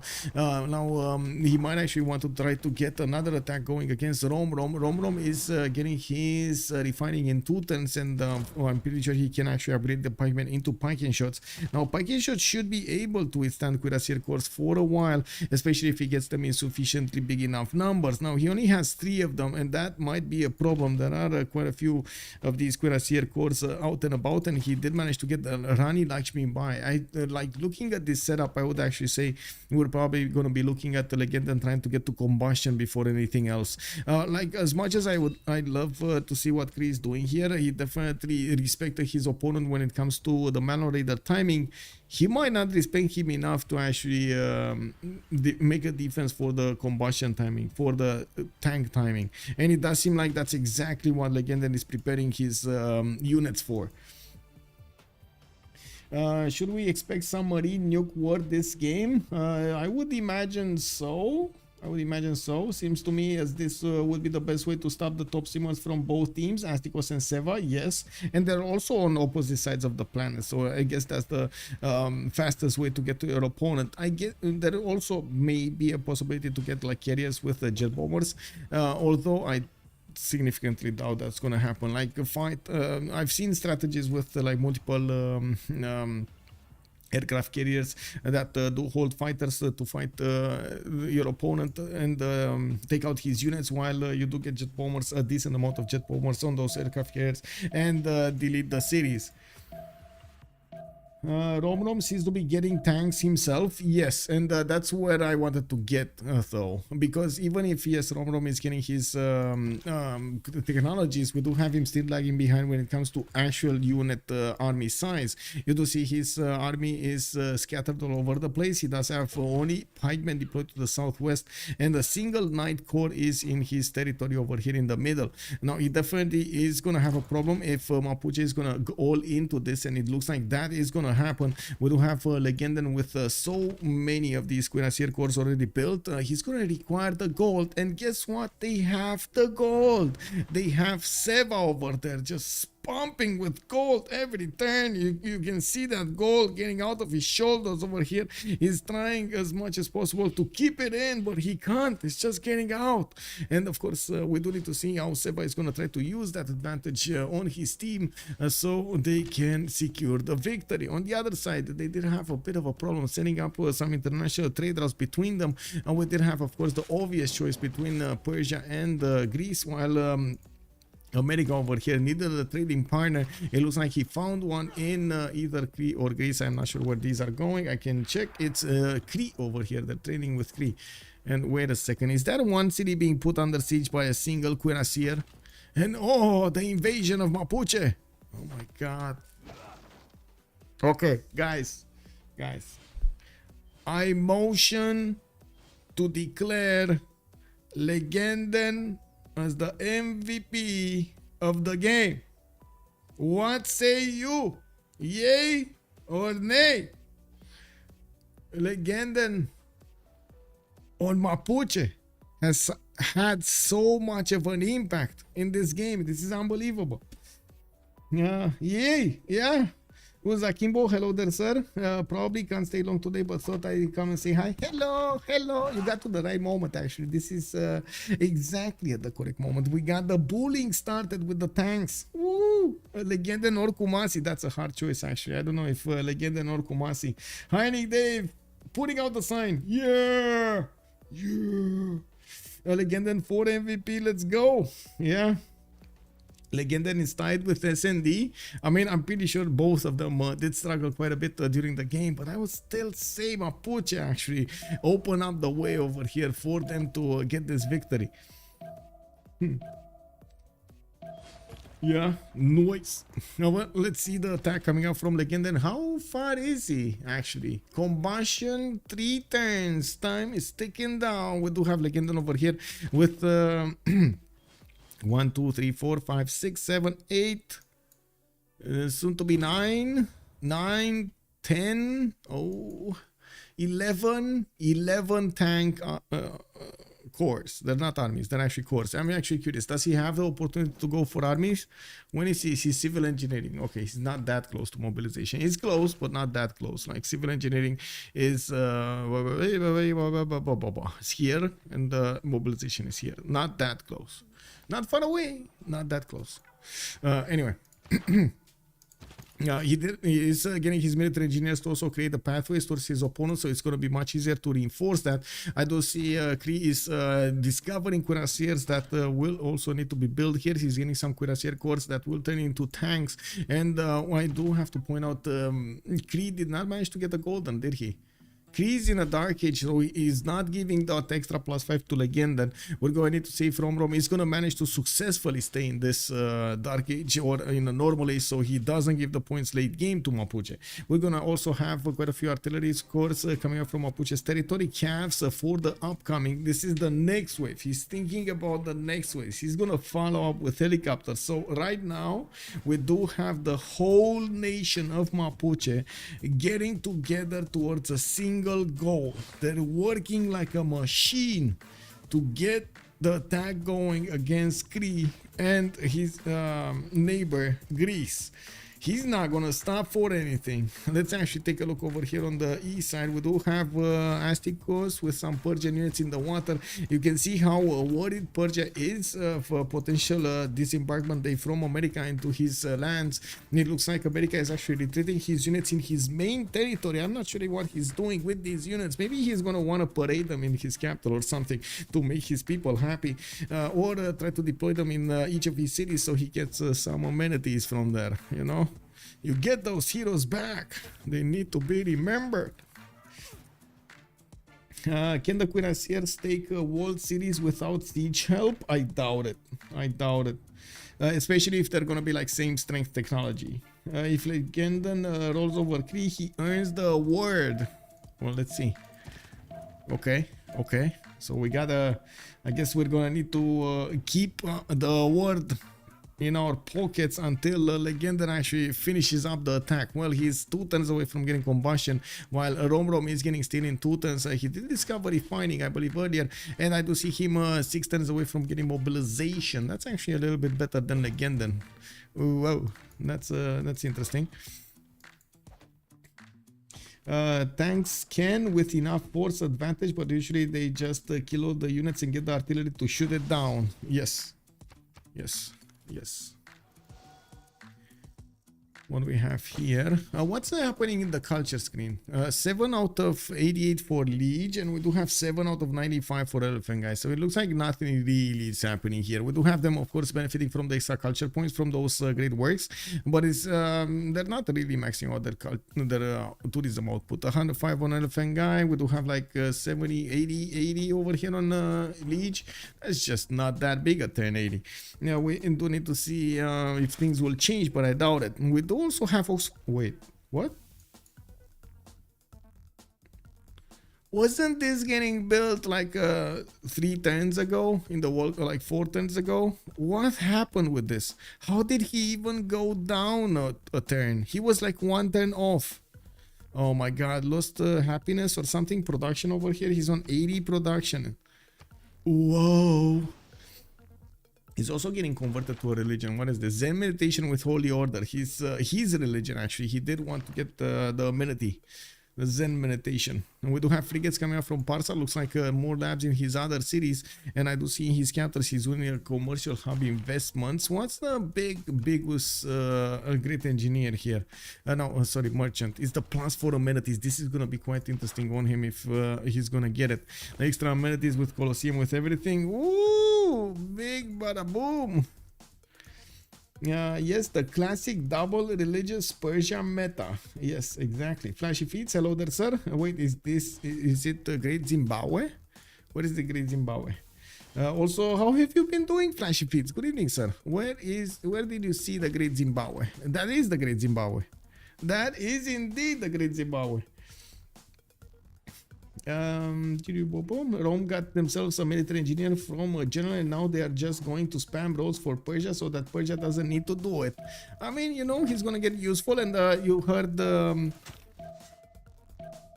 how to say, you heard how useful it is when you do have a player trying to point out things on the map over there, trying to help you out to do stuff, and reminding you that you have forgotten about this or that. A lot of the times in the games, especially mid to late game, it's very hard for you to split your attention between what you need to do, what the future will need to be adapted to, what your opponents are doing, and so on and so forth. So sometimes like scattered units, or maybe like less important units for your timetable, will just get forgotten.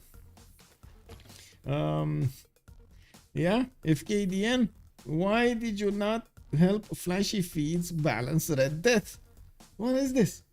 Also, I like to fight on some 5 is saying Great Zimbabwe got big buffs from the patch. Yeah, we remember the under the gun IRL moves. Yeah. Under the gun IRL moves are always legendary. We know. Wow, FKDN just casually saying, nope, I'm out, boys. It is what it is, man. You don't know what you're missing. Red Death, very good game, very good.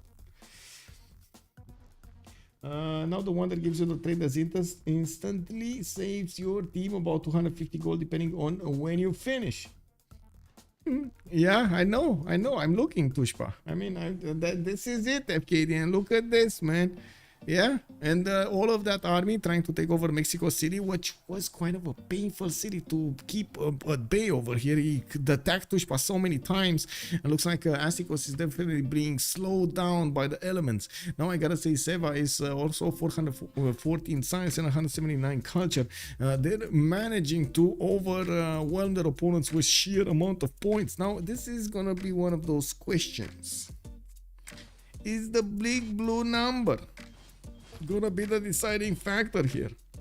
Or is gonna be the big red number the deciding factor?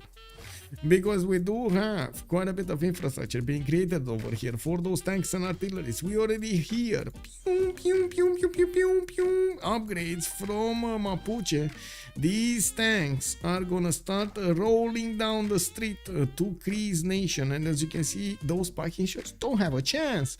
Those are just gonna be easy pickings.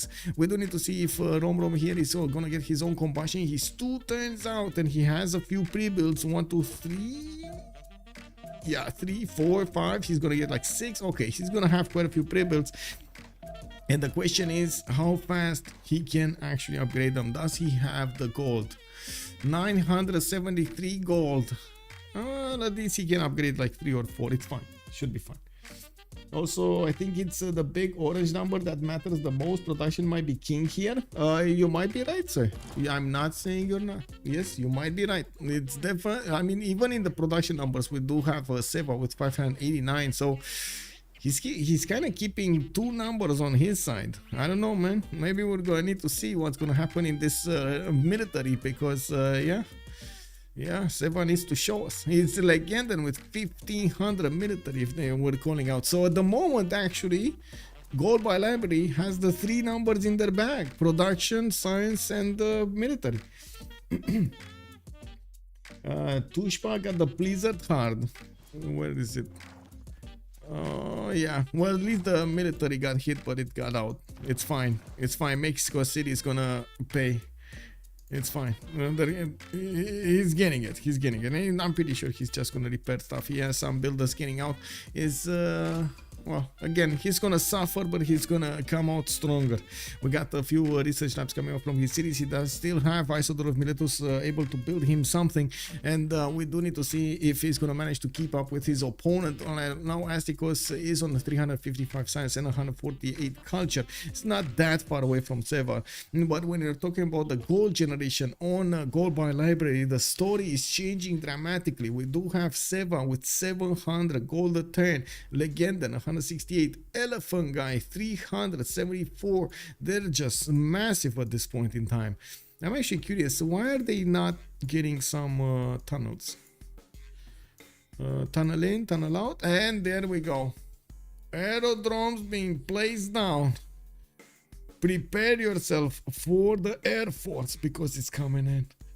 Redmire makes me drink water. I have coffee. I guess luckily they don't have to move much. Yes. Leech has so much food, his troops will be slightly overweight. I don't know how they'll hold up. Oh, that reminds me of that story from there was a guy doing like memes, like how to say, not really memes, some stories like comic book stories, drawn comic book stories for Twitter. There was a guy with Sumeria that ended up on sugar tiles, and his scout was like, you know, fluffy. Crazy to have almost 400 production without industrialization. Lege will be huge with it. Yeah, I mean, don't get me wrong, but he's kind of late on this. We do also see him starting to get an army out, and yes, he did push back Singapore. That wasn't that big of an issue for him. Now we do need to see if his 387 production is gonna be up there with Seva 621. At the moment, when we're talking about city count, we do have Lege with 4 cities over Seva, and I do see him also with 17 more population, but still cannot reach Seva's points. So I guess we're gonna need to see how things will evolve. He did manage to get mobilization, and now that his ally is getting attacked by tank corps over here, it looks like Romrom is managing to get his own tanks on the battlefield, and his initial line of piking shots did get overwhelmed here. And we do need to see how fast Mapuche can actually get these artillery corps to bear on the tanks, because they will break the defenders slowly but surely. 2 turns for Statue of Zeus to finish in Whiskey Kisein. We do have Romrom with possible packing shots, and I think he could try to go for 80 crews to save himself here. What is it? Romrom banking mobilization.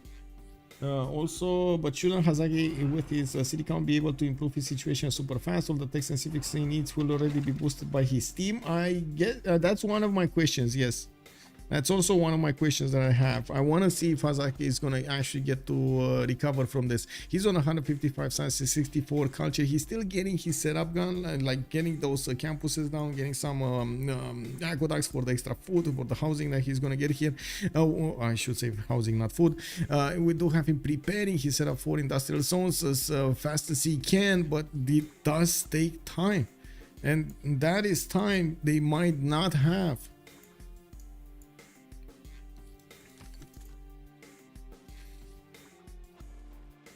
I'm also a bit curious they remap the actually the first one, I believe. Was it the first one? Wait, trying to remember. I'm gonna need to watch it back. I'm gonna try to watch it back. It is what it is.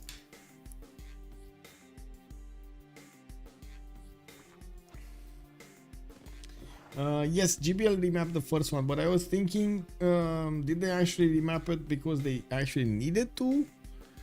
Oh, wait a second. They didn't see, right? They had quite an advantage over his opponent, and they remapped it because Seva was alone. That's actually, so they it's fine that it was this time SND alone, but it's not fine that Seva was alone. Okay, I see how it is.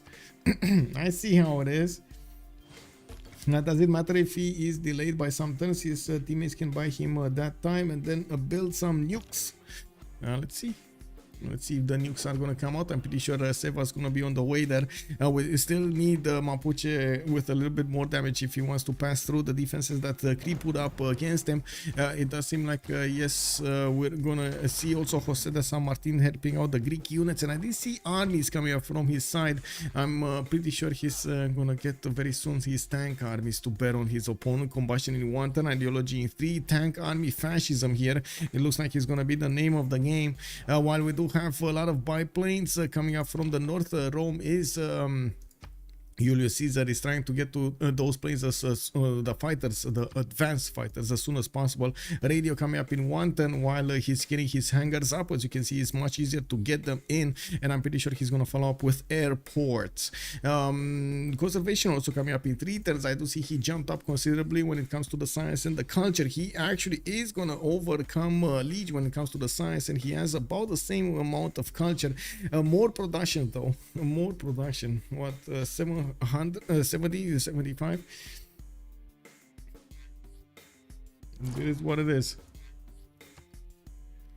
How many cities does he have on aerodrome through? He's getting, okay, so this is the getting up for war kind of maneuver from Elaphantguy, getting the military engineers to get the infrastructure towards the front line, getting a lot of observation balloons. This is actually surprising. I mean, 1 usually is enough. Getting 2 does seem like a bit of an overkill. We do have university also in Brudisium, and of course the hangars will need to finish to open up the airports later. New city coming up from Hazaggi on the west, Buffalo. That's actually right in the face of or towards Mapuche, I should say. While Mapuche is getting his upcoming units to bear here, we're going to need to see who's he gonna hit them with.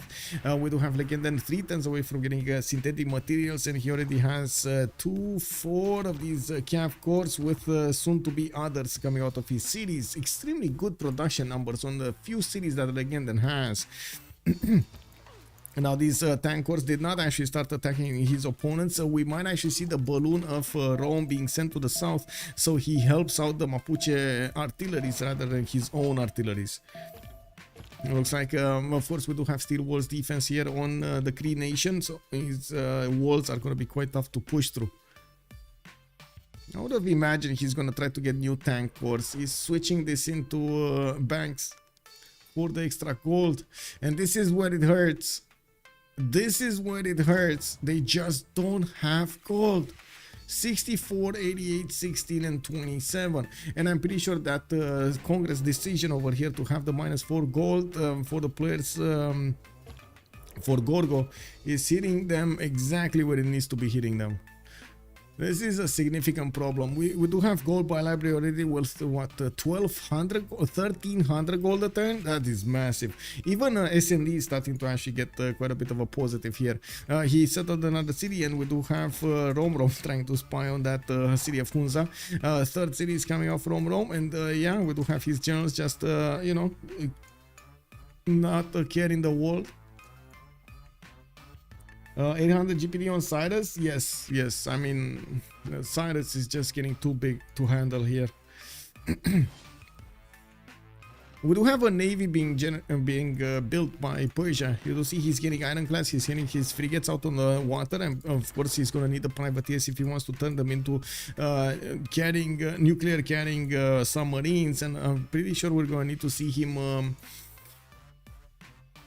try to get there as soon as possible. Is well, with his science advantage, he might actually get there quite nicely. We got him on 9,000 science, while the biggest one on the other side is going to be 75 on Astikos, 7,500 on Astikos. Astikos here is barely getting to his 400, and I do see him still needing to get a few research labs going from his cities. He did manage to take Mexua city for himself, and I don't think he got another city, right? I don't think he got another city. So that's his first city state. Campus research projects. Oh, computers. Okay. One level. Oh, Mary Catherine Goddard is the next great merchant. Poggers. Let's actually see what's going on here. Okay, Rome 24. We got Persia on 17. Greece is on 10. Mapuche is on 12. Persia, the other Persia is on 42. Oh, it's gonna be big. It's very expensive though, 840 points. I guess the top production ones can't go for it. We do have commercial hub investments coming up from Greece. You can see he's getting 3 of these, 4 of these, 5 of these. He's trying to get it. Okay, so now we do need to see on the other side if it's happening. Campus, no, it's not happening. It's not happening. Somehow the game has changed a bit from chat saying GPL has given up mentally and failing to conquer CS to now them leading. Yeah, you see how the game molds, the players' decisions. They managed to get through the halfway point without losing a player, and now they're hurting their opponents so much, right? They're making them bleed. Xtapa, hello there, sir. No C defense from Ulyss, that could be fatal. Yeah, it's the gold gap. It's always the gold. It's the gold. Well, we do have Romrom with his tanks deployed to the north. It looks like he does have stronger units than Elaphantguy at the moment. We do need to see more biplanes being deployed, and I do see, I think one got deployed here that we don't see actually. It's deployed right on top of that aerodrome, but we don't see it. While this one blocks the northern choke. And of course, when these guys are going to get into fighters, it's going to be so much easier and much better to actually attack the units of Greece, the cities of Greece and of Romrom.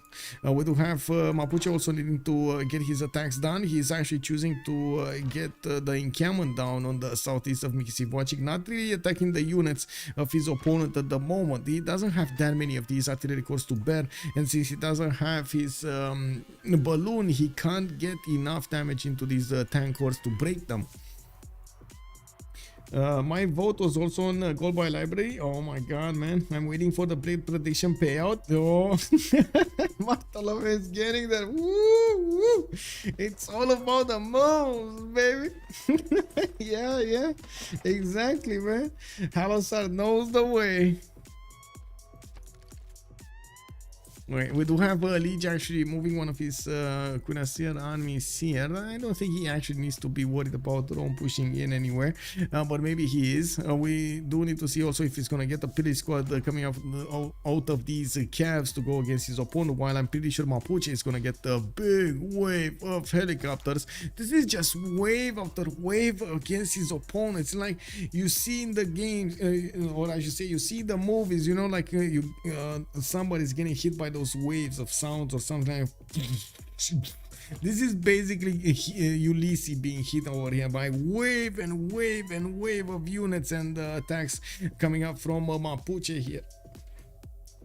I don't know about the military strength comparison. I think GPL on a clock here because of 3 versus 4.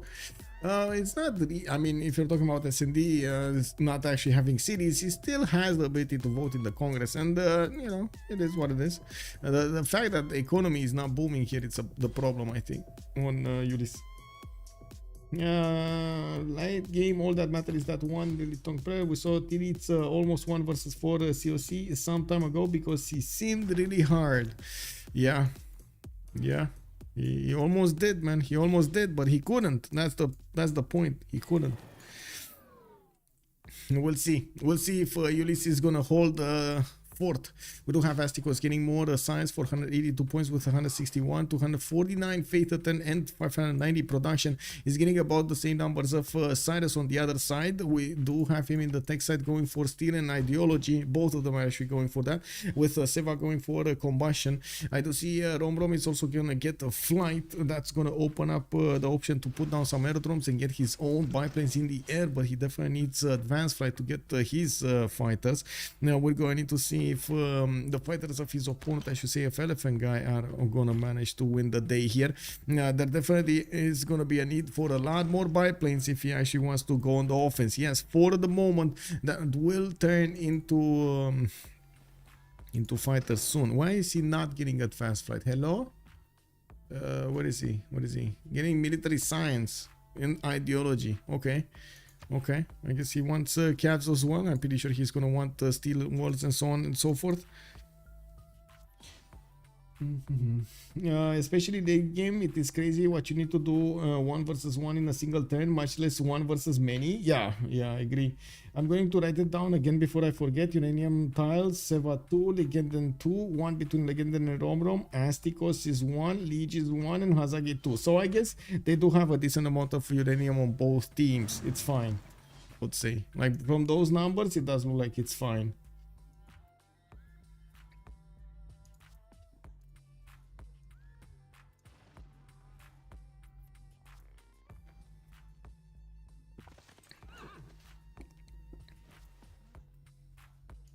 Okay, let's actually see what's going on here. Mapuche does have next turn. And advanced flight coming up from Elaphantguy next turn also. Okay, ideology coming up in 3 turns. Let's see Elaphantguy getting his more aerodromes down. And I do see him commercial hub investments again. He does really want the Mary Catherine Goddard.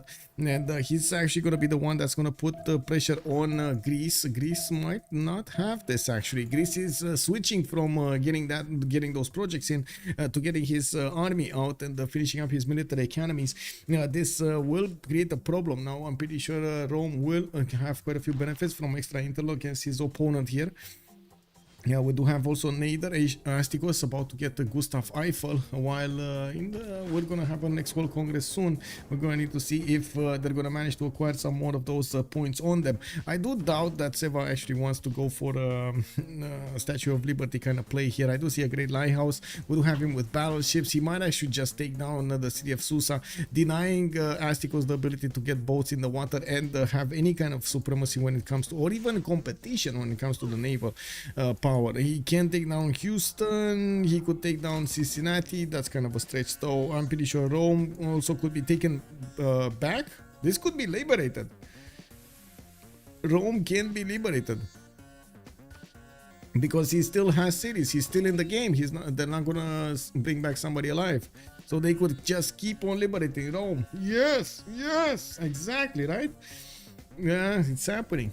We do have to see if there's going to be any kind of attempt from their opponents from Ulyss to take out the last opponent cities here from Rome. It doesn't look like they're doing this.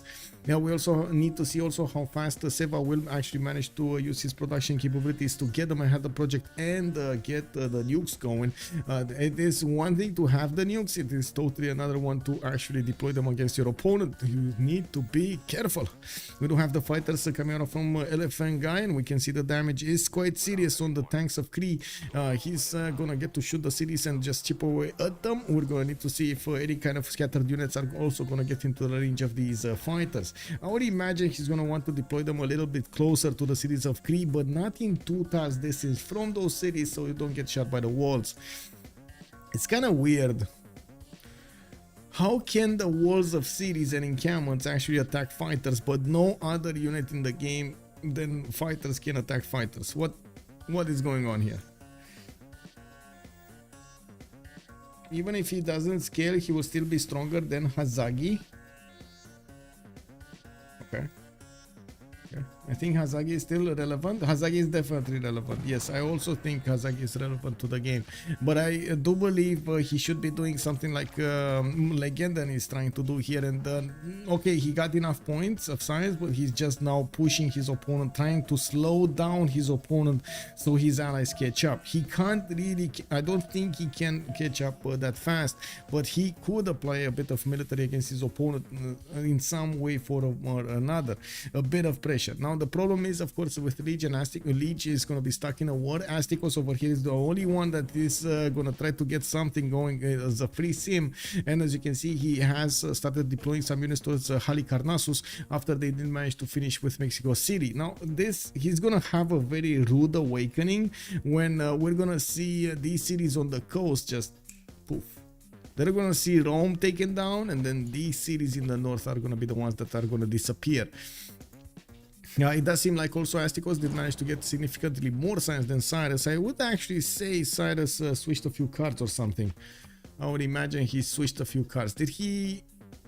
he's still a Merchant Republic. No. Ideology coming up in 3 turns. Okay. Did he lose something? Amenities? No, he's still on +6. So I would say he switched a few cards. Let's see. Republican legacy, force modernization, national philosophy and rationalism. Maybe it's just me that saw him want more science. I guess it is. It is what it is. Anyway. Now we do have another tile being conquered here. Mapuche did manage to get the nighter tile, but he needs to step on it, while Cree, as you can see, did manage to get to armies. We do have anti-air guns also coming out from Civ6, trying to get some protection from these fighters. And I gotta say, Rome did not yet build some bombers on his side, so he can actually do massive amounts of damage at once against the Cree cities, on one shot against the Cree cities.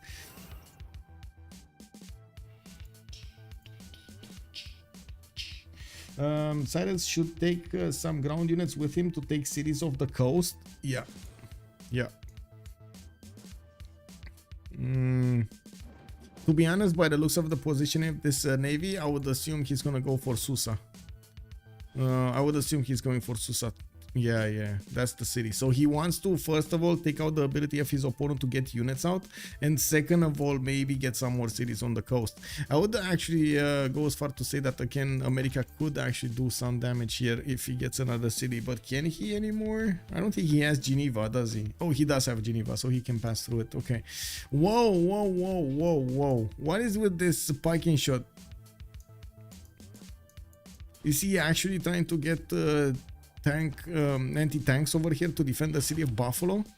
Whoa, are you sure, man? I don't know about that. Like, by the time those AT crews come out, oh, he has it in 3. Okay, I guess the helicopters just don't have a way to get there fast enough. It's fine. He's gonna get the AT crews to help him out, hold from his opponent. Hold his opponent, actually. Cyrus should delete that. Let me actually get back on the screens here. Click on button, click on another button. There we go. And we got it back. We got the chats back. Okay. Whew. Chat back. I don't understand why they didn't make how to say the YouTube chat pop out like the Twitch chat. I don't know why they didn't. Like, YouTube chat is a bit weird. It has its own window and you can't merge it with another window. It's very weird. Anyway, it is what it is. We do have Industrial Zones in Aretim and Lugdunum coming out. Of course, Hazaggi doesn't need more production. He has 417. He's getting to a good enough number. While he's building up an army to defend himself against the possible attacks from Mapuche. You do see the second wave has started. Legenden is moving his units towards the defenders, Greece and maybe Cree. He also has a few cities from America that he could easily go for, Buffalo and New Orleans. It's going to take some time until these spiking shots actually get to Buffalo. And it does seem like it will take a bit of time, not a lot actually. These helicopters do have 5 movement, and they are not getting disturbed by any kind of forest hill or anything else. Wait, it's a premium feature YouTube sells for only what? Oh no, that's actually a premium. Oh my god, that's why. What are they thinking, man? Whoever had that idea, bro? Anyway, I guess you know, even YouTube lacks creativity. It is what it is, man. Campus research projects coming up from Astikos. He's getting another apostle here, and he might be looking to convert some more of his ally cities. He did get his religion in the south, and it looks like he fully converted the cities of Lege. Like looking at the navy from Persia, Seva is about to like what, three turns? Is about 3 turns away from starting to hit the city of Susa. I think actually 4 turns from hitting the city center. He's trying to scout out with men at arms to see if there is a working navy here from Persia. He's just gonna find a single battleship, and that's about it. We don't actually have aerodromes being put down from Persia. That means Persia is going through the bottom 3. The first one is coming out from Shah. It's going to take him quite a bit of time to get to combustion and something relevant with a higher strength, and at the same time get his planes out. We do have Astikos discovering combustion next, and well, he does have some pre-builds on the west. Most of them are actually helicopters, pre-built helicopters, Persian Corsair cores, which by the looks of it, they're not going to do that much damage against Rome. I guess it's all about if there's going to be any kind of surprise factor here. And I gotta say, Gold by Library is showing up a very strong front against their opponents. Very strong front against their opponents. Okay, not that much damage done by Mapuche, but he did force his opponents to expend so much of an economy to defend this. They barely have any gold to walk the street. Look at that, they're barely making 200 something gold. Barely making. And of course Greece is so happy that he gets some pillages off Singapore, allowing them to upgrade a few more units. It's gonna be extremely hard if they need to upgrade the units of for example, all of these parking shots into 80 crews. Oh, I don't know about that, man. We do have America trying to defend himself with some rough riders. It does seem like, of course, the helicopters are much stronger than those units.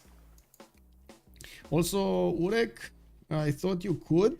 I think I saw others having YouTube chat and Twitch chat merged before. Oh, no. So first of all, it's against the rules, but I mean the windows. Like I can merge them, like using like something like Stream Elements or Restream or something. But that's not the problem technically. Like the window of the chat is not able to connect to another window. It is what it is. I would love to have the chats next to each other. I would love to see a full-on D-Day invasion on Astikos coast. Anyway, maybe it's just me that I didn't figure out the way, you know. Maybe it's just me. It is what it is.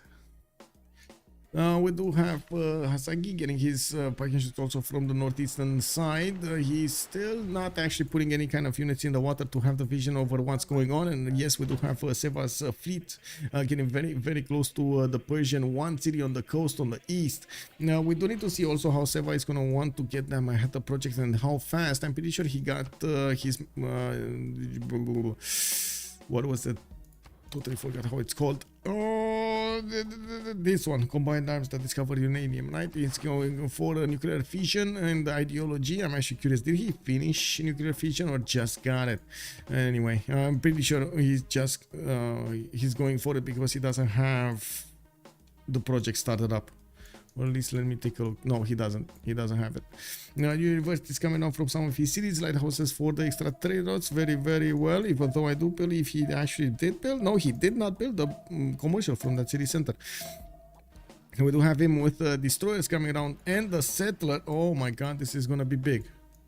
This is gonna be big. If he actually gets to settle a city on the other side and puts down a silo and buy like before between now and that time, he's gonna get like oh my god, if he settles a city here, gets that nuclear silo and just deletes the cities of Persia in one turn, is this what's happening? Is this like the one kill move that we're seeing being prepared over here? I think so. I think so. Nuclear fission 2 turns, totalitarianism in 5. Looks like he dropped a little bit in his science number, but he's getting back up. 447. I think he definitely has more than enough science to get to that point before Persia can react, especially if he takes away Persia's ability to react to this in any way. Like, what is Persia gonna do? Start to max out his artillery count? I guess that's his only way, right? Maybe get some planes in the air, but to be honest, that doesn't really help. You can block the tiles in front of your cities with planes, but you can't really attack into battleships or destroyers with planes. Maybe fine, maybe jet planes, but still, no.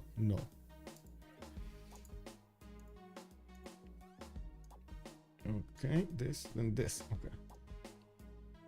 What is Seva's highest production city?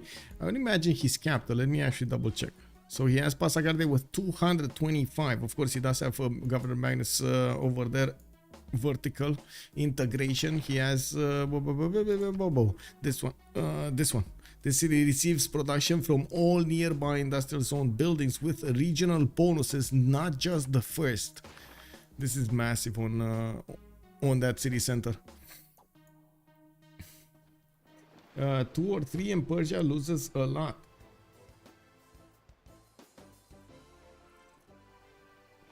Oh wait, how many bombs does he need to delete Persia? If he settles a city right north of this city of Susa, like over here, he's gonna have access to kill Bakhtri, Mashhad, and Tushpa. That's 3 cities including the capital. I guess the other big city is the city of Tarsus, while I do believe Sharikumis is kind of low. No, this is not even that big, it's 66. Sharikumis is on 59. While Bakhtri is 65, and then Mashhad is 92, Susa 70. How is this city more productive than the big city over here? What is this? Oh my god, he put all of these peridesas, which are giving him a lot of culture, but unfortunately he's just not having that production number there. That would have been quite a few more points if you would have had the mines there. Like what, 9 more points of production instead of those. The cap is quite bad. Yeah, I do agree. Like when you're talking about nukes versus nukes, I don't think Astikos has a way of getting them. And he's also getting anti-air guns, which are not going to do anything about those nuclear silos. I mean, again, I'm assuming how Seva is going to go for this attack. I'm assuming a lot of things here. We're going to need to actually wait for Seva to show us what he's planning. By the looks of the moves, that's what he's doing. Like looking at what he's building, looking at what he's trying to do, looking at the settler moving on the west side, and looking at the military engineer that just got bought over there in the city of Rey, and that submarine that just got upgraded in the city of Mazaka. You can imagine what's coming, right? Tick-tockies! We got a tick-tockies. Research Labs also new research labs coming out from his series. He did manage to get back on the horse with the science over Astikos.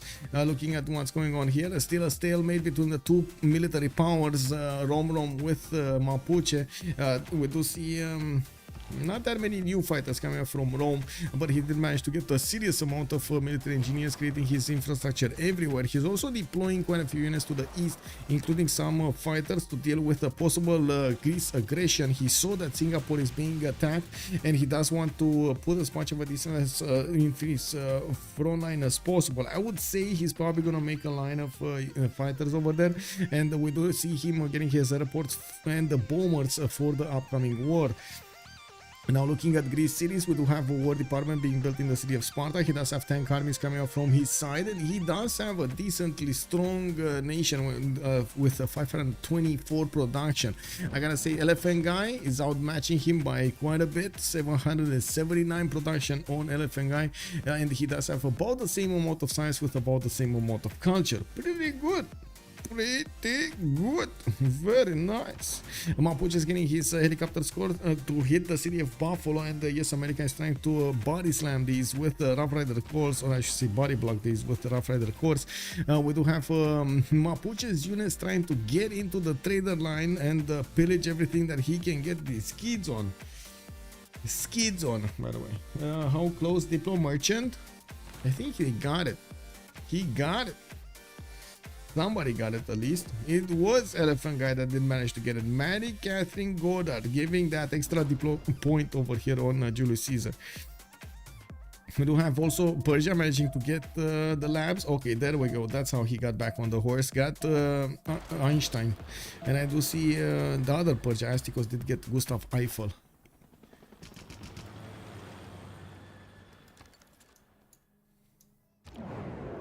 Okay, so we're gonna have a pause for the World Congress and we're gonna come back to see what the outcome of this is. Let's put the marshes going. Let's okay, and we're coming back. Nuclear submarines plus the bomb age. Let's go.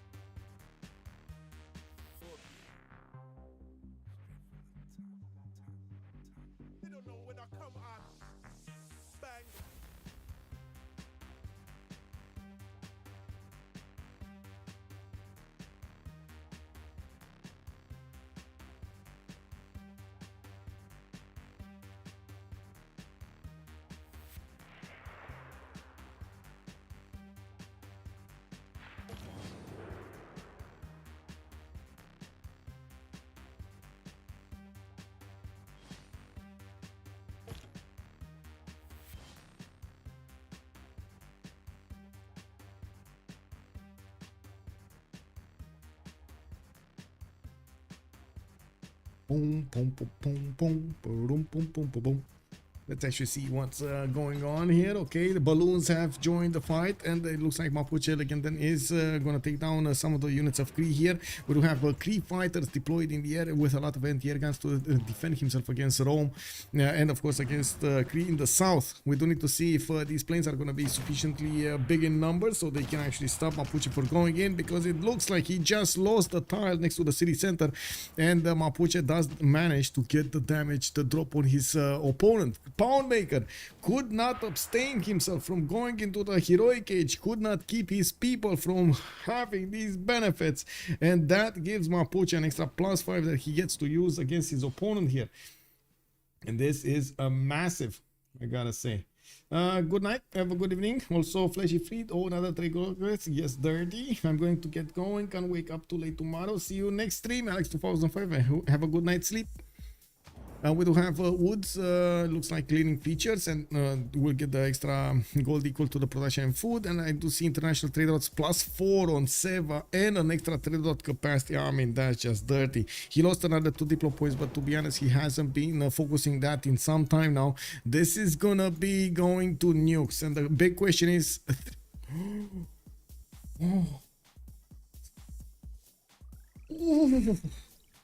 3 turns for Manhattan Project. I mean, this is big. This is big. A destroyer armada also coming out from Mazaka. Now, by the looks of it, he's taking down the city of Susa's defenses with his first units arriving on the borders of Persia. And now his opponents know what's going on. Astikos over here is going to lose his ability to actually compete on the seas, while he's going to give the opportunity to Seva to nuke him out of existence here.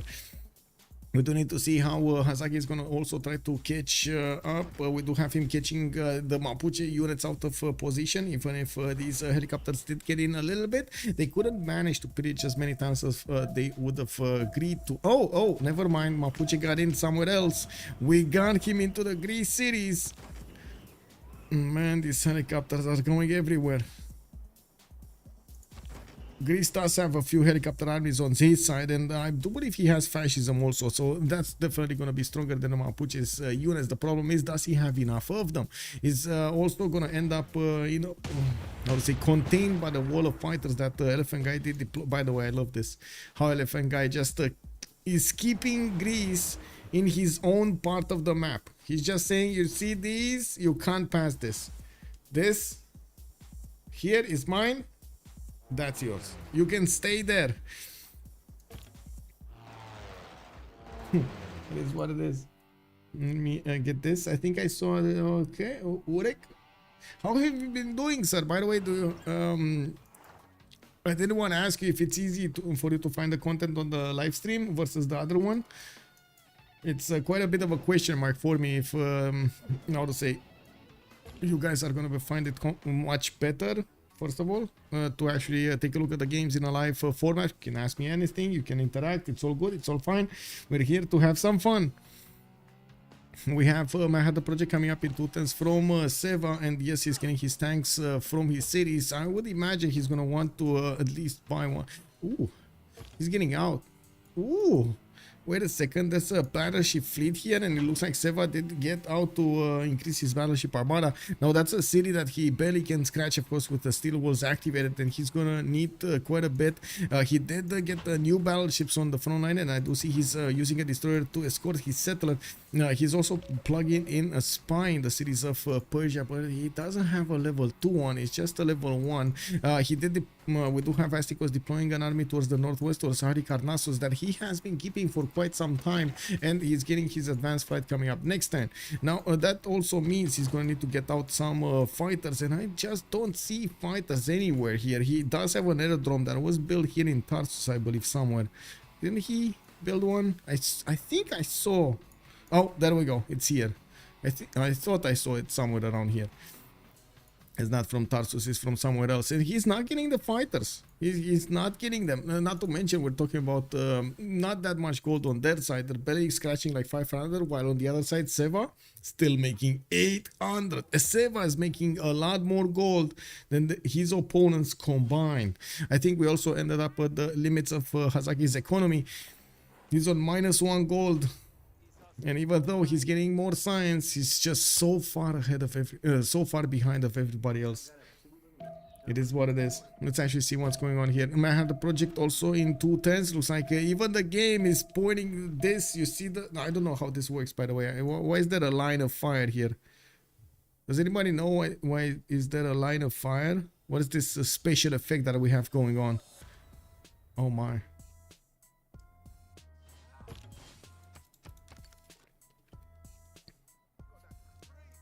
Anyway, I guess at some point somebody wanted to show everybody else how solar flares would actually work, but they forgot to actually implement the damage they do kick.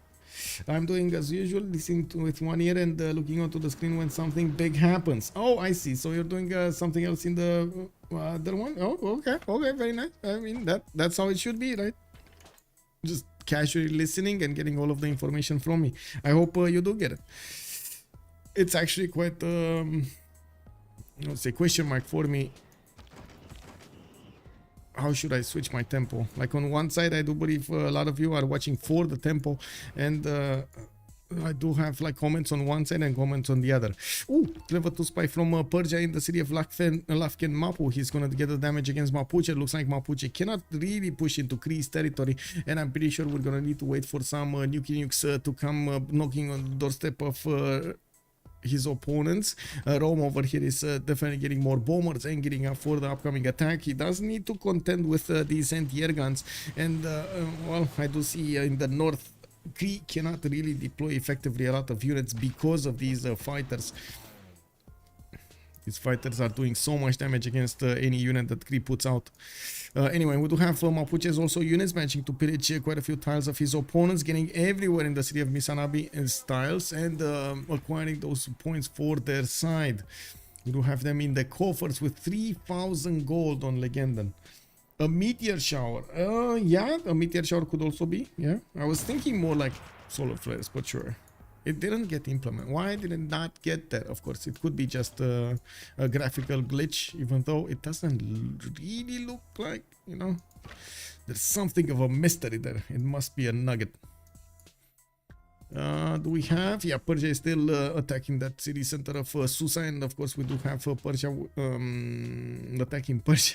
Lol. Astikos trying to defend himself with a battleship fleet. He doesn't have artillery next to that coast, and he's trying to get another battleship to help him defend this. So we do need to see how fast his other battleships are going to get to the front line, so he does manage to break that city's defense. And we do have the military engineer also coming out from Persia, while he is going to get next the opportunity to build up nukes. I'm expecting him to just mass build them from so many cities, having so much good production on his side. He does have oh wait, let me double check this. 94, Hamatana is 106, Sparta is 73. We got Zranka here also 76 or almost 77. Parsa is 36. Ew. And then Pasagard, of course, the 267 production. He's gonna get so many bombs just from that one single city. Like on the other side, we don't actually have Greece getting to his Manhattan project. We do have Greece getting his chemistry in 2 turns. He doesn't have labs, and that actually put him at quite a disadvantage when it comes to the science. He did manage to get to helicopters, he did manage to get to tank armies, and he's slowing down the pillaging that Mapuche is doing into his allies' land, and of course keeping him away from his own land. While I do see America has been struggling to keep Mapuche out of his territory as well. This is so much damage. They were forced to build armies. They were forced to 3 players were forced to get an army because of Mapuche again. He did it again. This is the second time in the game that Mapuche forces his opponents. Just his presence forces his opponents to get such a big army. Did not know Seva had that big of a navy. Yeah, I mean, he kept on building. He has been preparing this move for quite some time. We saw it in slow motion, how it was developing. We do have a submarine armada also. This is, I do like this. So this is basically his fall down strategy, right? The second strategy. He has the first strategy that is getting applied right now with the takeover of the city of Susa, of Persia, of Astikos, and then the putting down of a city of his own over there. Now we're gonna need to see if that will actually be the winning move, or he's gonna need to get the submarine in. If he's still gonna do the damage, whatever happens, he's still gonna get the nuke in, and that is a problem because his opponent Astikos just cannot handle nuke attacks at the moment. He's getting some anti-air guns, and I'm pretty sure he will try to get to his mobile SAMs, but I'm pretty sure also the nukes can just bypass some of these. I'm also certain that Seva is gonna get, oh my god, 2 turning nukes. Well, he does need telecommunications. He's getting that. And did he just straight up buy a submarine? Oh my god, he got the gold from Legenden and he just straight up bought a submarine armada. Oh my god. Well, yeah, 2 turning nukes. I'm pretty sure, I mean, if you do want to overwhelm your opponent's defenses like this, I'm pretty sure he's gonna want to get on the front line around like 4 or 5 nukes immediately, like just in his chamber, maybe even like 6 if you want to go out. So I would imagine we will see quite a few needed submarines to get his pressure through. Of course, the nuclear submarines could go into the south and nuke at the same time America. That's also a possibility. America is much less defended than we see any of the Astikos tiles here. He doesn't have a single anti-air gun in his empire. Not a single one. Oof. Can he even get that? His flight mobilization in 1. Okay. Problem. Could he buy us a submarine? Yeah, that would be interesting. Okay, Persia's battleship armor is getting tagged here, just poked on, but it doesn't seem like it's gonna do the job. We do have the new battleships getting into range, and each one of these battleships will slowly chip away at the city's defenses of Susa, making it much easier to take it over for these ironclads and of course the destroyers. You can see how the settler is actually going to the north of the city of Susa and getting much closer to Mexico City, where he will have the opportunity to put down a missile silo to attack his opponent. Just by counting the movement here, we do have this settler that will get the opportunity to settle in 3 turns, I believe. Oh, this actually he didn't move. Okay, so it's 2 or 3 turns. Interesting. The first major number of nukes is gonna come out in like 6 turns, I'm pretty sure. We do have the city of Pasagade managing to get, so let's see, 1, 2, 3 in 8 turns. 8 turns. Let's go for 8 turns. 8 turns. 8 turns is 1, 2, 3, 4, 5, 6, 7, 8. 8 nukes in 8 turns. 8 nukes in 8 turns. Ooh, that's very nice. Actually, oh no, he's moving away to War Department. I guess he does need that, so we can't really fault him for 1 turning War Department, right? And that's gonna be 7 nukes, not 8. It is what it is. We're gonna need to deal with it. SND has a third of the culture of Hazaggi. Yeah, but I mean, SND is just a walking, talking commercial nation here. What can I say? I'm pretty sure he's helping out his allies in other ways, like trying to tell them what they could do better, what they're not doing, and so on and so forth, thinking about the game.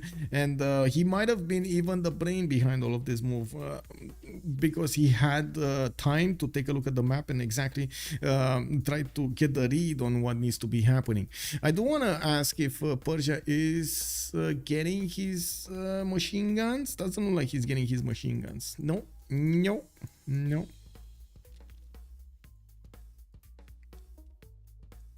Oh well.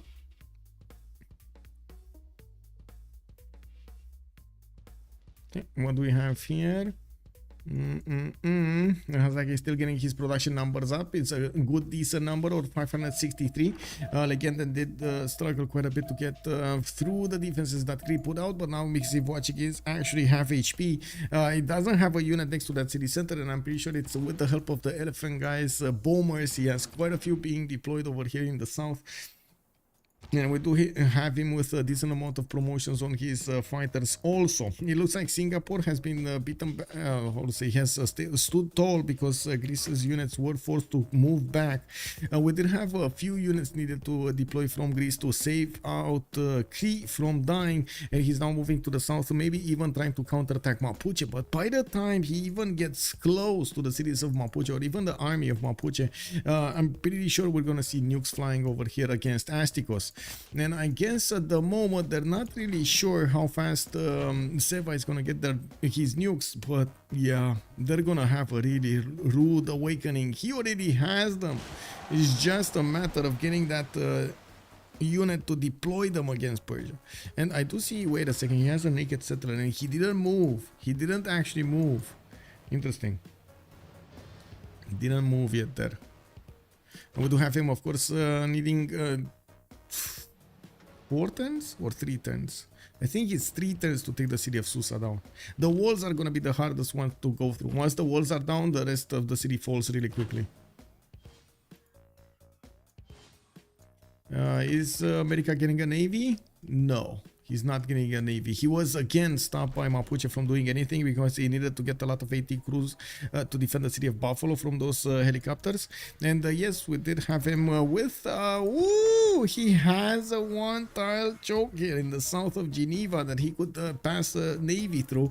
But unfortunately, that also means his opponent might pass a navy through. After the last match, I wonder what it would be like to have a fifth person on the fourth person team who would be evaluating, planning for the entire team while in the match.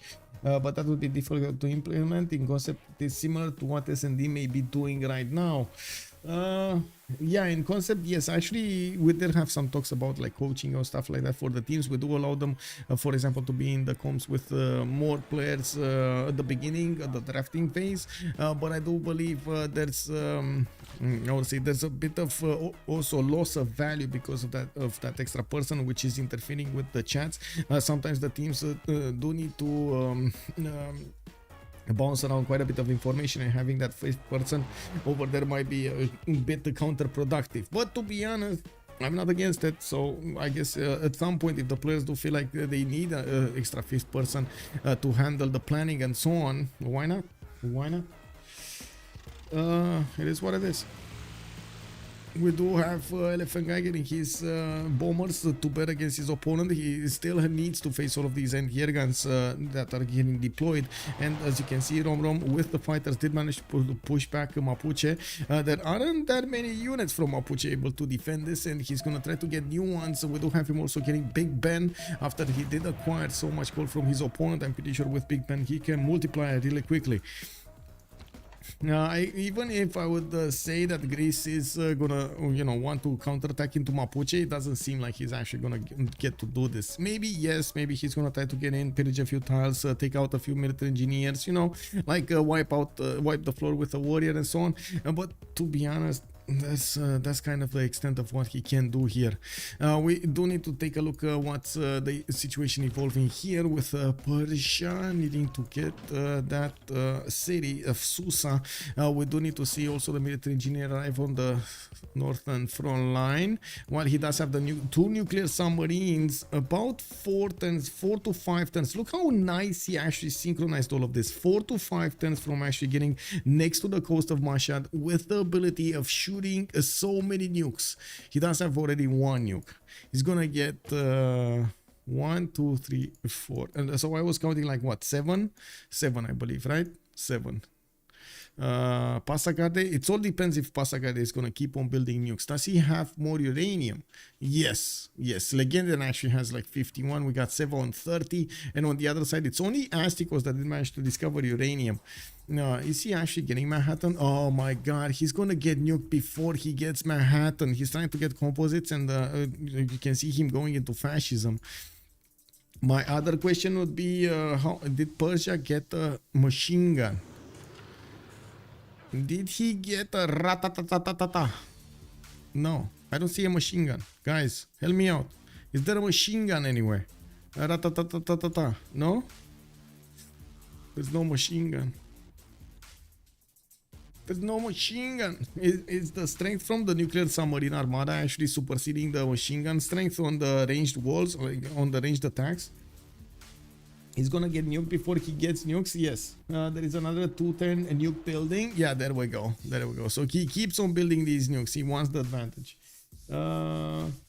It doesn't matter for submarine. No, it doesn't matter. Hazaggi says you are right, but it does matter if he actually shoots it with a missile silo, and that's the. I think that's his first plan.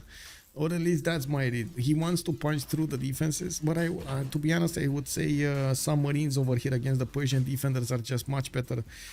But anyway, nuclear submarine armadas are going to need to arrive there. We do have also some griefers also getting in. Mapuche with the helicopters is going to come down from, come up actually from the southeast and try to get the Persian cities after they're going to get nuked. Oh, this is beautiful coordination coming up from GBL.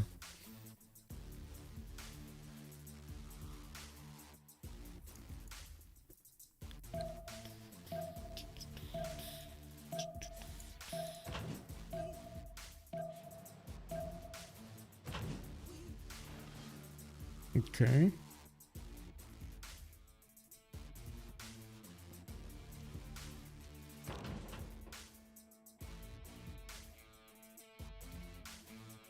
Okay, that city is very strong with the modern armor army. It slows down this attack so much, and it makes it so I would say so much more important to get the settler out in the north or get the submarines in, because this city, it looks like it's still gonna stay up for quite some time here.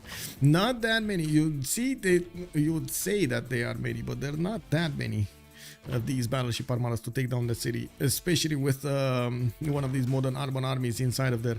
You can see how little damage they do against the city center every time, and those are battleship armada damages that are coming out. We do need to see what's going on. I guess without a military engineer actually getting next to the coast, he wants to slow this down anyway. Pretty sure Ulyss expects this, but they fight till the end always. Yeah, that is true, and that's a good, again, that's a good thing to have. Maybe I would say maybe Seva wouldn't have been thinking about this, and he would have tried to go for a cultured victory or something, or space, or like there were so many options here. It looks like they chose war. Now we do have Greek helicopters trying to get into the lands of Mapuche, but he is getting, how to say, some strangles here, getting those extra culture points, which is always amazing to have, especially as a bonus on Greece. Looks like infantries are going to be wiped clean off the planet here with the tank war army bearing down on them, while we do have some Mapuche biplanes that need to get their promotions. I do believe he's going to need to get the fighters. Does he have? Yes, he does have fighters. It's just a matter of time until he upgrades these 310s for Big Ben to get the gold in, and I do see more bombers are getting deployed in the city of Kumasi. That is from Elaphantguy, that is trying to figure out the better maneuver, a better attack strategy against Cree cities. He could definitely do a lot of damage here. Now we do need to also take a look over here. Looks like Persia is trying to figure out where he could actually get a city going. He does know about this one, but to be honest, he doesn't have a lot of tiles to use there, and it's dangerous. He needs to move there. I still think these tiles over here are probably the best case scenario. He has this one, military engineer needs to get this one, and then all of those nukes go in. They're gonna do the wee. Oh my god, did he just get vision over the settler? Look like immediate reaction from Seva to keep his settler in the north. I don't think he saw it. It was under the battleship armada. I don't think he saw it. Okay, I don't think he saw it. Oh well. Nuke sub has range of 12, so looks like 5 cities in sub range among Astikos cities from the coast by Seva. Yeah, these submarines are definitely gonna do their part here, and we do have them getting in range quite quickly. Astikos is getting his rocketry. I do see cold water in 5 turns. I would imagine he's gonna try to get to mobile SAMs as quickly as possible, but because he knows he's gonna get attacked here.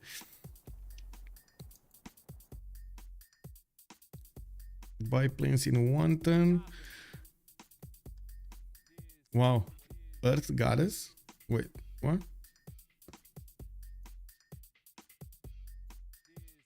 Oh, wait. Faithway? What is this? Faith Link? What? Faith Link? Or Saint Link? What is this? Saint Link. Anyway, it is what it is. What's happening here? Isahi CP getting attacked. Okay, not really happening. In the south, looks like Greece is getting in, but not really pushing out. And we do have that infantry that got taken down. Looks like Rome did deploy a few fighters, and he's going to want to push back against these units, or just keep them at bay. We do have Hazaggi getting his advanced flight in 1 turn, and to be honest, he does have some air force getting deployed on the east side, but these are just biplanes, and I'm pretty sure they're not going to stop those nuclear submarines. The holy site, seriously? Oh, I see. Holy site, seriously? Okay. Okay. I guess he's talking about Astikos, with the holy site opening on Astikos. Is that what it is? Because to be honest, I mean, it's not bad. Neither Shah had quite a good run. Like he's over there, he's simming. He couldn't really get at the Cyrus, but he's there. He's up there. It's just a few turns different. Oh my god, he's 1 turning nukes. What am I talking? 1 turning nukes, guys. Can you imagine 1 turning nukes? He's 2 nukes now, and he's gonna get another 2 next turn. Okay, and another 3 in the next 4 turns. I'm pretty sure Hazaggi is gonna get some more. So my initial prediction is 7 nukes. I think it's gonna go up to like 8 or 9. Hey, cup of bath, how are you doing, ma'am? Long time no see. I did notice you were playing some other games over there. I didn't want to pop in because, you know, like Civilization 6 is my thing, so it is what it is. But welcome, and thank you so much for sharing your viewers with me. Much appreciated. Thank you so much, ma'am. If you guys don't know Cup of Bath, she's actually playing quite a few fun games over there, trying to get the big brain going and having fun with her viewers. You might want to check her out. And Sasu, nuke time? Yeah, it's nuke time. It's about to happen. We do have 2 more turns or next turn. We might even see the first nukes next turn, because Seva will get the opportunity with the submarines to get into range of the initial cities, Pushka Lavati, Mashad, and I don't believe he can actually, no, he can actually attack Susa as well. We do have quite a few Persian helicopters also being deployed to the east with the modern armor cores to stop any kind of unit getting into his borders. Of course, when the nukes are going to start flying, these units are going to start getting deleted if they're gonna be in any one of those tiles hit by the nukes. Meteor shot, 1 turning nukes. Yes, 1 turning nukes. This is incredible. I'm in your time zone now, I think. Whoa, you're in my time zone? Time for bed. This is like 2 a.m. for me. Okay, sure. Well, have a good evening, and I hope good night's sleep. Let's actually take a look what's happening in the east side with Persia still trying to knock down Susa. It does seem like Susa is fighting back, and with the battleship Armada, he's doing quite a bit of damage against the units of Seva. We do have that settler in the north. Oh, is he getting discovered? Is he getting this? He's not getting discovered. Oh my god, the second time. The first nuke is coming out. We do have it in the fog of war. It's not, that tile is not even discovered by him. The first nuke is going towards Mashad. We got Astikos pausing the game. Not. Oh, Mashad is taken down. Persia loses his capital.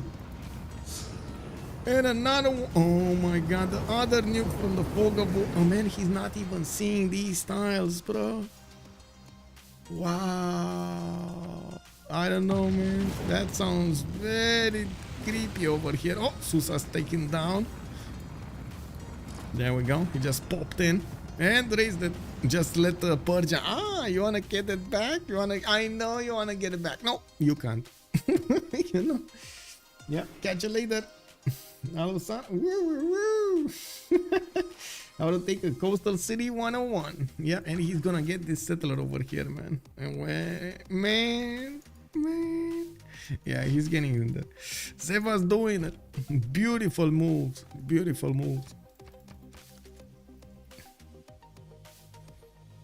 Okay, we do have intelligence agency also coming out from SND at some point, and to be honest, of course, with another 2 nukes that are coming out from Ray and the Hamatana, we might see Hazaggi get another 1-turn nuke. He has a decent amount of, a very strong amount actually of uranium on his side. Another more than 107 that he has there. Amazing. Yeah, water rays, exactly, Pablo. Hello there, sir. Man, 20 nukes and your teams are going to get synced into a death game for realism. Yeah. Can you imagine that? Yeah. Okay. Okay, there is an attack on from Greece trying to get into Mapuche's territory, but to be honest, it does look like he's doing quite a bit of damage, but not really taking over cities yet. He's there for the pillages, somebody said. Well, we do need to see if Rome is going to manage to help out Mapuche keep his borders, while yes, Cree is starting to also try to get out of there. Now, let's actually see if anybody else, maybe America is actually going to get to defend this war effort against his opponent to the north. It does seem like like Astikos did not lose all of his science, but I'm pretty sure it's because the city of Mashhad is still alive. We will probably see another nuke being deployed against that city center to take out the units, even though, to be honest, like in this nuclear fallout, the Persian modern armor core is going to lose a significant amount of strength. Now, we do need to see also if Persia is going to want to use that settler there to get the nukes in. I'm pretty sure he still has quite a few of them in the chamber, while he does need to get to also Greece here. And there we go. Mashhad is taken down. Even if Persia is going to take it back, it does look like he lost his Gavron Plaza and all of the bonuses that came alongside it. More than 80 science has been wiped off clean, and a decent amount of production. That was his most productive city, I would imagine. How is his yields now after getting nuked? Is 425, 146, minus 40 gold and 489 production. It does seem like, of course, we do have the Griefers also about to disembark. Mapuche getting his helicopter course to work on the city of Mashhad. And yeah, Astikos does want to take back his city. Is he gonna get immediately nuked? Oh, just throw a nuke. This is the moment, Seva. Throw a nuke against Mashhad. Oh my god, come on. Come on, Seva. You can do it, my man. Just casually throw a nuke against Mashhad, you know, like just glance. Don't look at it, just do it. No, he's not doing it. He's not doing it, boys. We got mobile SAMs getting upgraded here from Astikos. Not gonna matter that much. There's still the nuclear somebodies usually do get to push their agenda. Oh! The nuke comes, and it's going against Bakhtri. Another city taken down. Does he have? He has another one, right? He has another 2, so he could shoot another 2. Come on, take over Mashhad. Just delete those. If he deletes the army of his opponent, like what is Astikos gonna do, right? Yeah, I guess he doesn't want to waste the nuke for another Mashhad takeover, by the looks of it. Oh well. Persia fighter, not doing much. We do have the settler there. It is what it is. Now, why is Hunza so passive? Just joined. Hazaggi so passive? I mean, he was first of all, he did manage to take over somebody. This was Rome's territory, former Rome's territory. We did have him fight off as much as he could Mapuche, also from covering his territory. And as you can see, well, he doesn't really have who to go against. He built a lot of these AT crews, repositioned them to the east side so he can defend against nukes. But now I think the big question is, what is the win condition? Because it does definitely feel like slowly but surely the empires of Ulyss are crumbling. Oh, another nuke. Where is this Mashhad? Is this Mashhad? This is Mashhad. This is Mashhad. Not where it needs to be, actually. He really needed to hit the city of Mashhad, not around it. But I guess he was worried about some anti-air guns or something. Anyway. You know what helps? Victor 4 in every city? Yes, flashy feet. Yes, that is so true. Excalibur also, good evening, sir. When CC? That's a good question. I don't know. I guess it's all up to Ulyss if they want to CC or not. Maybe they will find a way, just like Gold by Library did find a way how to keep their opponents, slow them down enough so they can actually get ahead. And it looks like it's working like a charm.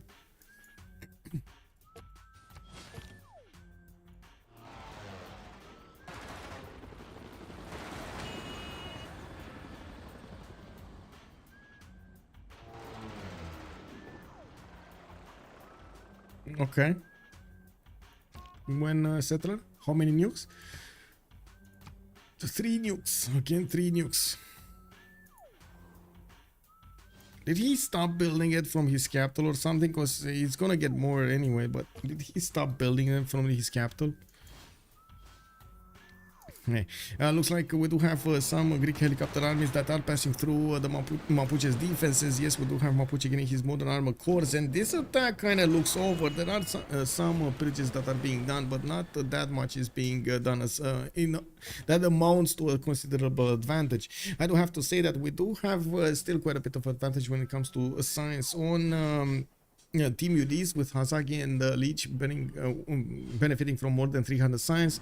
We do have the biggest problem, the gold. That is the problem. The gold situation is keeping them from doing a lot of stuff in this game. Looks like another city will fall, Mexico City this time. We do have Mapuche's helicopters starting to get in and wanting to get that city of Bactri. There is a helicopter army also being deployed to the north with a fighter, and I do believe Persia will try to get more nukes in. He can actually take over the city center as well, but that's not one of the first ones, and it's not going to give him 100 Diplo favor if they do manage to liberate the city of Mexico. We do have them actually without that much Diplo favor in this era. They didn't care that much about getting the points or getting the Diplo anymore. Okay, Tushpa I think is gonna be up next. Yeah, this is just the leveling of the empire of Persia. I mean, that's just disgusting. Whoa, mobile SAMs are getting in here. We have the Persian helicopters taken down by the Persian battleships. I guess Ulyss is hoping for Lege GDR. Yeah, I guess. I don't think the GDR is gonna be enough. Not with his production. Oh well. We'll see. We do have a Lege that's gonna need a lot more science. Seva has been in the lead for some. Oh my god, look at the difference. 19,000 science versus 12,000 science. Oof. Oof. That is a problem. Astikos was the only one getting close to Seva science, and he's taken down. He's not gonna get to do whatever he wants in this game. It looks like he's gonna lose quite a few of his cities. Mexico City got taken down. We will have more nukes getting out from the submarines every turn. Every turn Seva is just nuking his opponent. Okay, Bactri is gonna be taken down. That's a massive blow to Astikos. That's so much. 2 cities got raised to the ground in a turn. A third one got taken down, and you can see how the tempo is increased. Astikos losing more and more of his science output, and of course production capabilities down to 386 production, 358 science. I do have to say that it feels like it's a bit of a mistake to not attack America at the same time, not deal some blows over here with some nuclear bombs in America's territory. Maybe a single submarine could have been deployed there, and seeing this, I do see a Persian destroyer, but no submarine. Looks like Hazaggi is being left alone to get some things done. He's trying to get more production. He's trying to get back in the science screen, and I did notice he did manage to get a lot of anti-air guns with quite a few units on the east. Now, unfortunately, I mean, we've seen how many anti-air guns Persia tried to get. He's even benefiting from mobile SAMs. It doesn't matter. Those nukes still go through.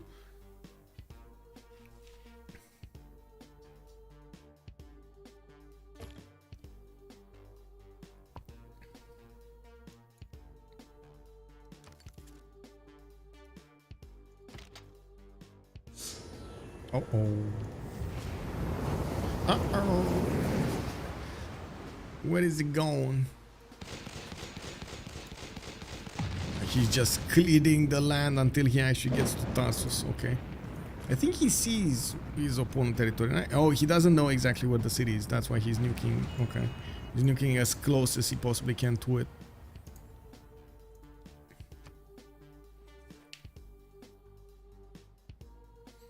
Does it matter if you have 2 SAMs defend 1 hex? Yes. Yes, it does. It adds more damage. Like a little bit more. They help each other. Actually, on the SAMs, wait a second. I know on the anti-air guns it does help. I'm not that sure about the SAMs, but we can check it out quickly. Give me a second. Jet bomber. 2 SAMs. 120 strength. And you can see the +5 supporting anti-air unit. That's what it does.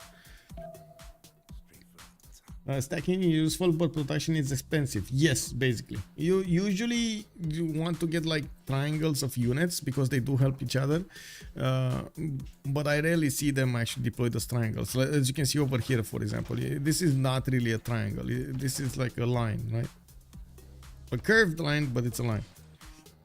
Say it's a 60% chance, so you roll the 60% die twice. Yeah, basically. Oh, more nukes. What is that nuke? Whoa, wait, what is that nuke? It's not here. Oh, never mind. We just saw Elaphantguy drop some nukes, 2 nukes in the same turn, taking out Mixivoch and Pithokahana Piwin. And we do have Elaphantguy with quite a bit of uranium. What is he? What is he? No, he doesn't have any uranium. Did he actually use up all of his uranium to get these, or did he get help by somebody else? Was this nuke from Seva somehow? What is it set up? No, I don't think so. Maybe he has a jet bomber somewhere and we don't see it, because it's definitely jet bomber. Anyway, no, he couldn't have gotten to Mixivoch. Anyway, it is what it is. We do have Cree being torn apart, and of course they're tightening the news on Lege this time. We do need to see if Hazaggi is gonna get anything to do about this, but to be honest, it doesn't look like he can do anything about this. Even if he wants to, with all of his desire in mind, I don't think he can do anything about this. And I gotta say, I'm very worried. Team Ulyss over here does seem like they do need to rethink a little bit how they do approach the games. Because yeah. Oh, wait, pause. We're getting a pause going? Why? Okay. We got a possible pause here. Asked by Team Ulyss. Yeah, Annie George, hello there, sir. Now see, they have SND being a technician. Yeah, they didn't have SND being the tactician. Yeah, that is so true. Yeah, exactly. You wanted to keep SND in the game. You wanted to keep him busy, give him as much work as possible, right? Wow. Wow, killing him with work. Okay.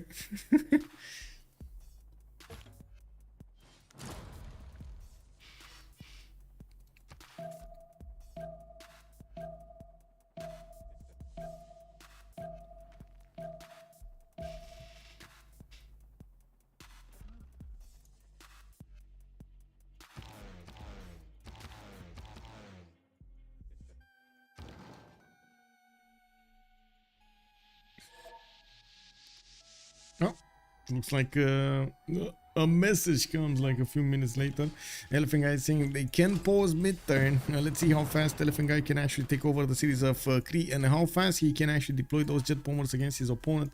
We do have helicopter armies, jet bombers also coming around from quite a few cities. So while he only deployed a single nuke, and my question is, did he actually get that nuke? Because I'm pretty sure you can't trade nukes.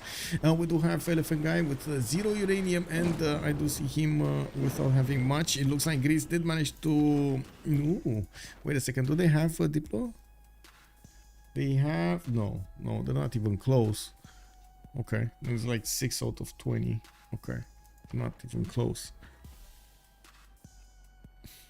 I'm impressed by Gorgo and Library in this game. Yeah, they did very well. They did very well. Very well. Oh, GDR being bought on the front line. You do see Persia did deploy that military engineer, and it looks like the city of Gordian is going to give him a staging location to deploy as many units as possible. He doesn't need to worry about loyalty. He just took out the 4 cities that were applying loyalty against Gordian, and he can quickly take back Mashhad if he wants to. That's the former capital city of Persia, and I don't think he actually wants to play a liberate game with him. I'm pretty sure he's also going to need to get more nukes out, because it looks like he ran out of them. He would have 2 more nukes coming up next turn, with more in the turns thereafter. We will also have a pause here for a few minutes. I'm not sure exactly how many though. We'll see.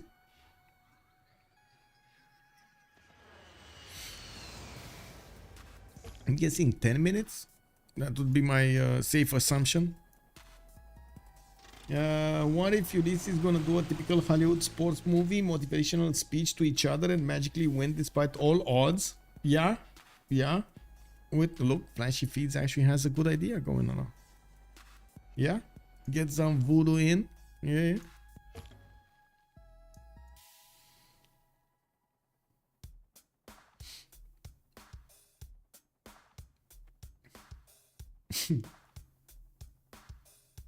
Yeah.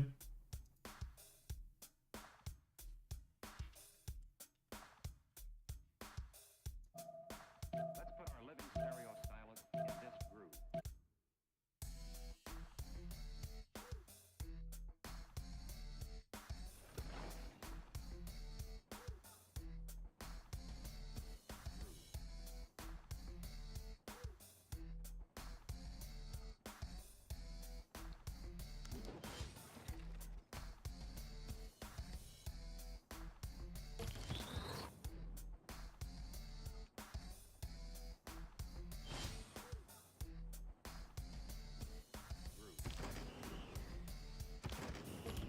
Okay, nothing.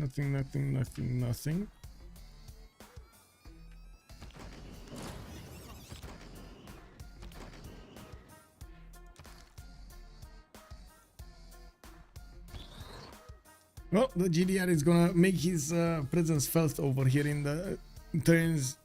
In a few turns, I don't think he actually is being seen at the moment, but yeah, it's gonna be discovered. I'm pretty sure they saw the damage of this garrison.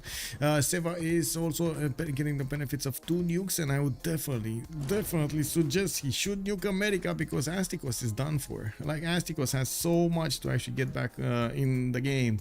We do have some units from Rome also pushing from the west. So much air force has been deployed over there, and this is a direct result of how to say, the airports. This is, I think, it kind of looks like a bit too much. It definitely feels like the longer the game goes on, it's just the game is going one way. It's going GBL's way. Shah has been nuked and will be taken out. We do need to see a unit get in there and take it away, but I guess it's just a matter of time until the Persian units get in. How to say, I should say Seva's units, GDRs, are getting in there.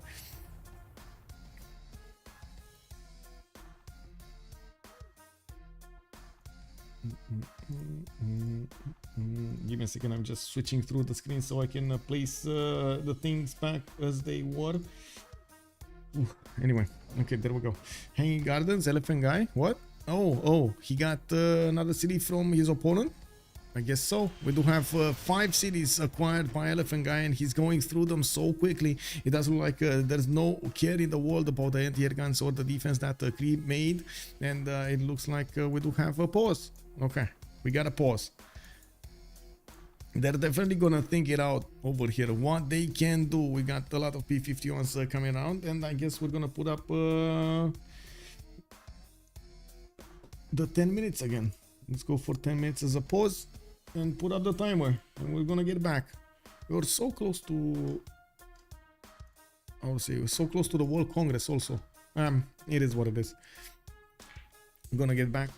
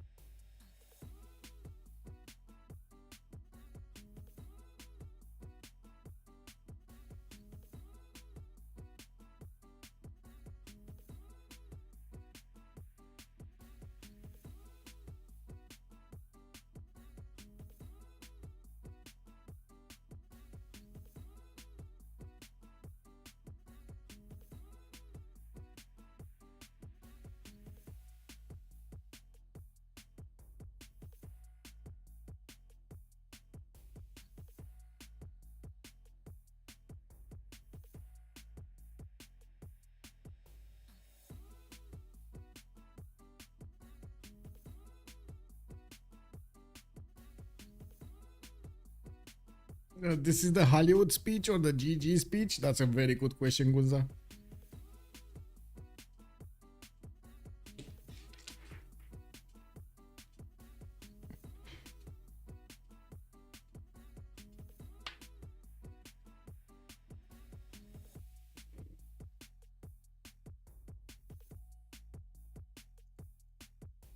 Just waiting for the game to get unpaused. I think they do have another like 4 minutes of pause.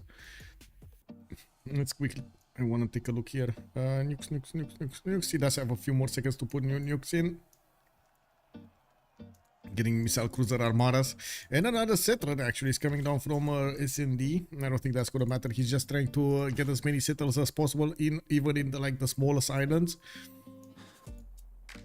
Oh, GDR from Persia is also getting deployed. 2 GDRs from Persia are getting deployed to the south of the former Cree Empire. And it looks like not only they're pushing back the Greek units, but they're also gonna have the opportunity to go into the Cree cities. The Air Force is not gonna matter at all, even if we do have a lot of P-51s over here from America. He's just gonna try to body block those GDRs, can't really take them down.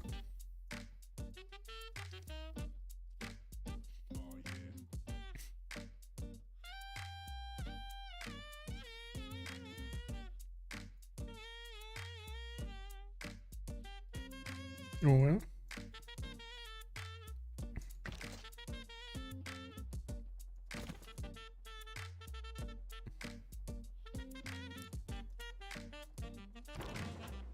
No, Persia will also get to upgrade these battleship armadas into missile cruiser, and I do see a second GDR has been bought in the city of Gordian. They are benefiting from so much gold, so much gold. They still have 5,000 gold on Julius Caesar. Oh my god, he's just taking cities and popping gold, isn't he? He's taking cities and popping gold, taking cities, popping gold.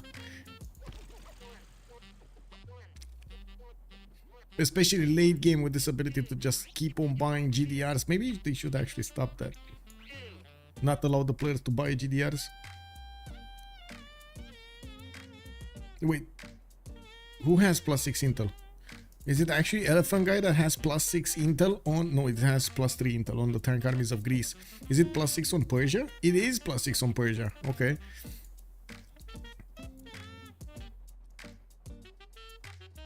Oh my god, let me get a toothpick because I'm gonna go crazy.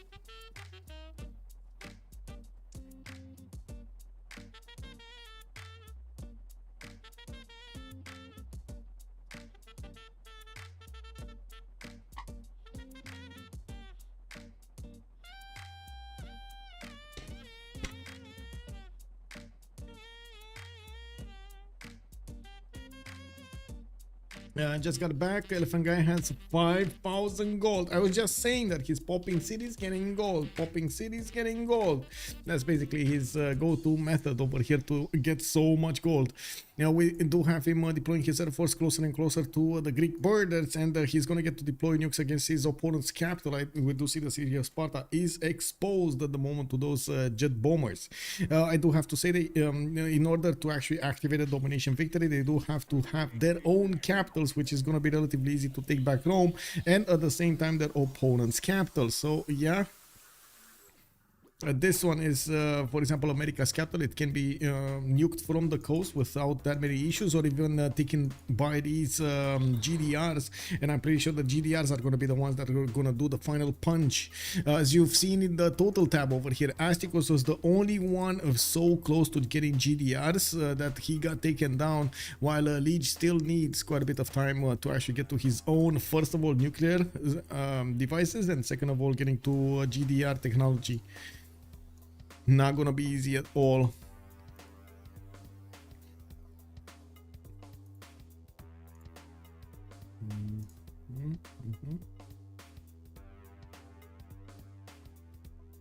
Give me a second.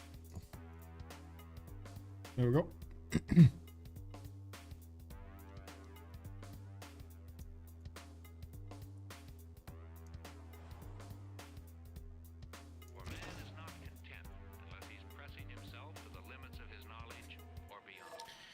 It doesn't really seem like there's a victory condition available for Ulyss here. Like, even if they're trying to hold on, I'm actually very curious what are they holding on to.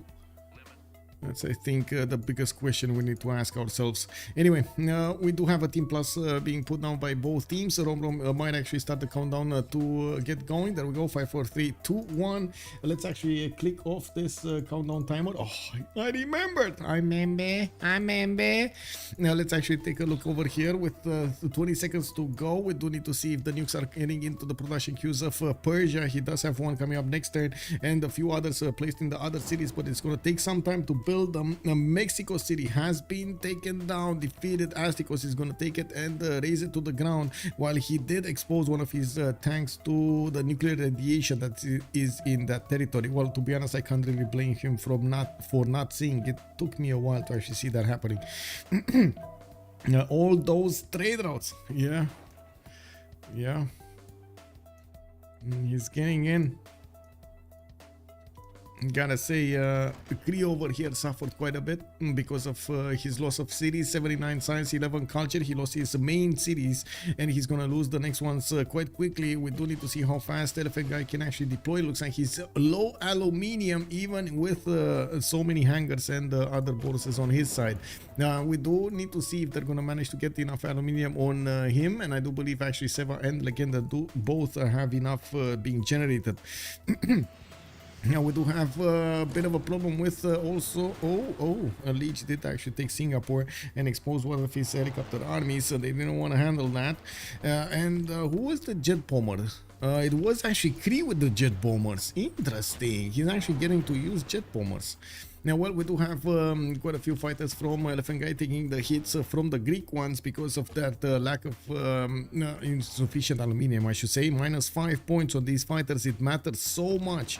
Now, we do see Elaphantguy also pushing to take out that helicopter army of Greece, and he's going to keep on moving forward. He's deploying his army towards Halicarnassus, while all of that fighter screen next to Caguana is going to be moved down.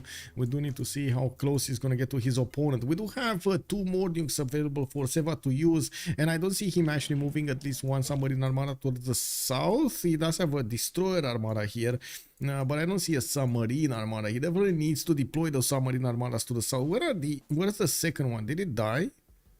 Wait, it died? It actually died? Whoa, I don't see it anywhere. I would imagine it died. No, it's here. Okay. Okay, it's here. Never mind. It's fine. It's fine. It's fine. Do we have more nukes on Elaphantguy? No. Where did he get that first nuke? Anyway, now we do have him getting another city, and of course popping more gold here. Why not? Looks like Greece might want to take that back. I do see Elaphantguy immediately trying to get the repair outer defenses to slow down any kind of takeover. Lege is going to struggle to get the gold in, while he did manage to pillage quite a few tiles discovered. It does look like he got to 3,000 points. Okay, and Elaphantguy is just going to raise the city and be done with it. Now we do have Persia moving in from the south, and all of these units of Greece are going to be squished next to these giant GDRs. So they might just not care and keep on going towards their opponent's territory and take them down city by city, tear him apart.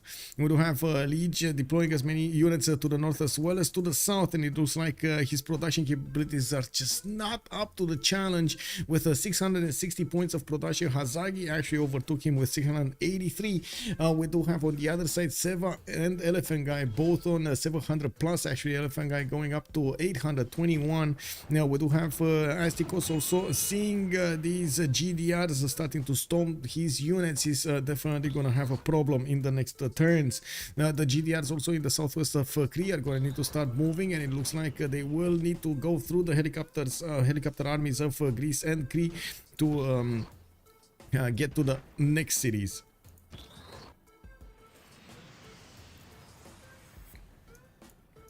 I heard jet bomber.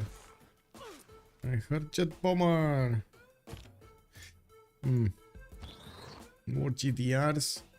More GDRs. Elaphantguy definitely has enough to give Persia to buy another GDR if he wants to. Let me actually see if he did. It looks like 2,000 gold is missing from there. Operation Ivy also finishing up in Passagarde. I'm pretty sure we're gonna see Big Boy Nukes appear soon, and that will help him delete so many more cities.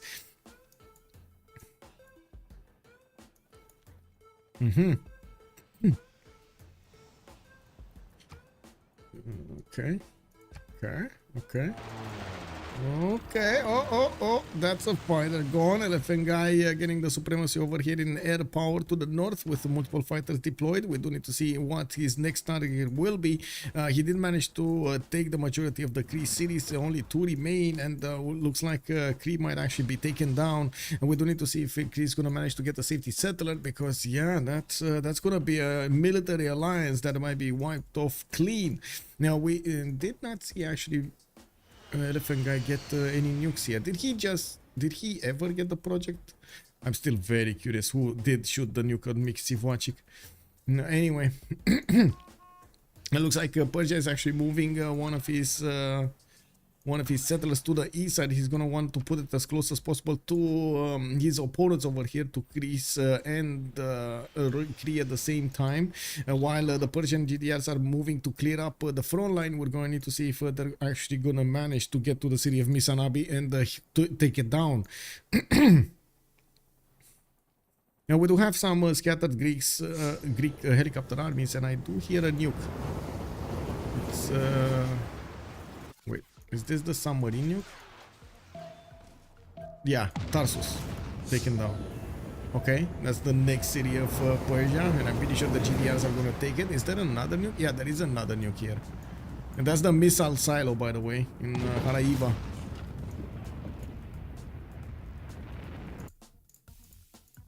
There we go. Sorry, needed to click away to set up my chat again.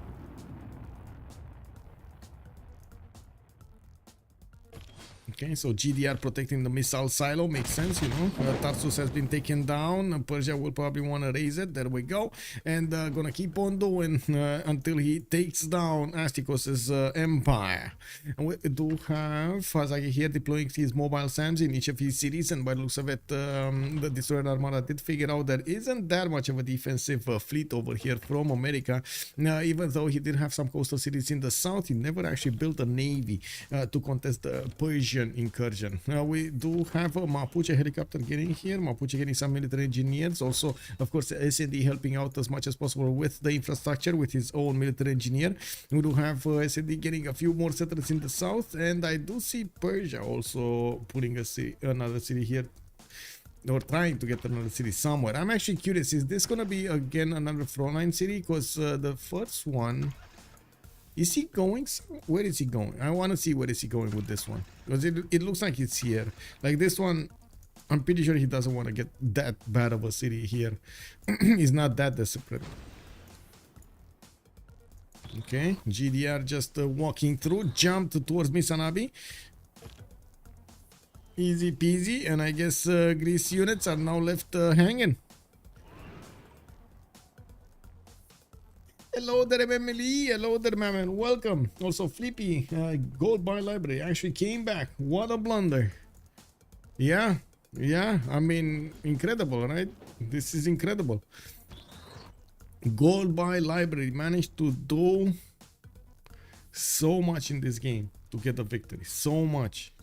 And I gotta say, that's why I was giving a shout out over here. We got a GG from Ulyss. I would say Mapuche is MVP of this game, with those waves and waves and waves of units being sent to his opponent, managing to slow them down so much, alongside his own Rome over there, SND, that got liberated to get the tactics out to his teammates, deliver the thoughts, and get them the victory. Big GG, and oh my god, I gotta say, we might actually have a few sad people today, a few very happy ones and a few sad people when I do click the button for the prediction. Choose outcome, Gold Buy Library, complete prediction.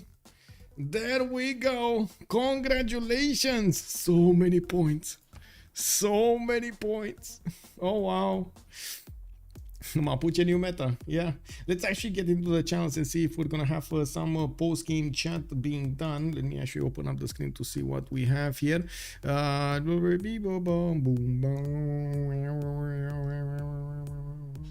Okay. Okay. Oh, we got a big game this Sunday. 2 versus Freritos. Oh, I would like to cast that actually. Give me a second. Would like to cast 2 versus Freritos, please. Okay, there we go. So post game chat. We're just sitting over there, and we'll see what is going on.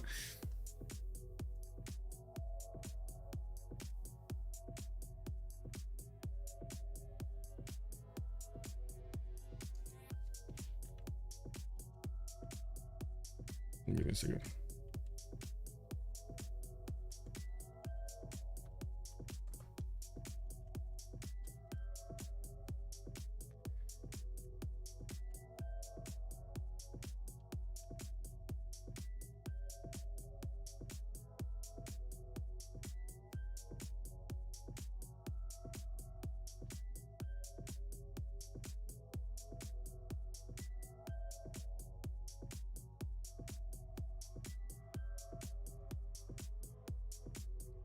Okay, sorry. I had a question, burning question I had to answer. Thank you. Let's see.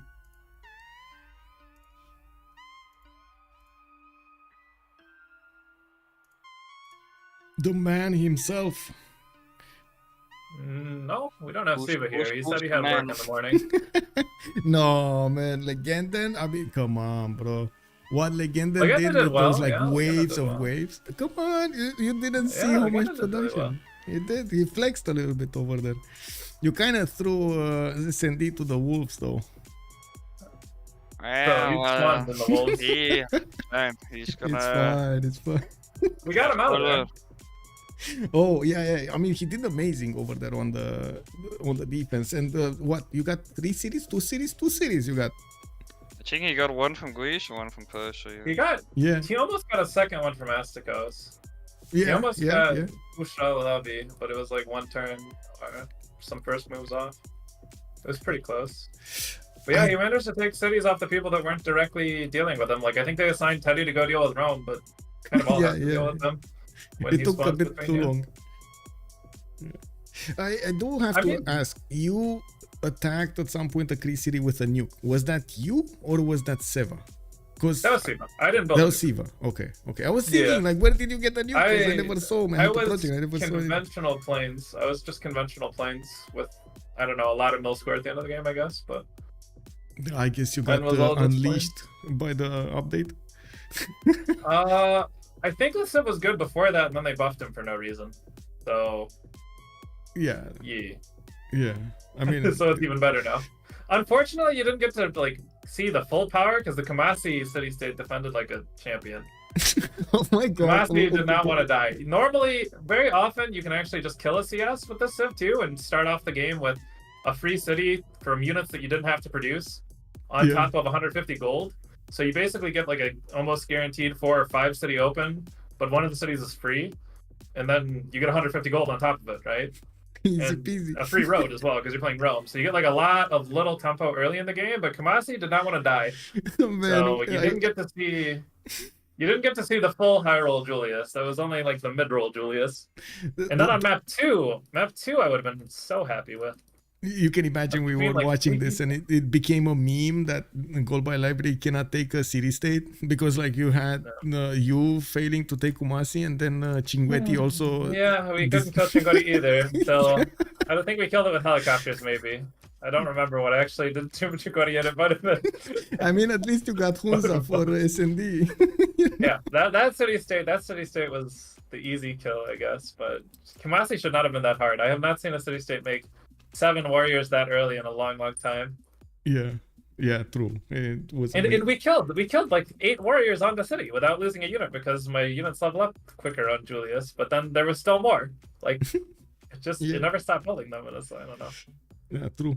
What do you think of the Persian start with feed the world and the other Persian Astikos? I think if you meet Chinguetti, it's pretty good. I think they did just nerf feed the world, so I have been reluctant to pick and they did it without even having it tested in the beta, right? That was actually like a big deal. So everybody's been playing the beta, but nobody knows 2, 4. Okay. Yeah, nobody's tested the 2 food versus 3 food. I think it's probably a huge nerf to feed. Feed is still good, but I think it's a huge nerf to it. And so I'm not entirely sure. Like old Persia, so old Persia on Cyrus, I would sometimes play it with holy sites. Yeah.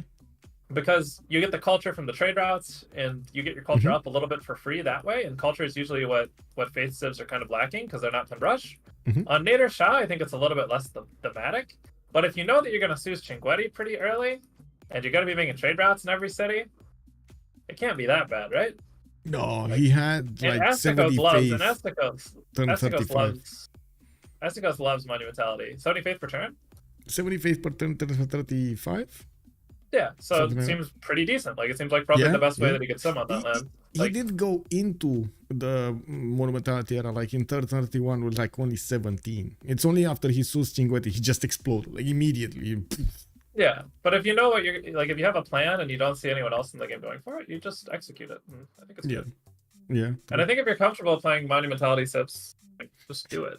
I'm quite curious why you remapped the first one. Chat was saying because of Seva's position, but you didn't get a lot of information from around you. Like there were a lot of 1v1s that would have happened. We didn't like Trajan spawn at all. Trajan spawn in the mountains on Rome. Yeah. He has 2 expands and he can't really send a force settler out of his capital quickly. So that really hurts the explosiveness of that civ on Trajan. We didn't like that. And he had a start where you'd have to go settler builder and like improve like flat hills to have workable tiles in the capital. Yeah. Which is also very suboptimal on Rome. And so basically it was mostly S&D spawn, and then I didn't like the terrain between me on Julius and my enemies. I thought they were too far away for me to really get to them in the early game. You're not wrong. Yeah. So those 2 reasons kind of combined, and we said not map 1. This map wound up working out for us, but on map 2 would have gotten remapped anyway. Map 2, we had a really good one. We had a really I good know. I was but they really had such a bad one. You know? I was really happy with map 2 because we had Persia, me, and Mapuche all around Cree, and that guy was not going to get to play the game. He was gonna be out of the game before turn 50 probably. We had all of the units going to him, and I had clicked on mining open. I think I opened mining, or maybe I did animal in the mining, but it was basically gonna be straight 5 city legion chops plus pressure. So that was a great map for us, but we didn't get to play that one.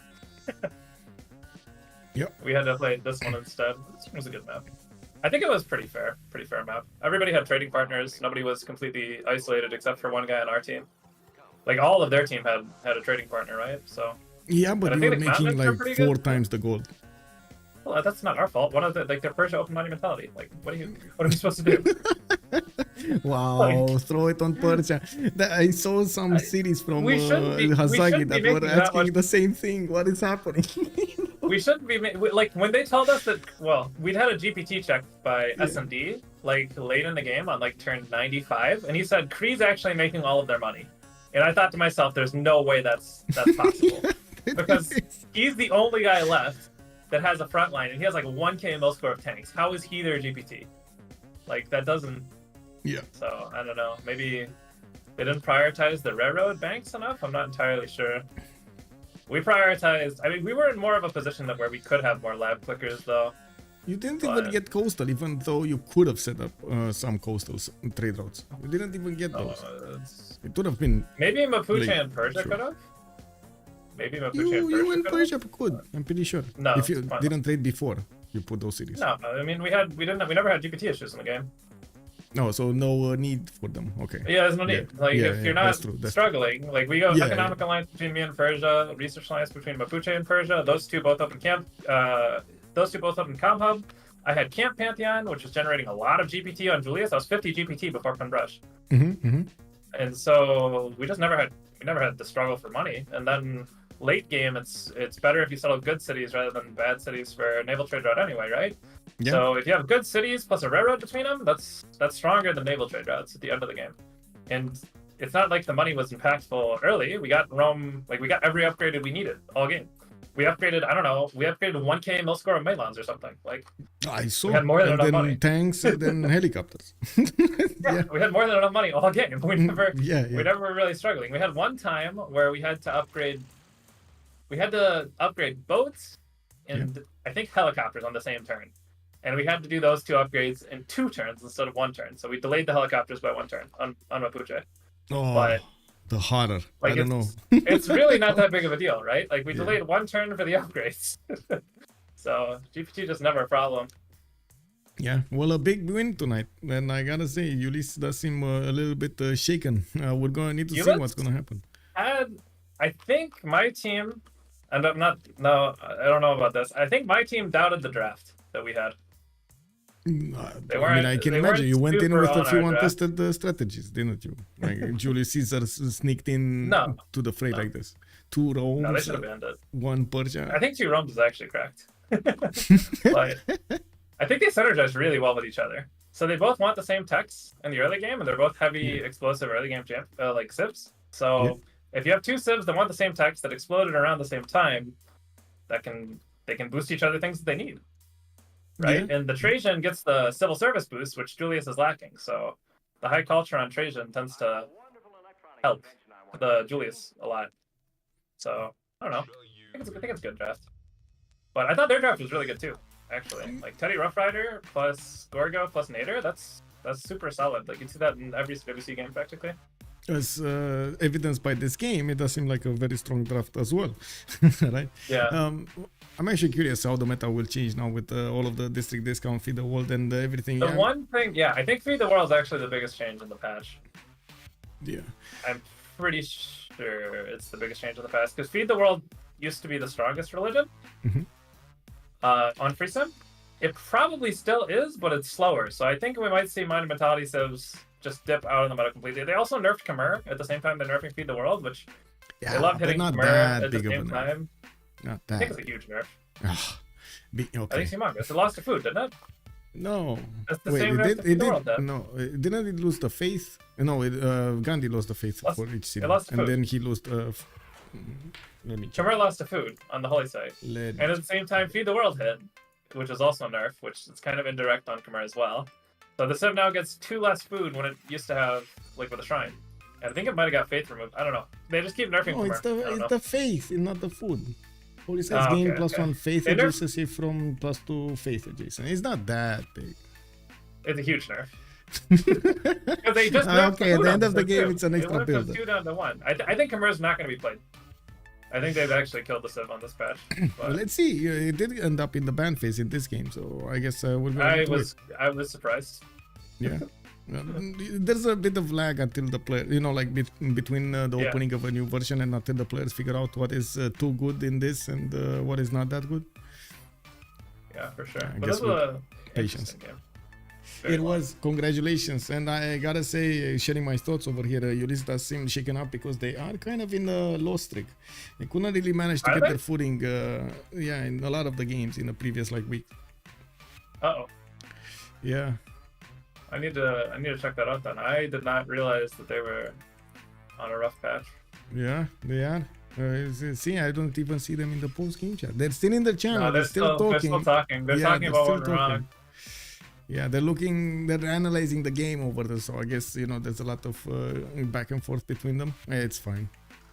It's positioning on Trajan that really hurt them a lot, I think. Having 1 Civ spawn where it can affect 3 Civs' ability to sim is often a big deal. Yeah. I think it's a big deal that he was able to take cities off of Gorgo and Persia. Actually, it was. It was off their game, and they did a production congress when we were the team with all the Melons, which really confused us. I think that congress actually probably may have been the biggest contributor to their game having issues. They did a prod when we had 1k most score Melons out, right? So we wanted a prod, and then they voted a prod. So maybe they didn't think you have the Melon Raiders out. maybe If they voted for something that our team was already voting for, that probably wasn't good for them. for sure. Well, thank you so much for having me, and hopefully next time it's gonna be better than this. More GDRs. Maybe, yeah. We didn't have that many GDRs this game. Oh, you did. Like, Let's say what was, 4, 6? I think 6. We got to 6. We had 6 out on the field, I think, yeah. This goal Also, by I have a GDRs, by the question. way, I gotta say. Did you notice how much money I made taking Cree cities? I don't actually know. Yes. I mean, I just you noticed went that I up went up from to 6K thousands gold and and I have no thousands idea and why. thousands. Yeah, that's Okay, why. okay. I went up to 6K gold and I was like, I don't know why I'm at 6K gold, but this is pretty cool. It's what 700 a pop, I think. I don't know what it does at this stage of the game. I haven't played Julius this stage of the game recently. I mean, you can imagine, me neither, but I think it's 700 on standard speed. I'm not sure if that actually gets cut down, but you It gets just cut went in half. like thousands of gold immediately. Because I wasn't pillaging. I know, I wasn't saw. really pillaging. The tiles were still So, intact. I had no idea how I got all the money. Yeah. To be honest, like immediately when I saw this and I was seeing like Persia buying GDRs whenever he pleased, I was like, oh no, we really need to take out that ability of buying GDRs like this, because this is like stupid. Well, we had double reform the coinage, as well as I guess Julius taking cities. So that's just a lot of money. Like we had a good GPT setup. Yeah. We had stock exchanges, banks between capitals. Everybody was trading to the Persian capital that had a stock exchange in it, and we had railroads connecting everything. So Mapuche pillaged, got Big Ben, everything. oh yeah, Big Ben was cool too. Yeah, we went from 5K to 10K gold with Big Ben, or maybe 12K. Big Ben was pretty casually good. buying That was a good call. GDRs. The Big Ben was a good call. Yeah, I can imagine. I only made like 1 wonder this game, and I think no, I made 2. I actually made Jebel as well. I didn't notice that. I made Petra because I put it on an oil, and I didn't want to make a builder. So we made Petra. Yeah, the peta for the 2 tiles. I didn't even see that till now, actually. Well. No, it was just an oil. It was an oil well. It was a 4-turn oil well. Wow. Okay. Well, yeah, man. I need to go and catch something to eat and get to sleep. Yep. GG, well played. With my pleasure. Thank you for having me. Have a good evening. Bye. Bye. So there we have it. We heard from Elaphantguy explaining us their thoughts and process and what happened over there during the game. We did not hear actually from Ulyss, and I'm actually a bit worried about, and I'm pretty sure there might be some talks going around. I can send you to Lege's stream so you can actually take part of the conversation and see what's going on there. And I do want to thank you for everything, for the subs, for the gifts, for the help, the support of the of the stream over here, and I do hope you do enjoy the multicasting that is being done over here on Twitch and on YouTube at the same time. I might lose a few messages here and there. I'm sorry about that from now, and of course I'm gonna try as much as possible to be synchronized with all that is going around over there in the chat. Jingo, how tired I am? I am a bit tired. Yeah, I'm gonna need some arena.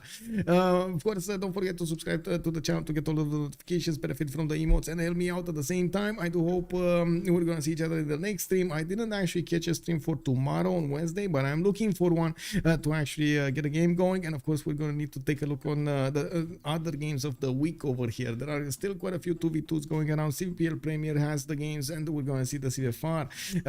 There are some things that I'm gonna need to also get some announcements done, and we're going to need to see what will be coming out of that. And thank you so much for everything, much appreciated, and I do hope you're gonna have a good time with Civilization 6 content. Much appreciated also, and big shout out to Copperbot, which did rate us earlier. Woohoo! Yay!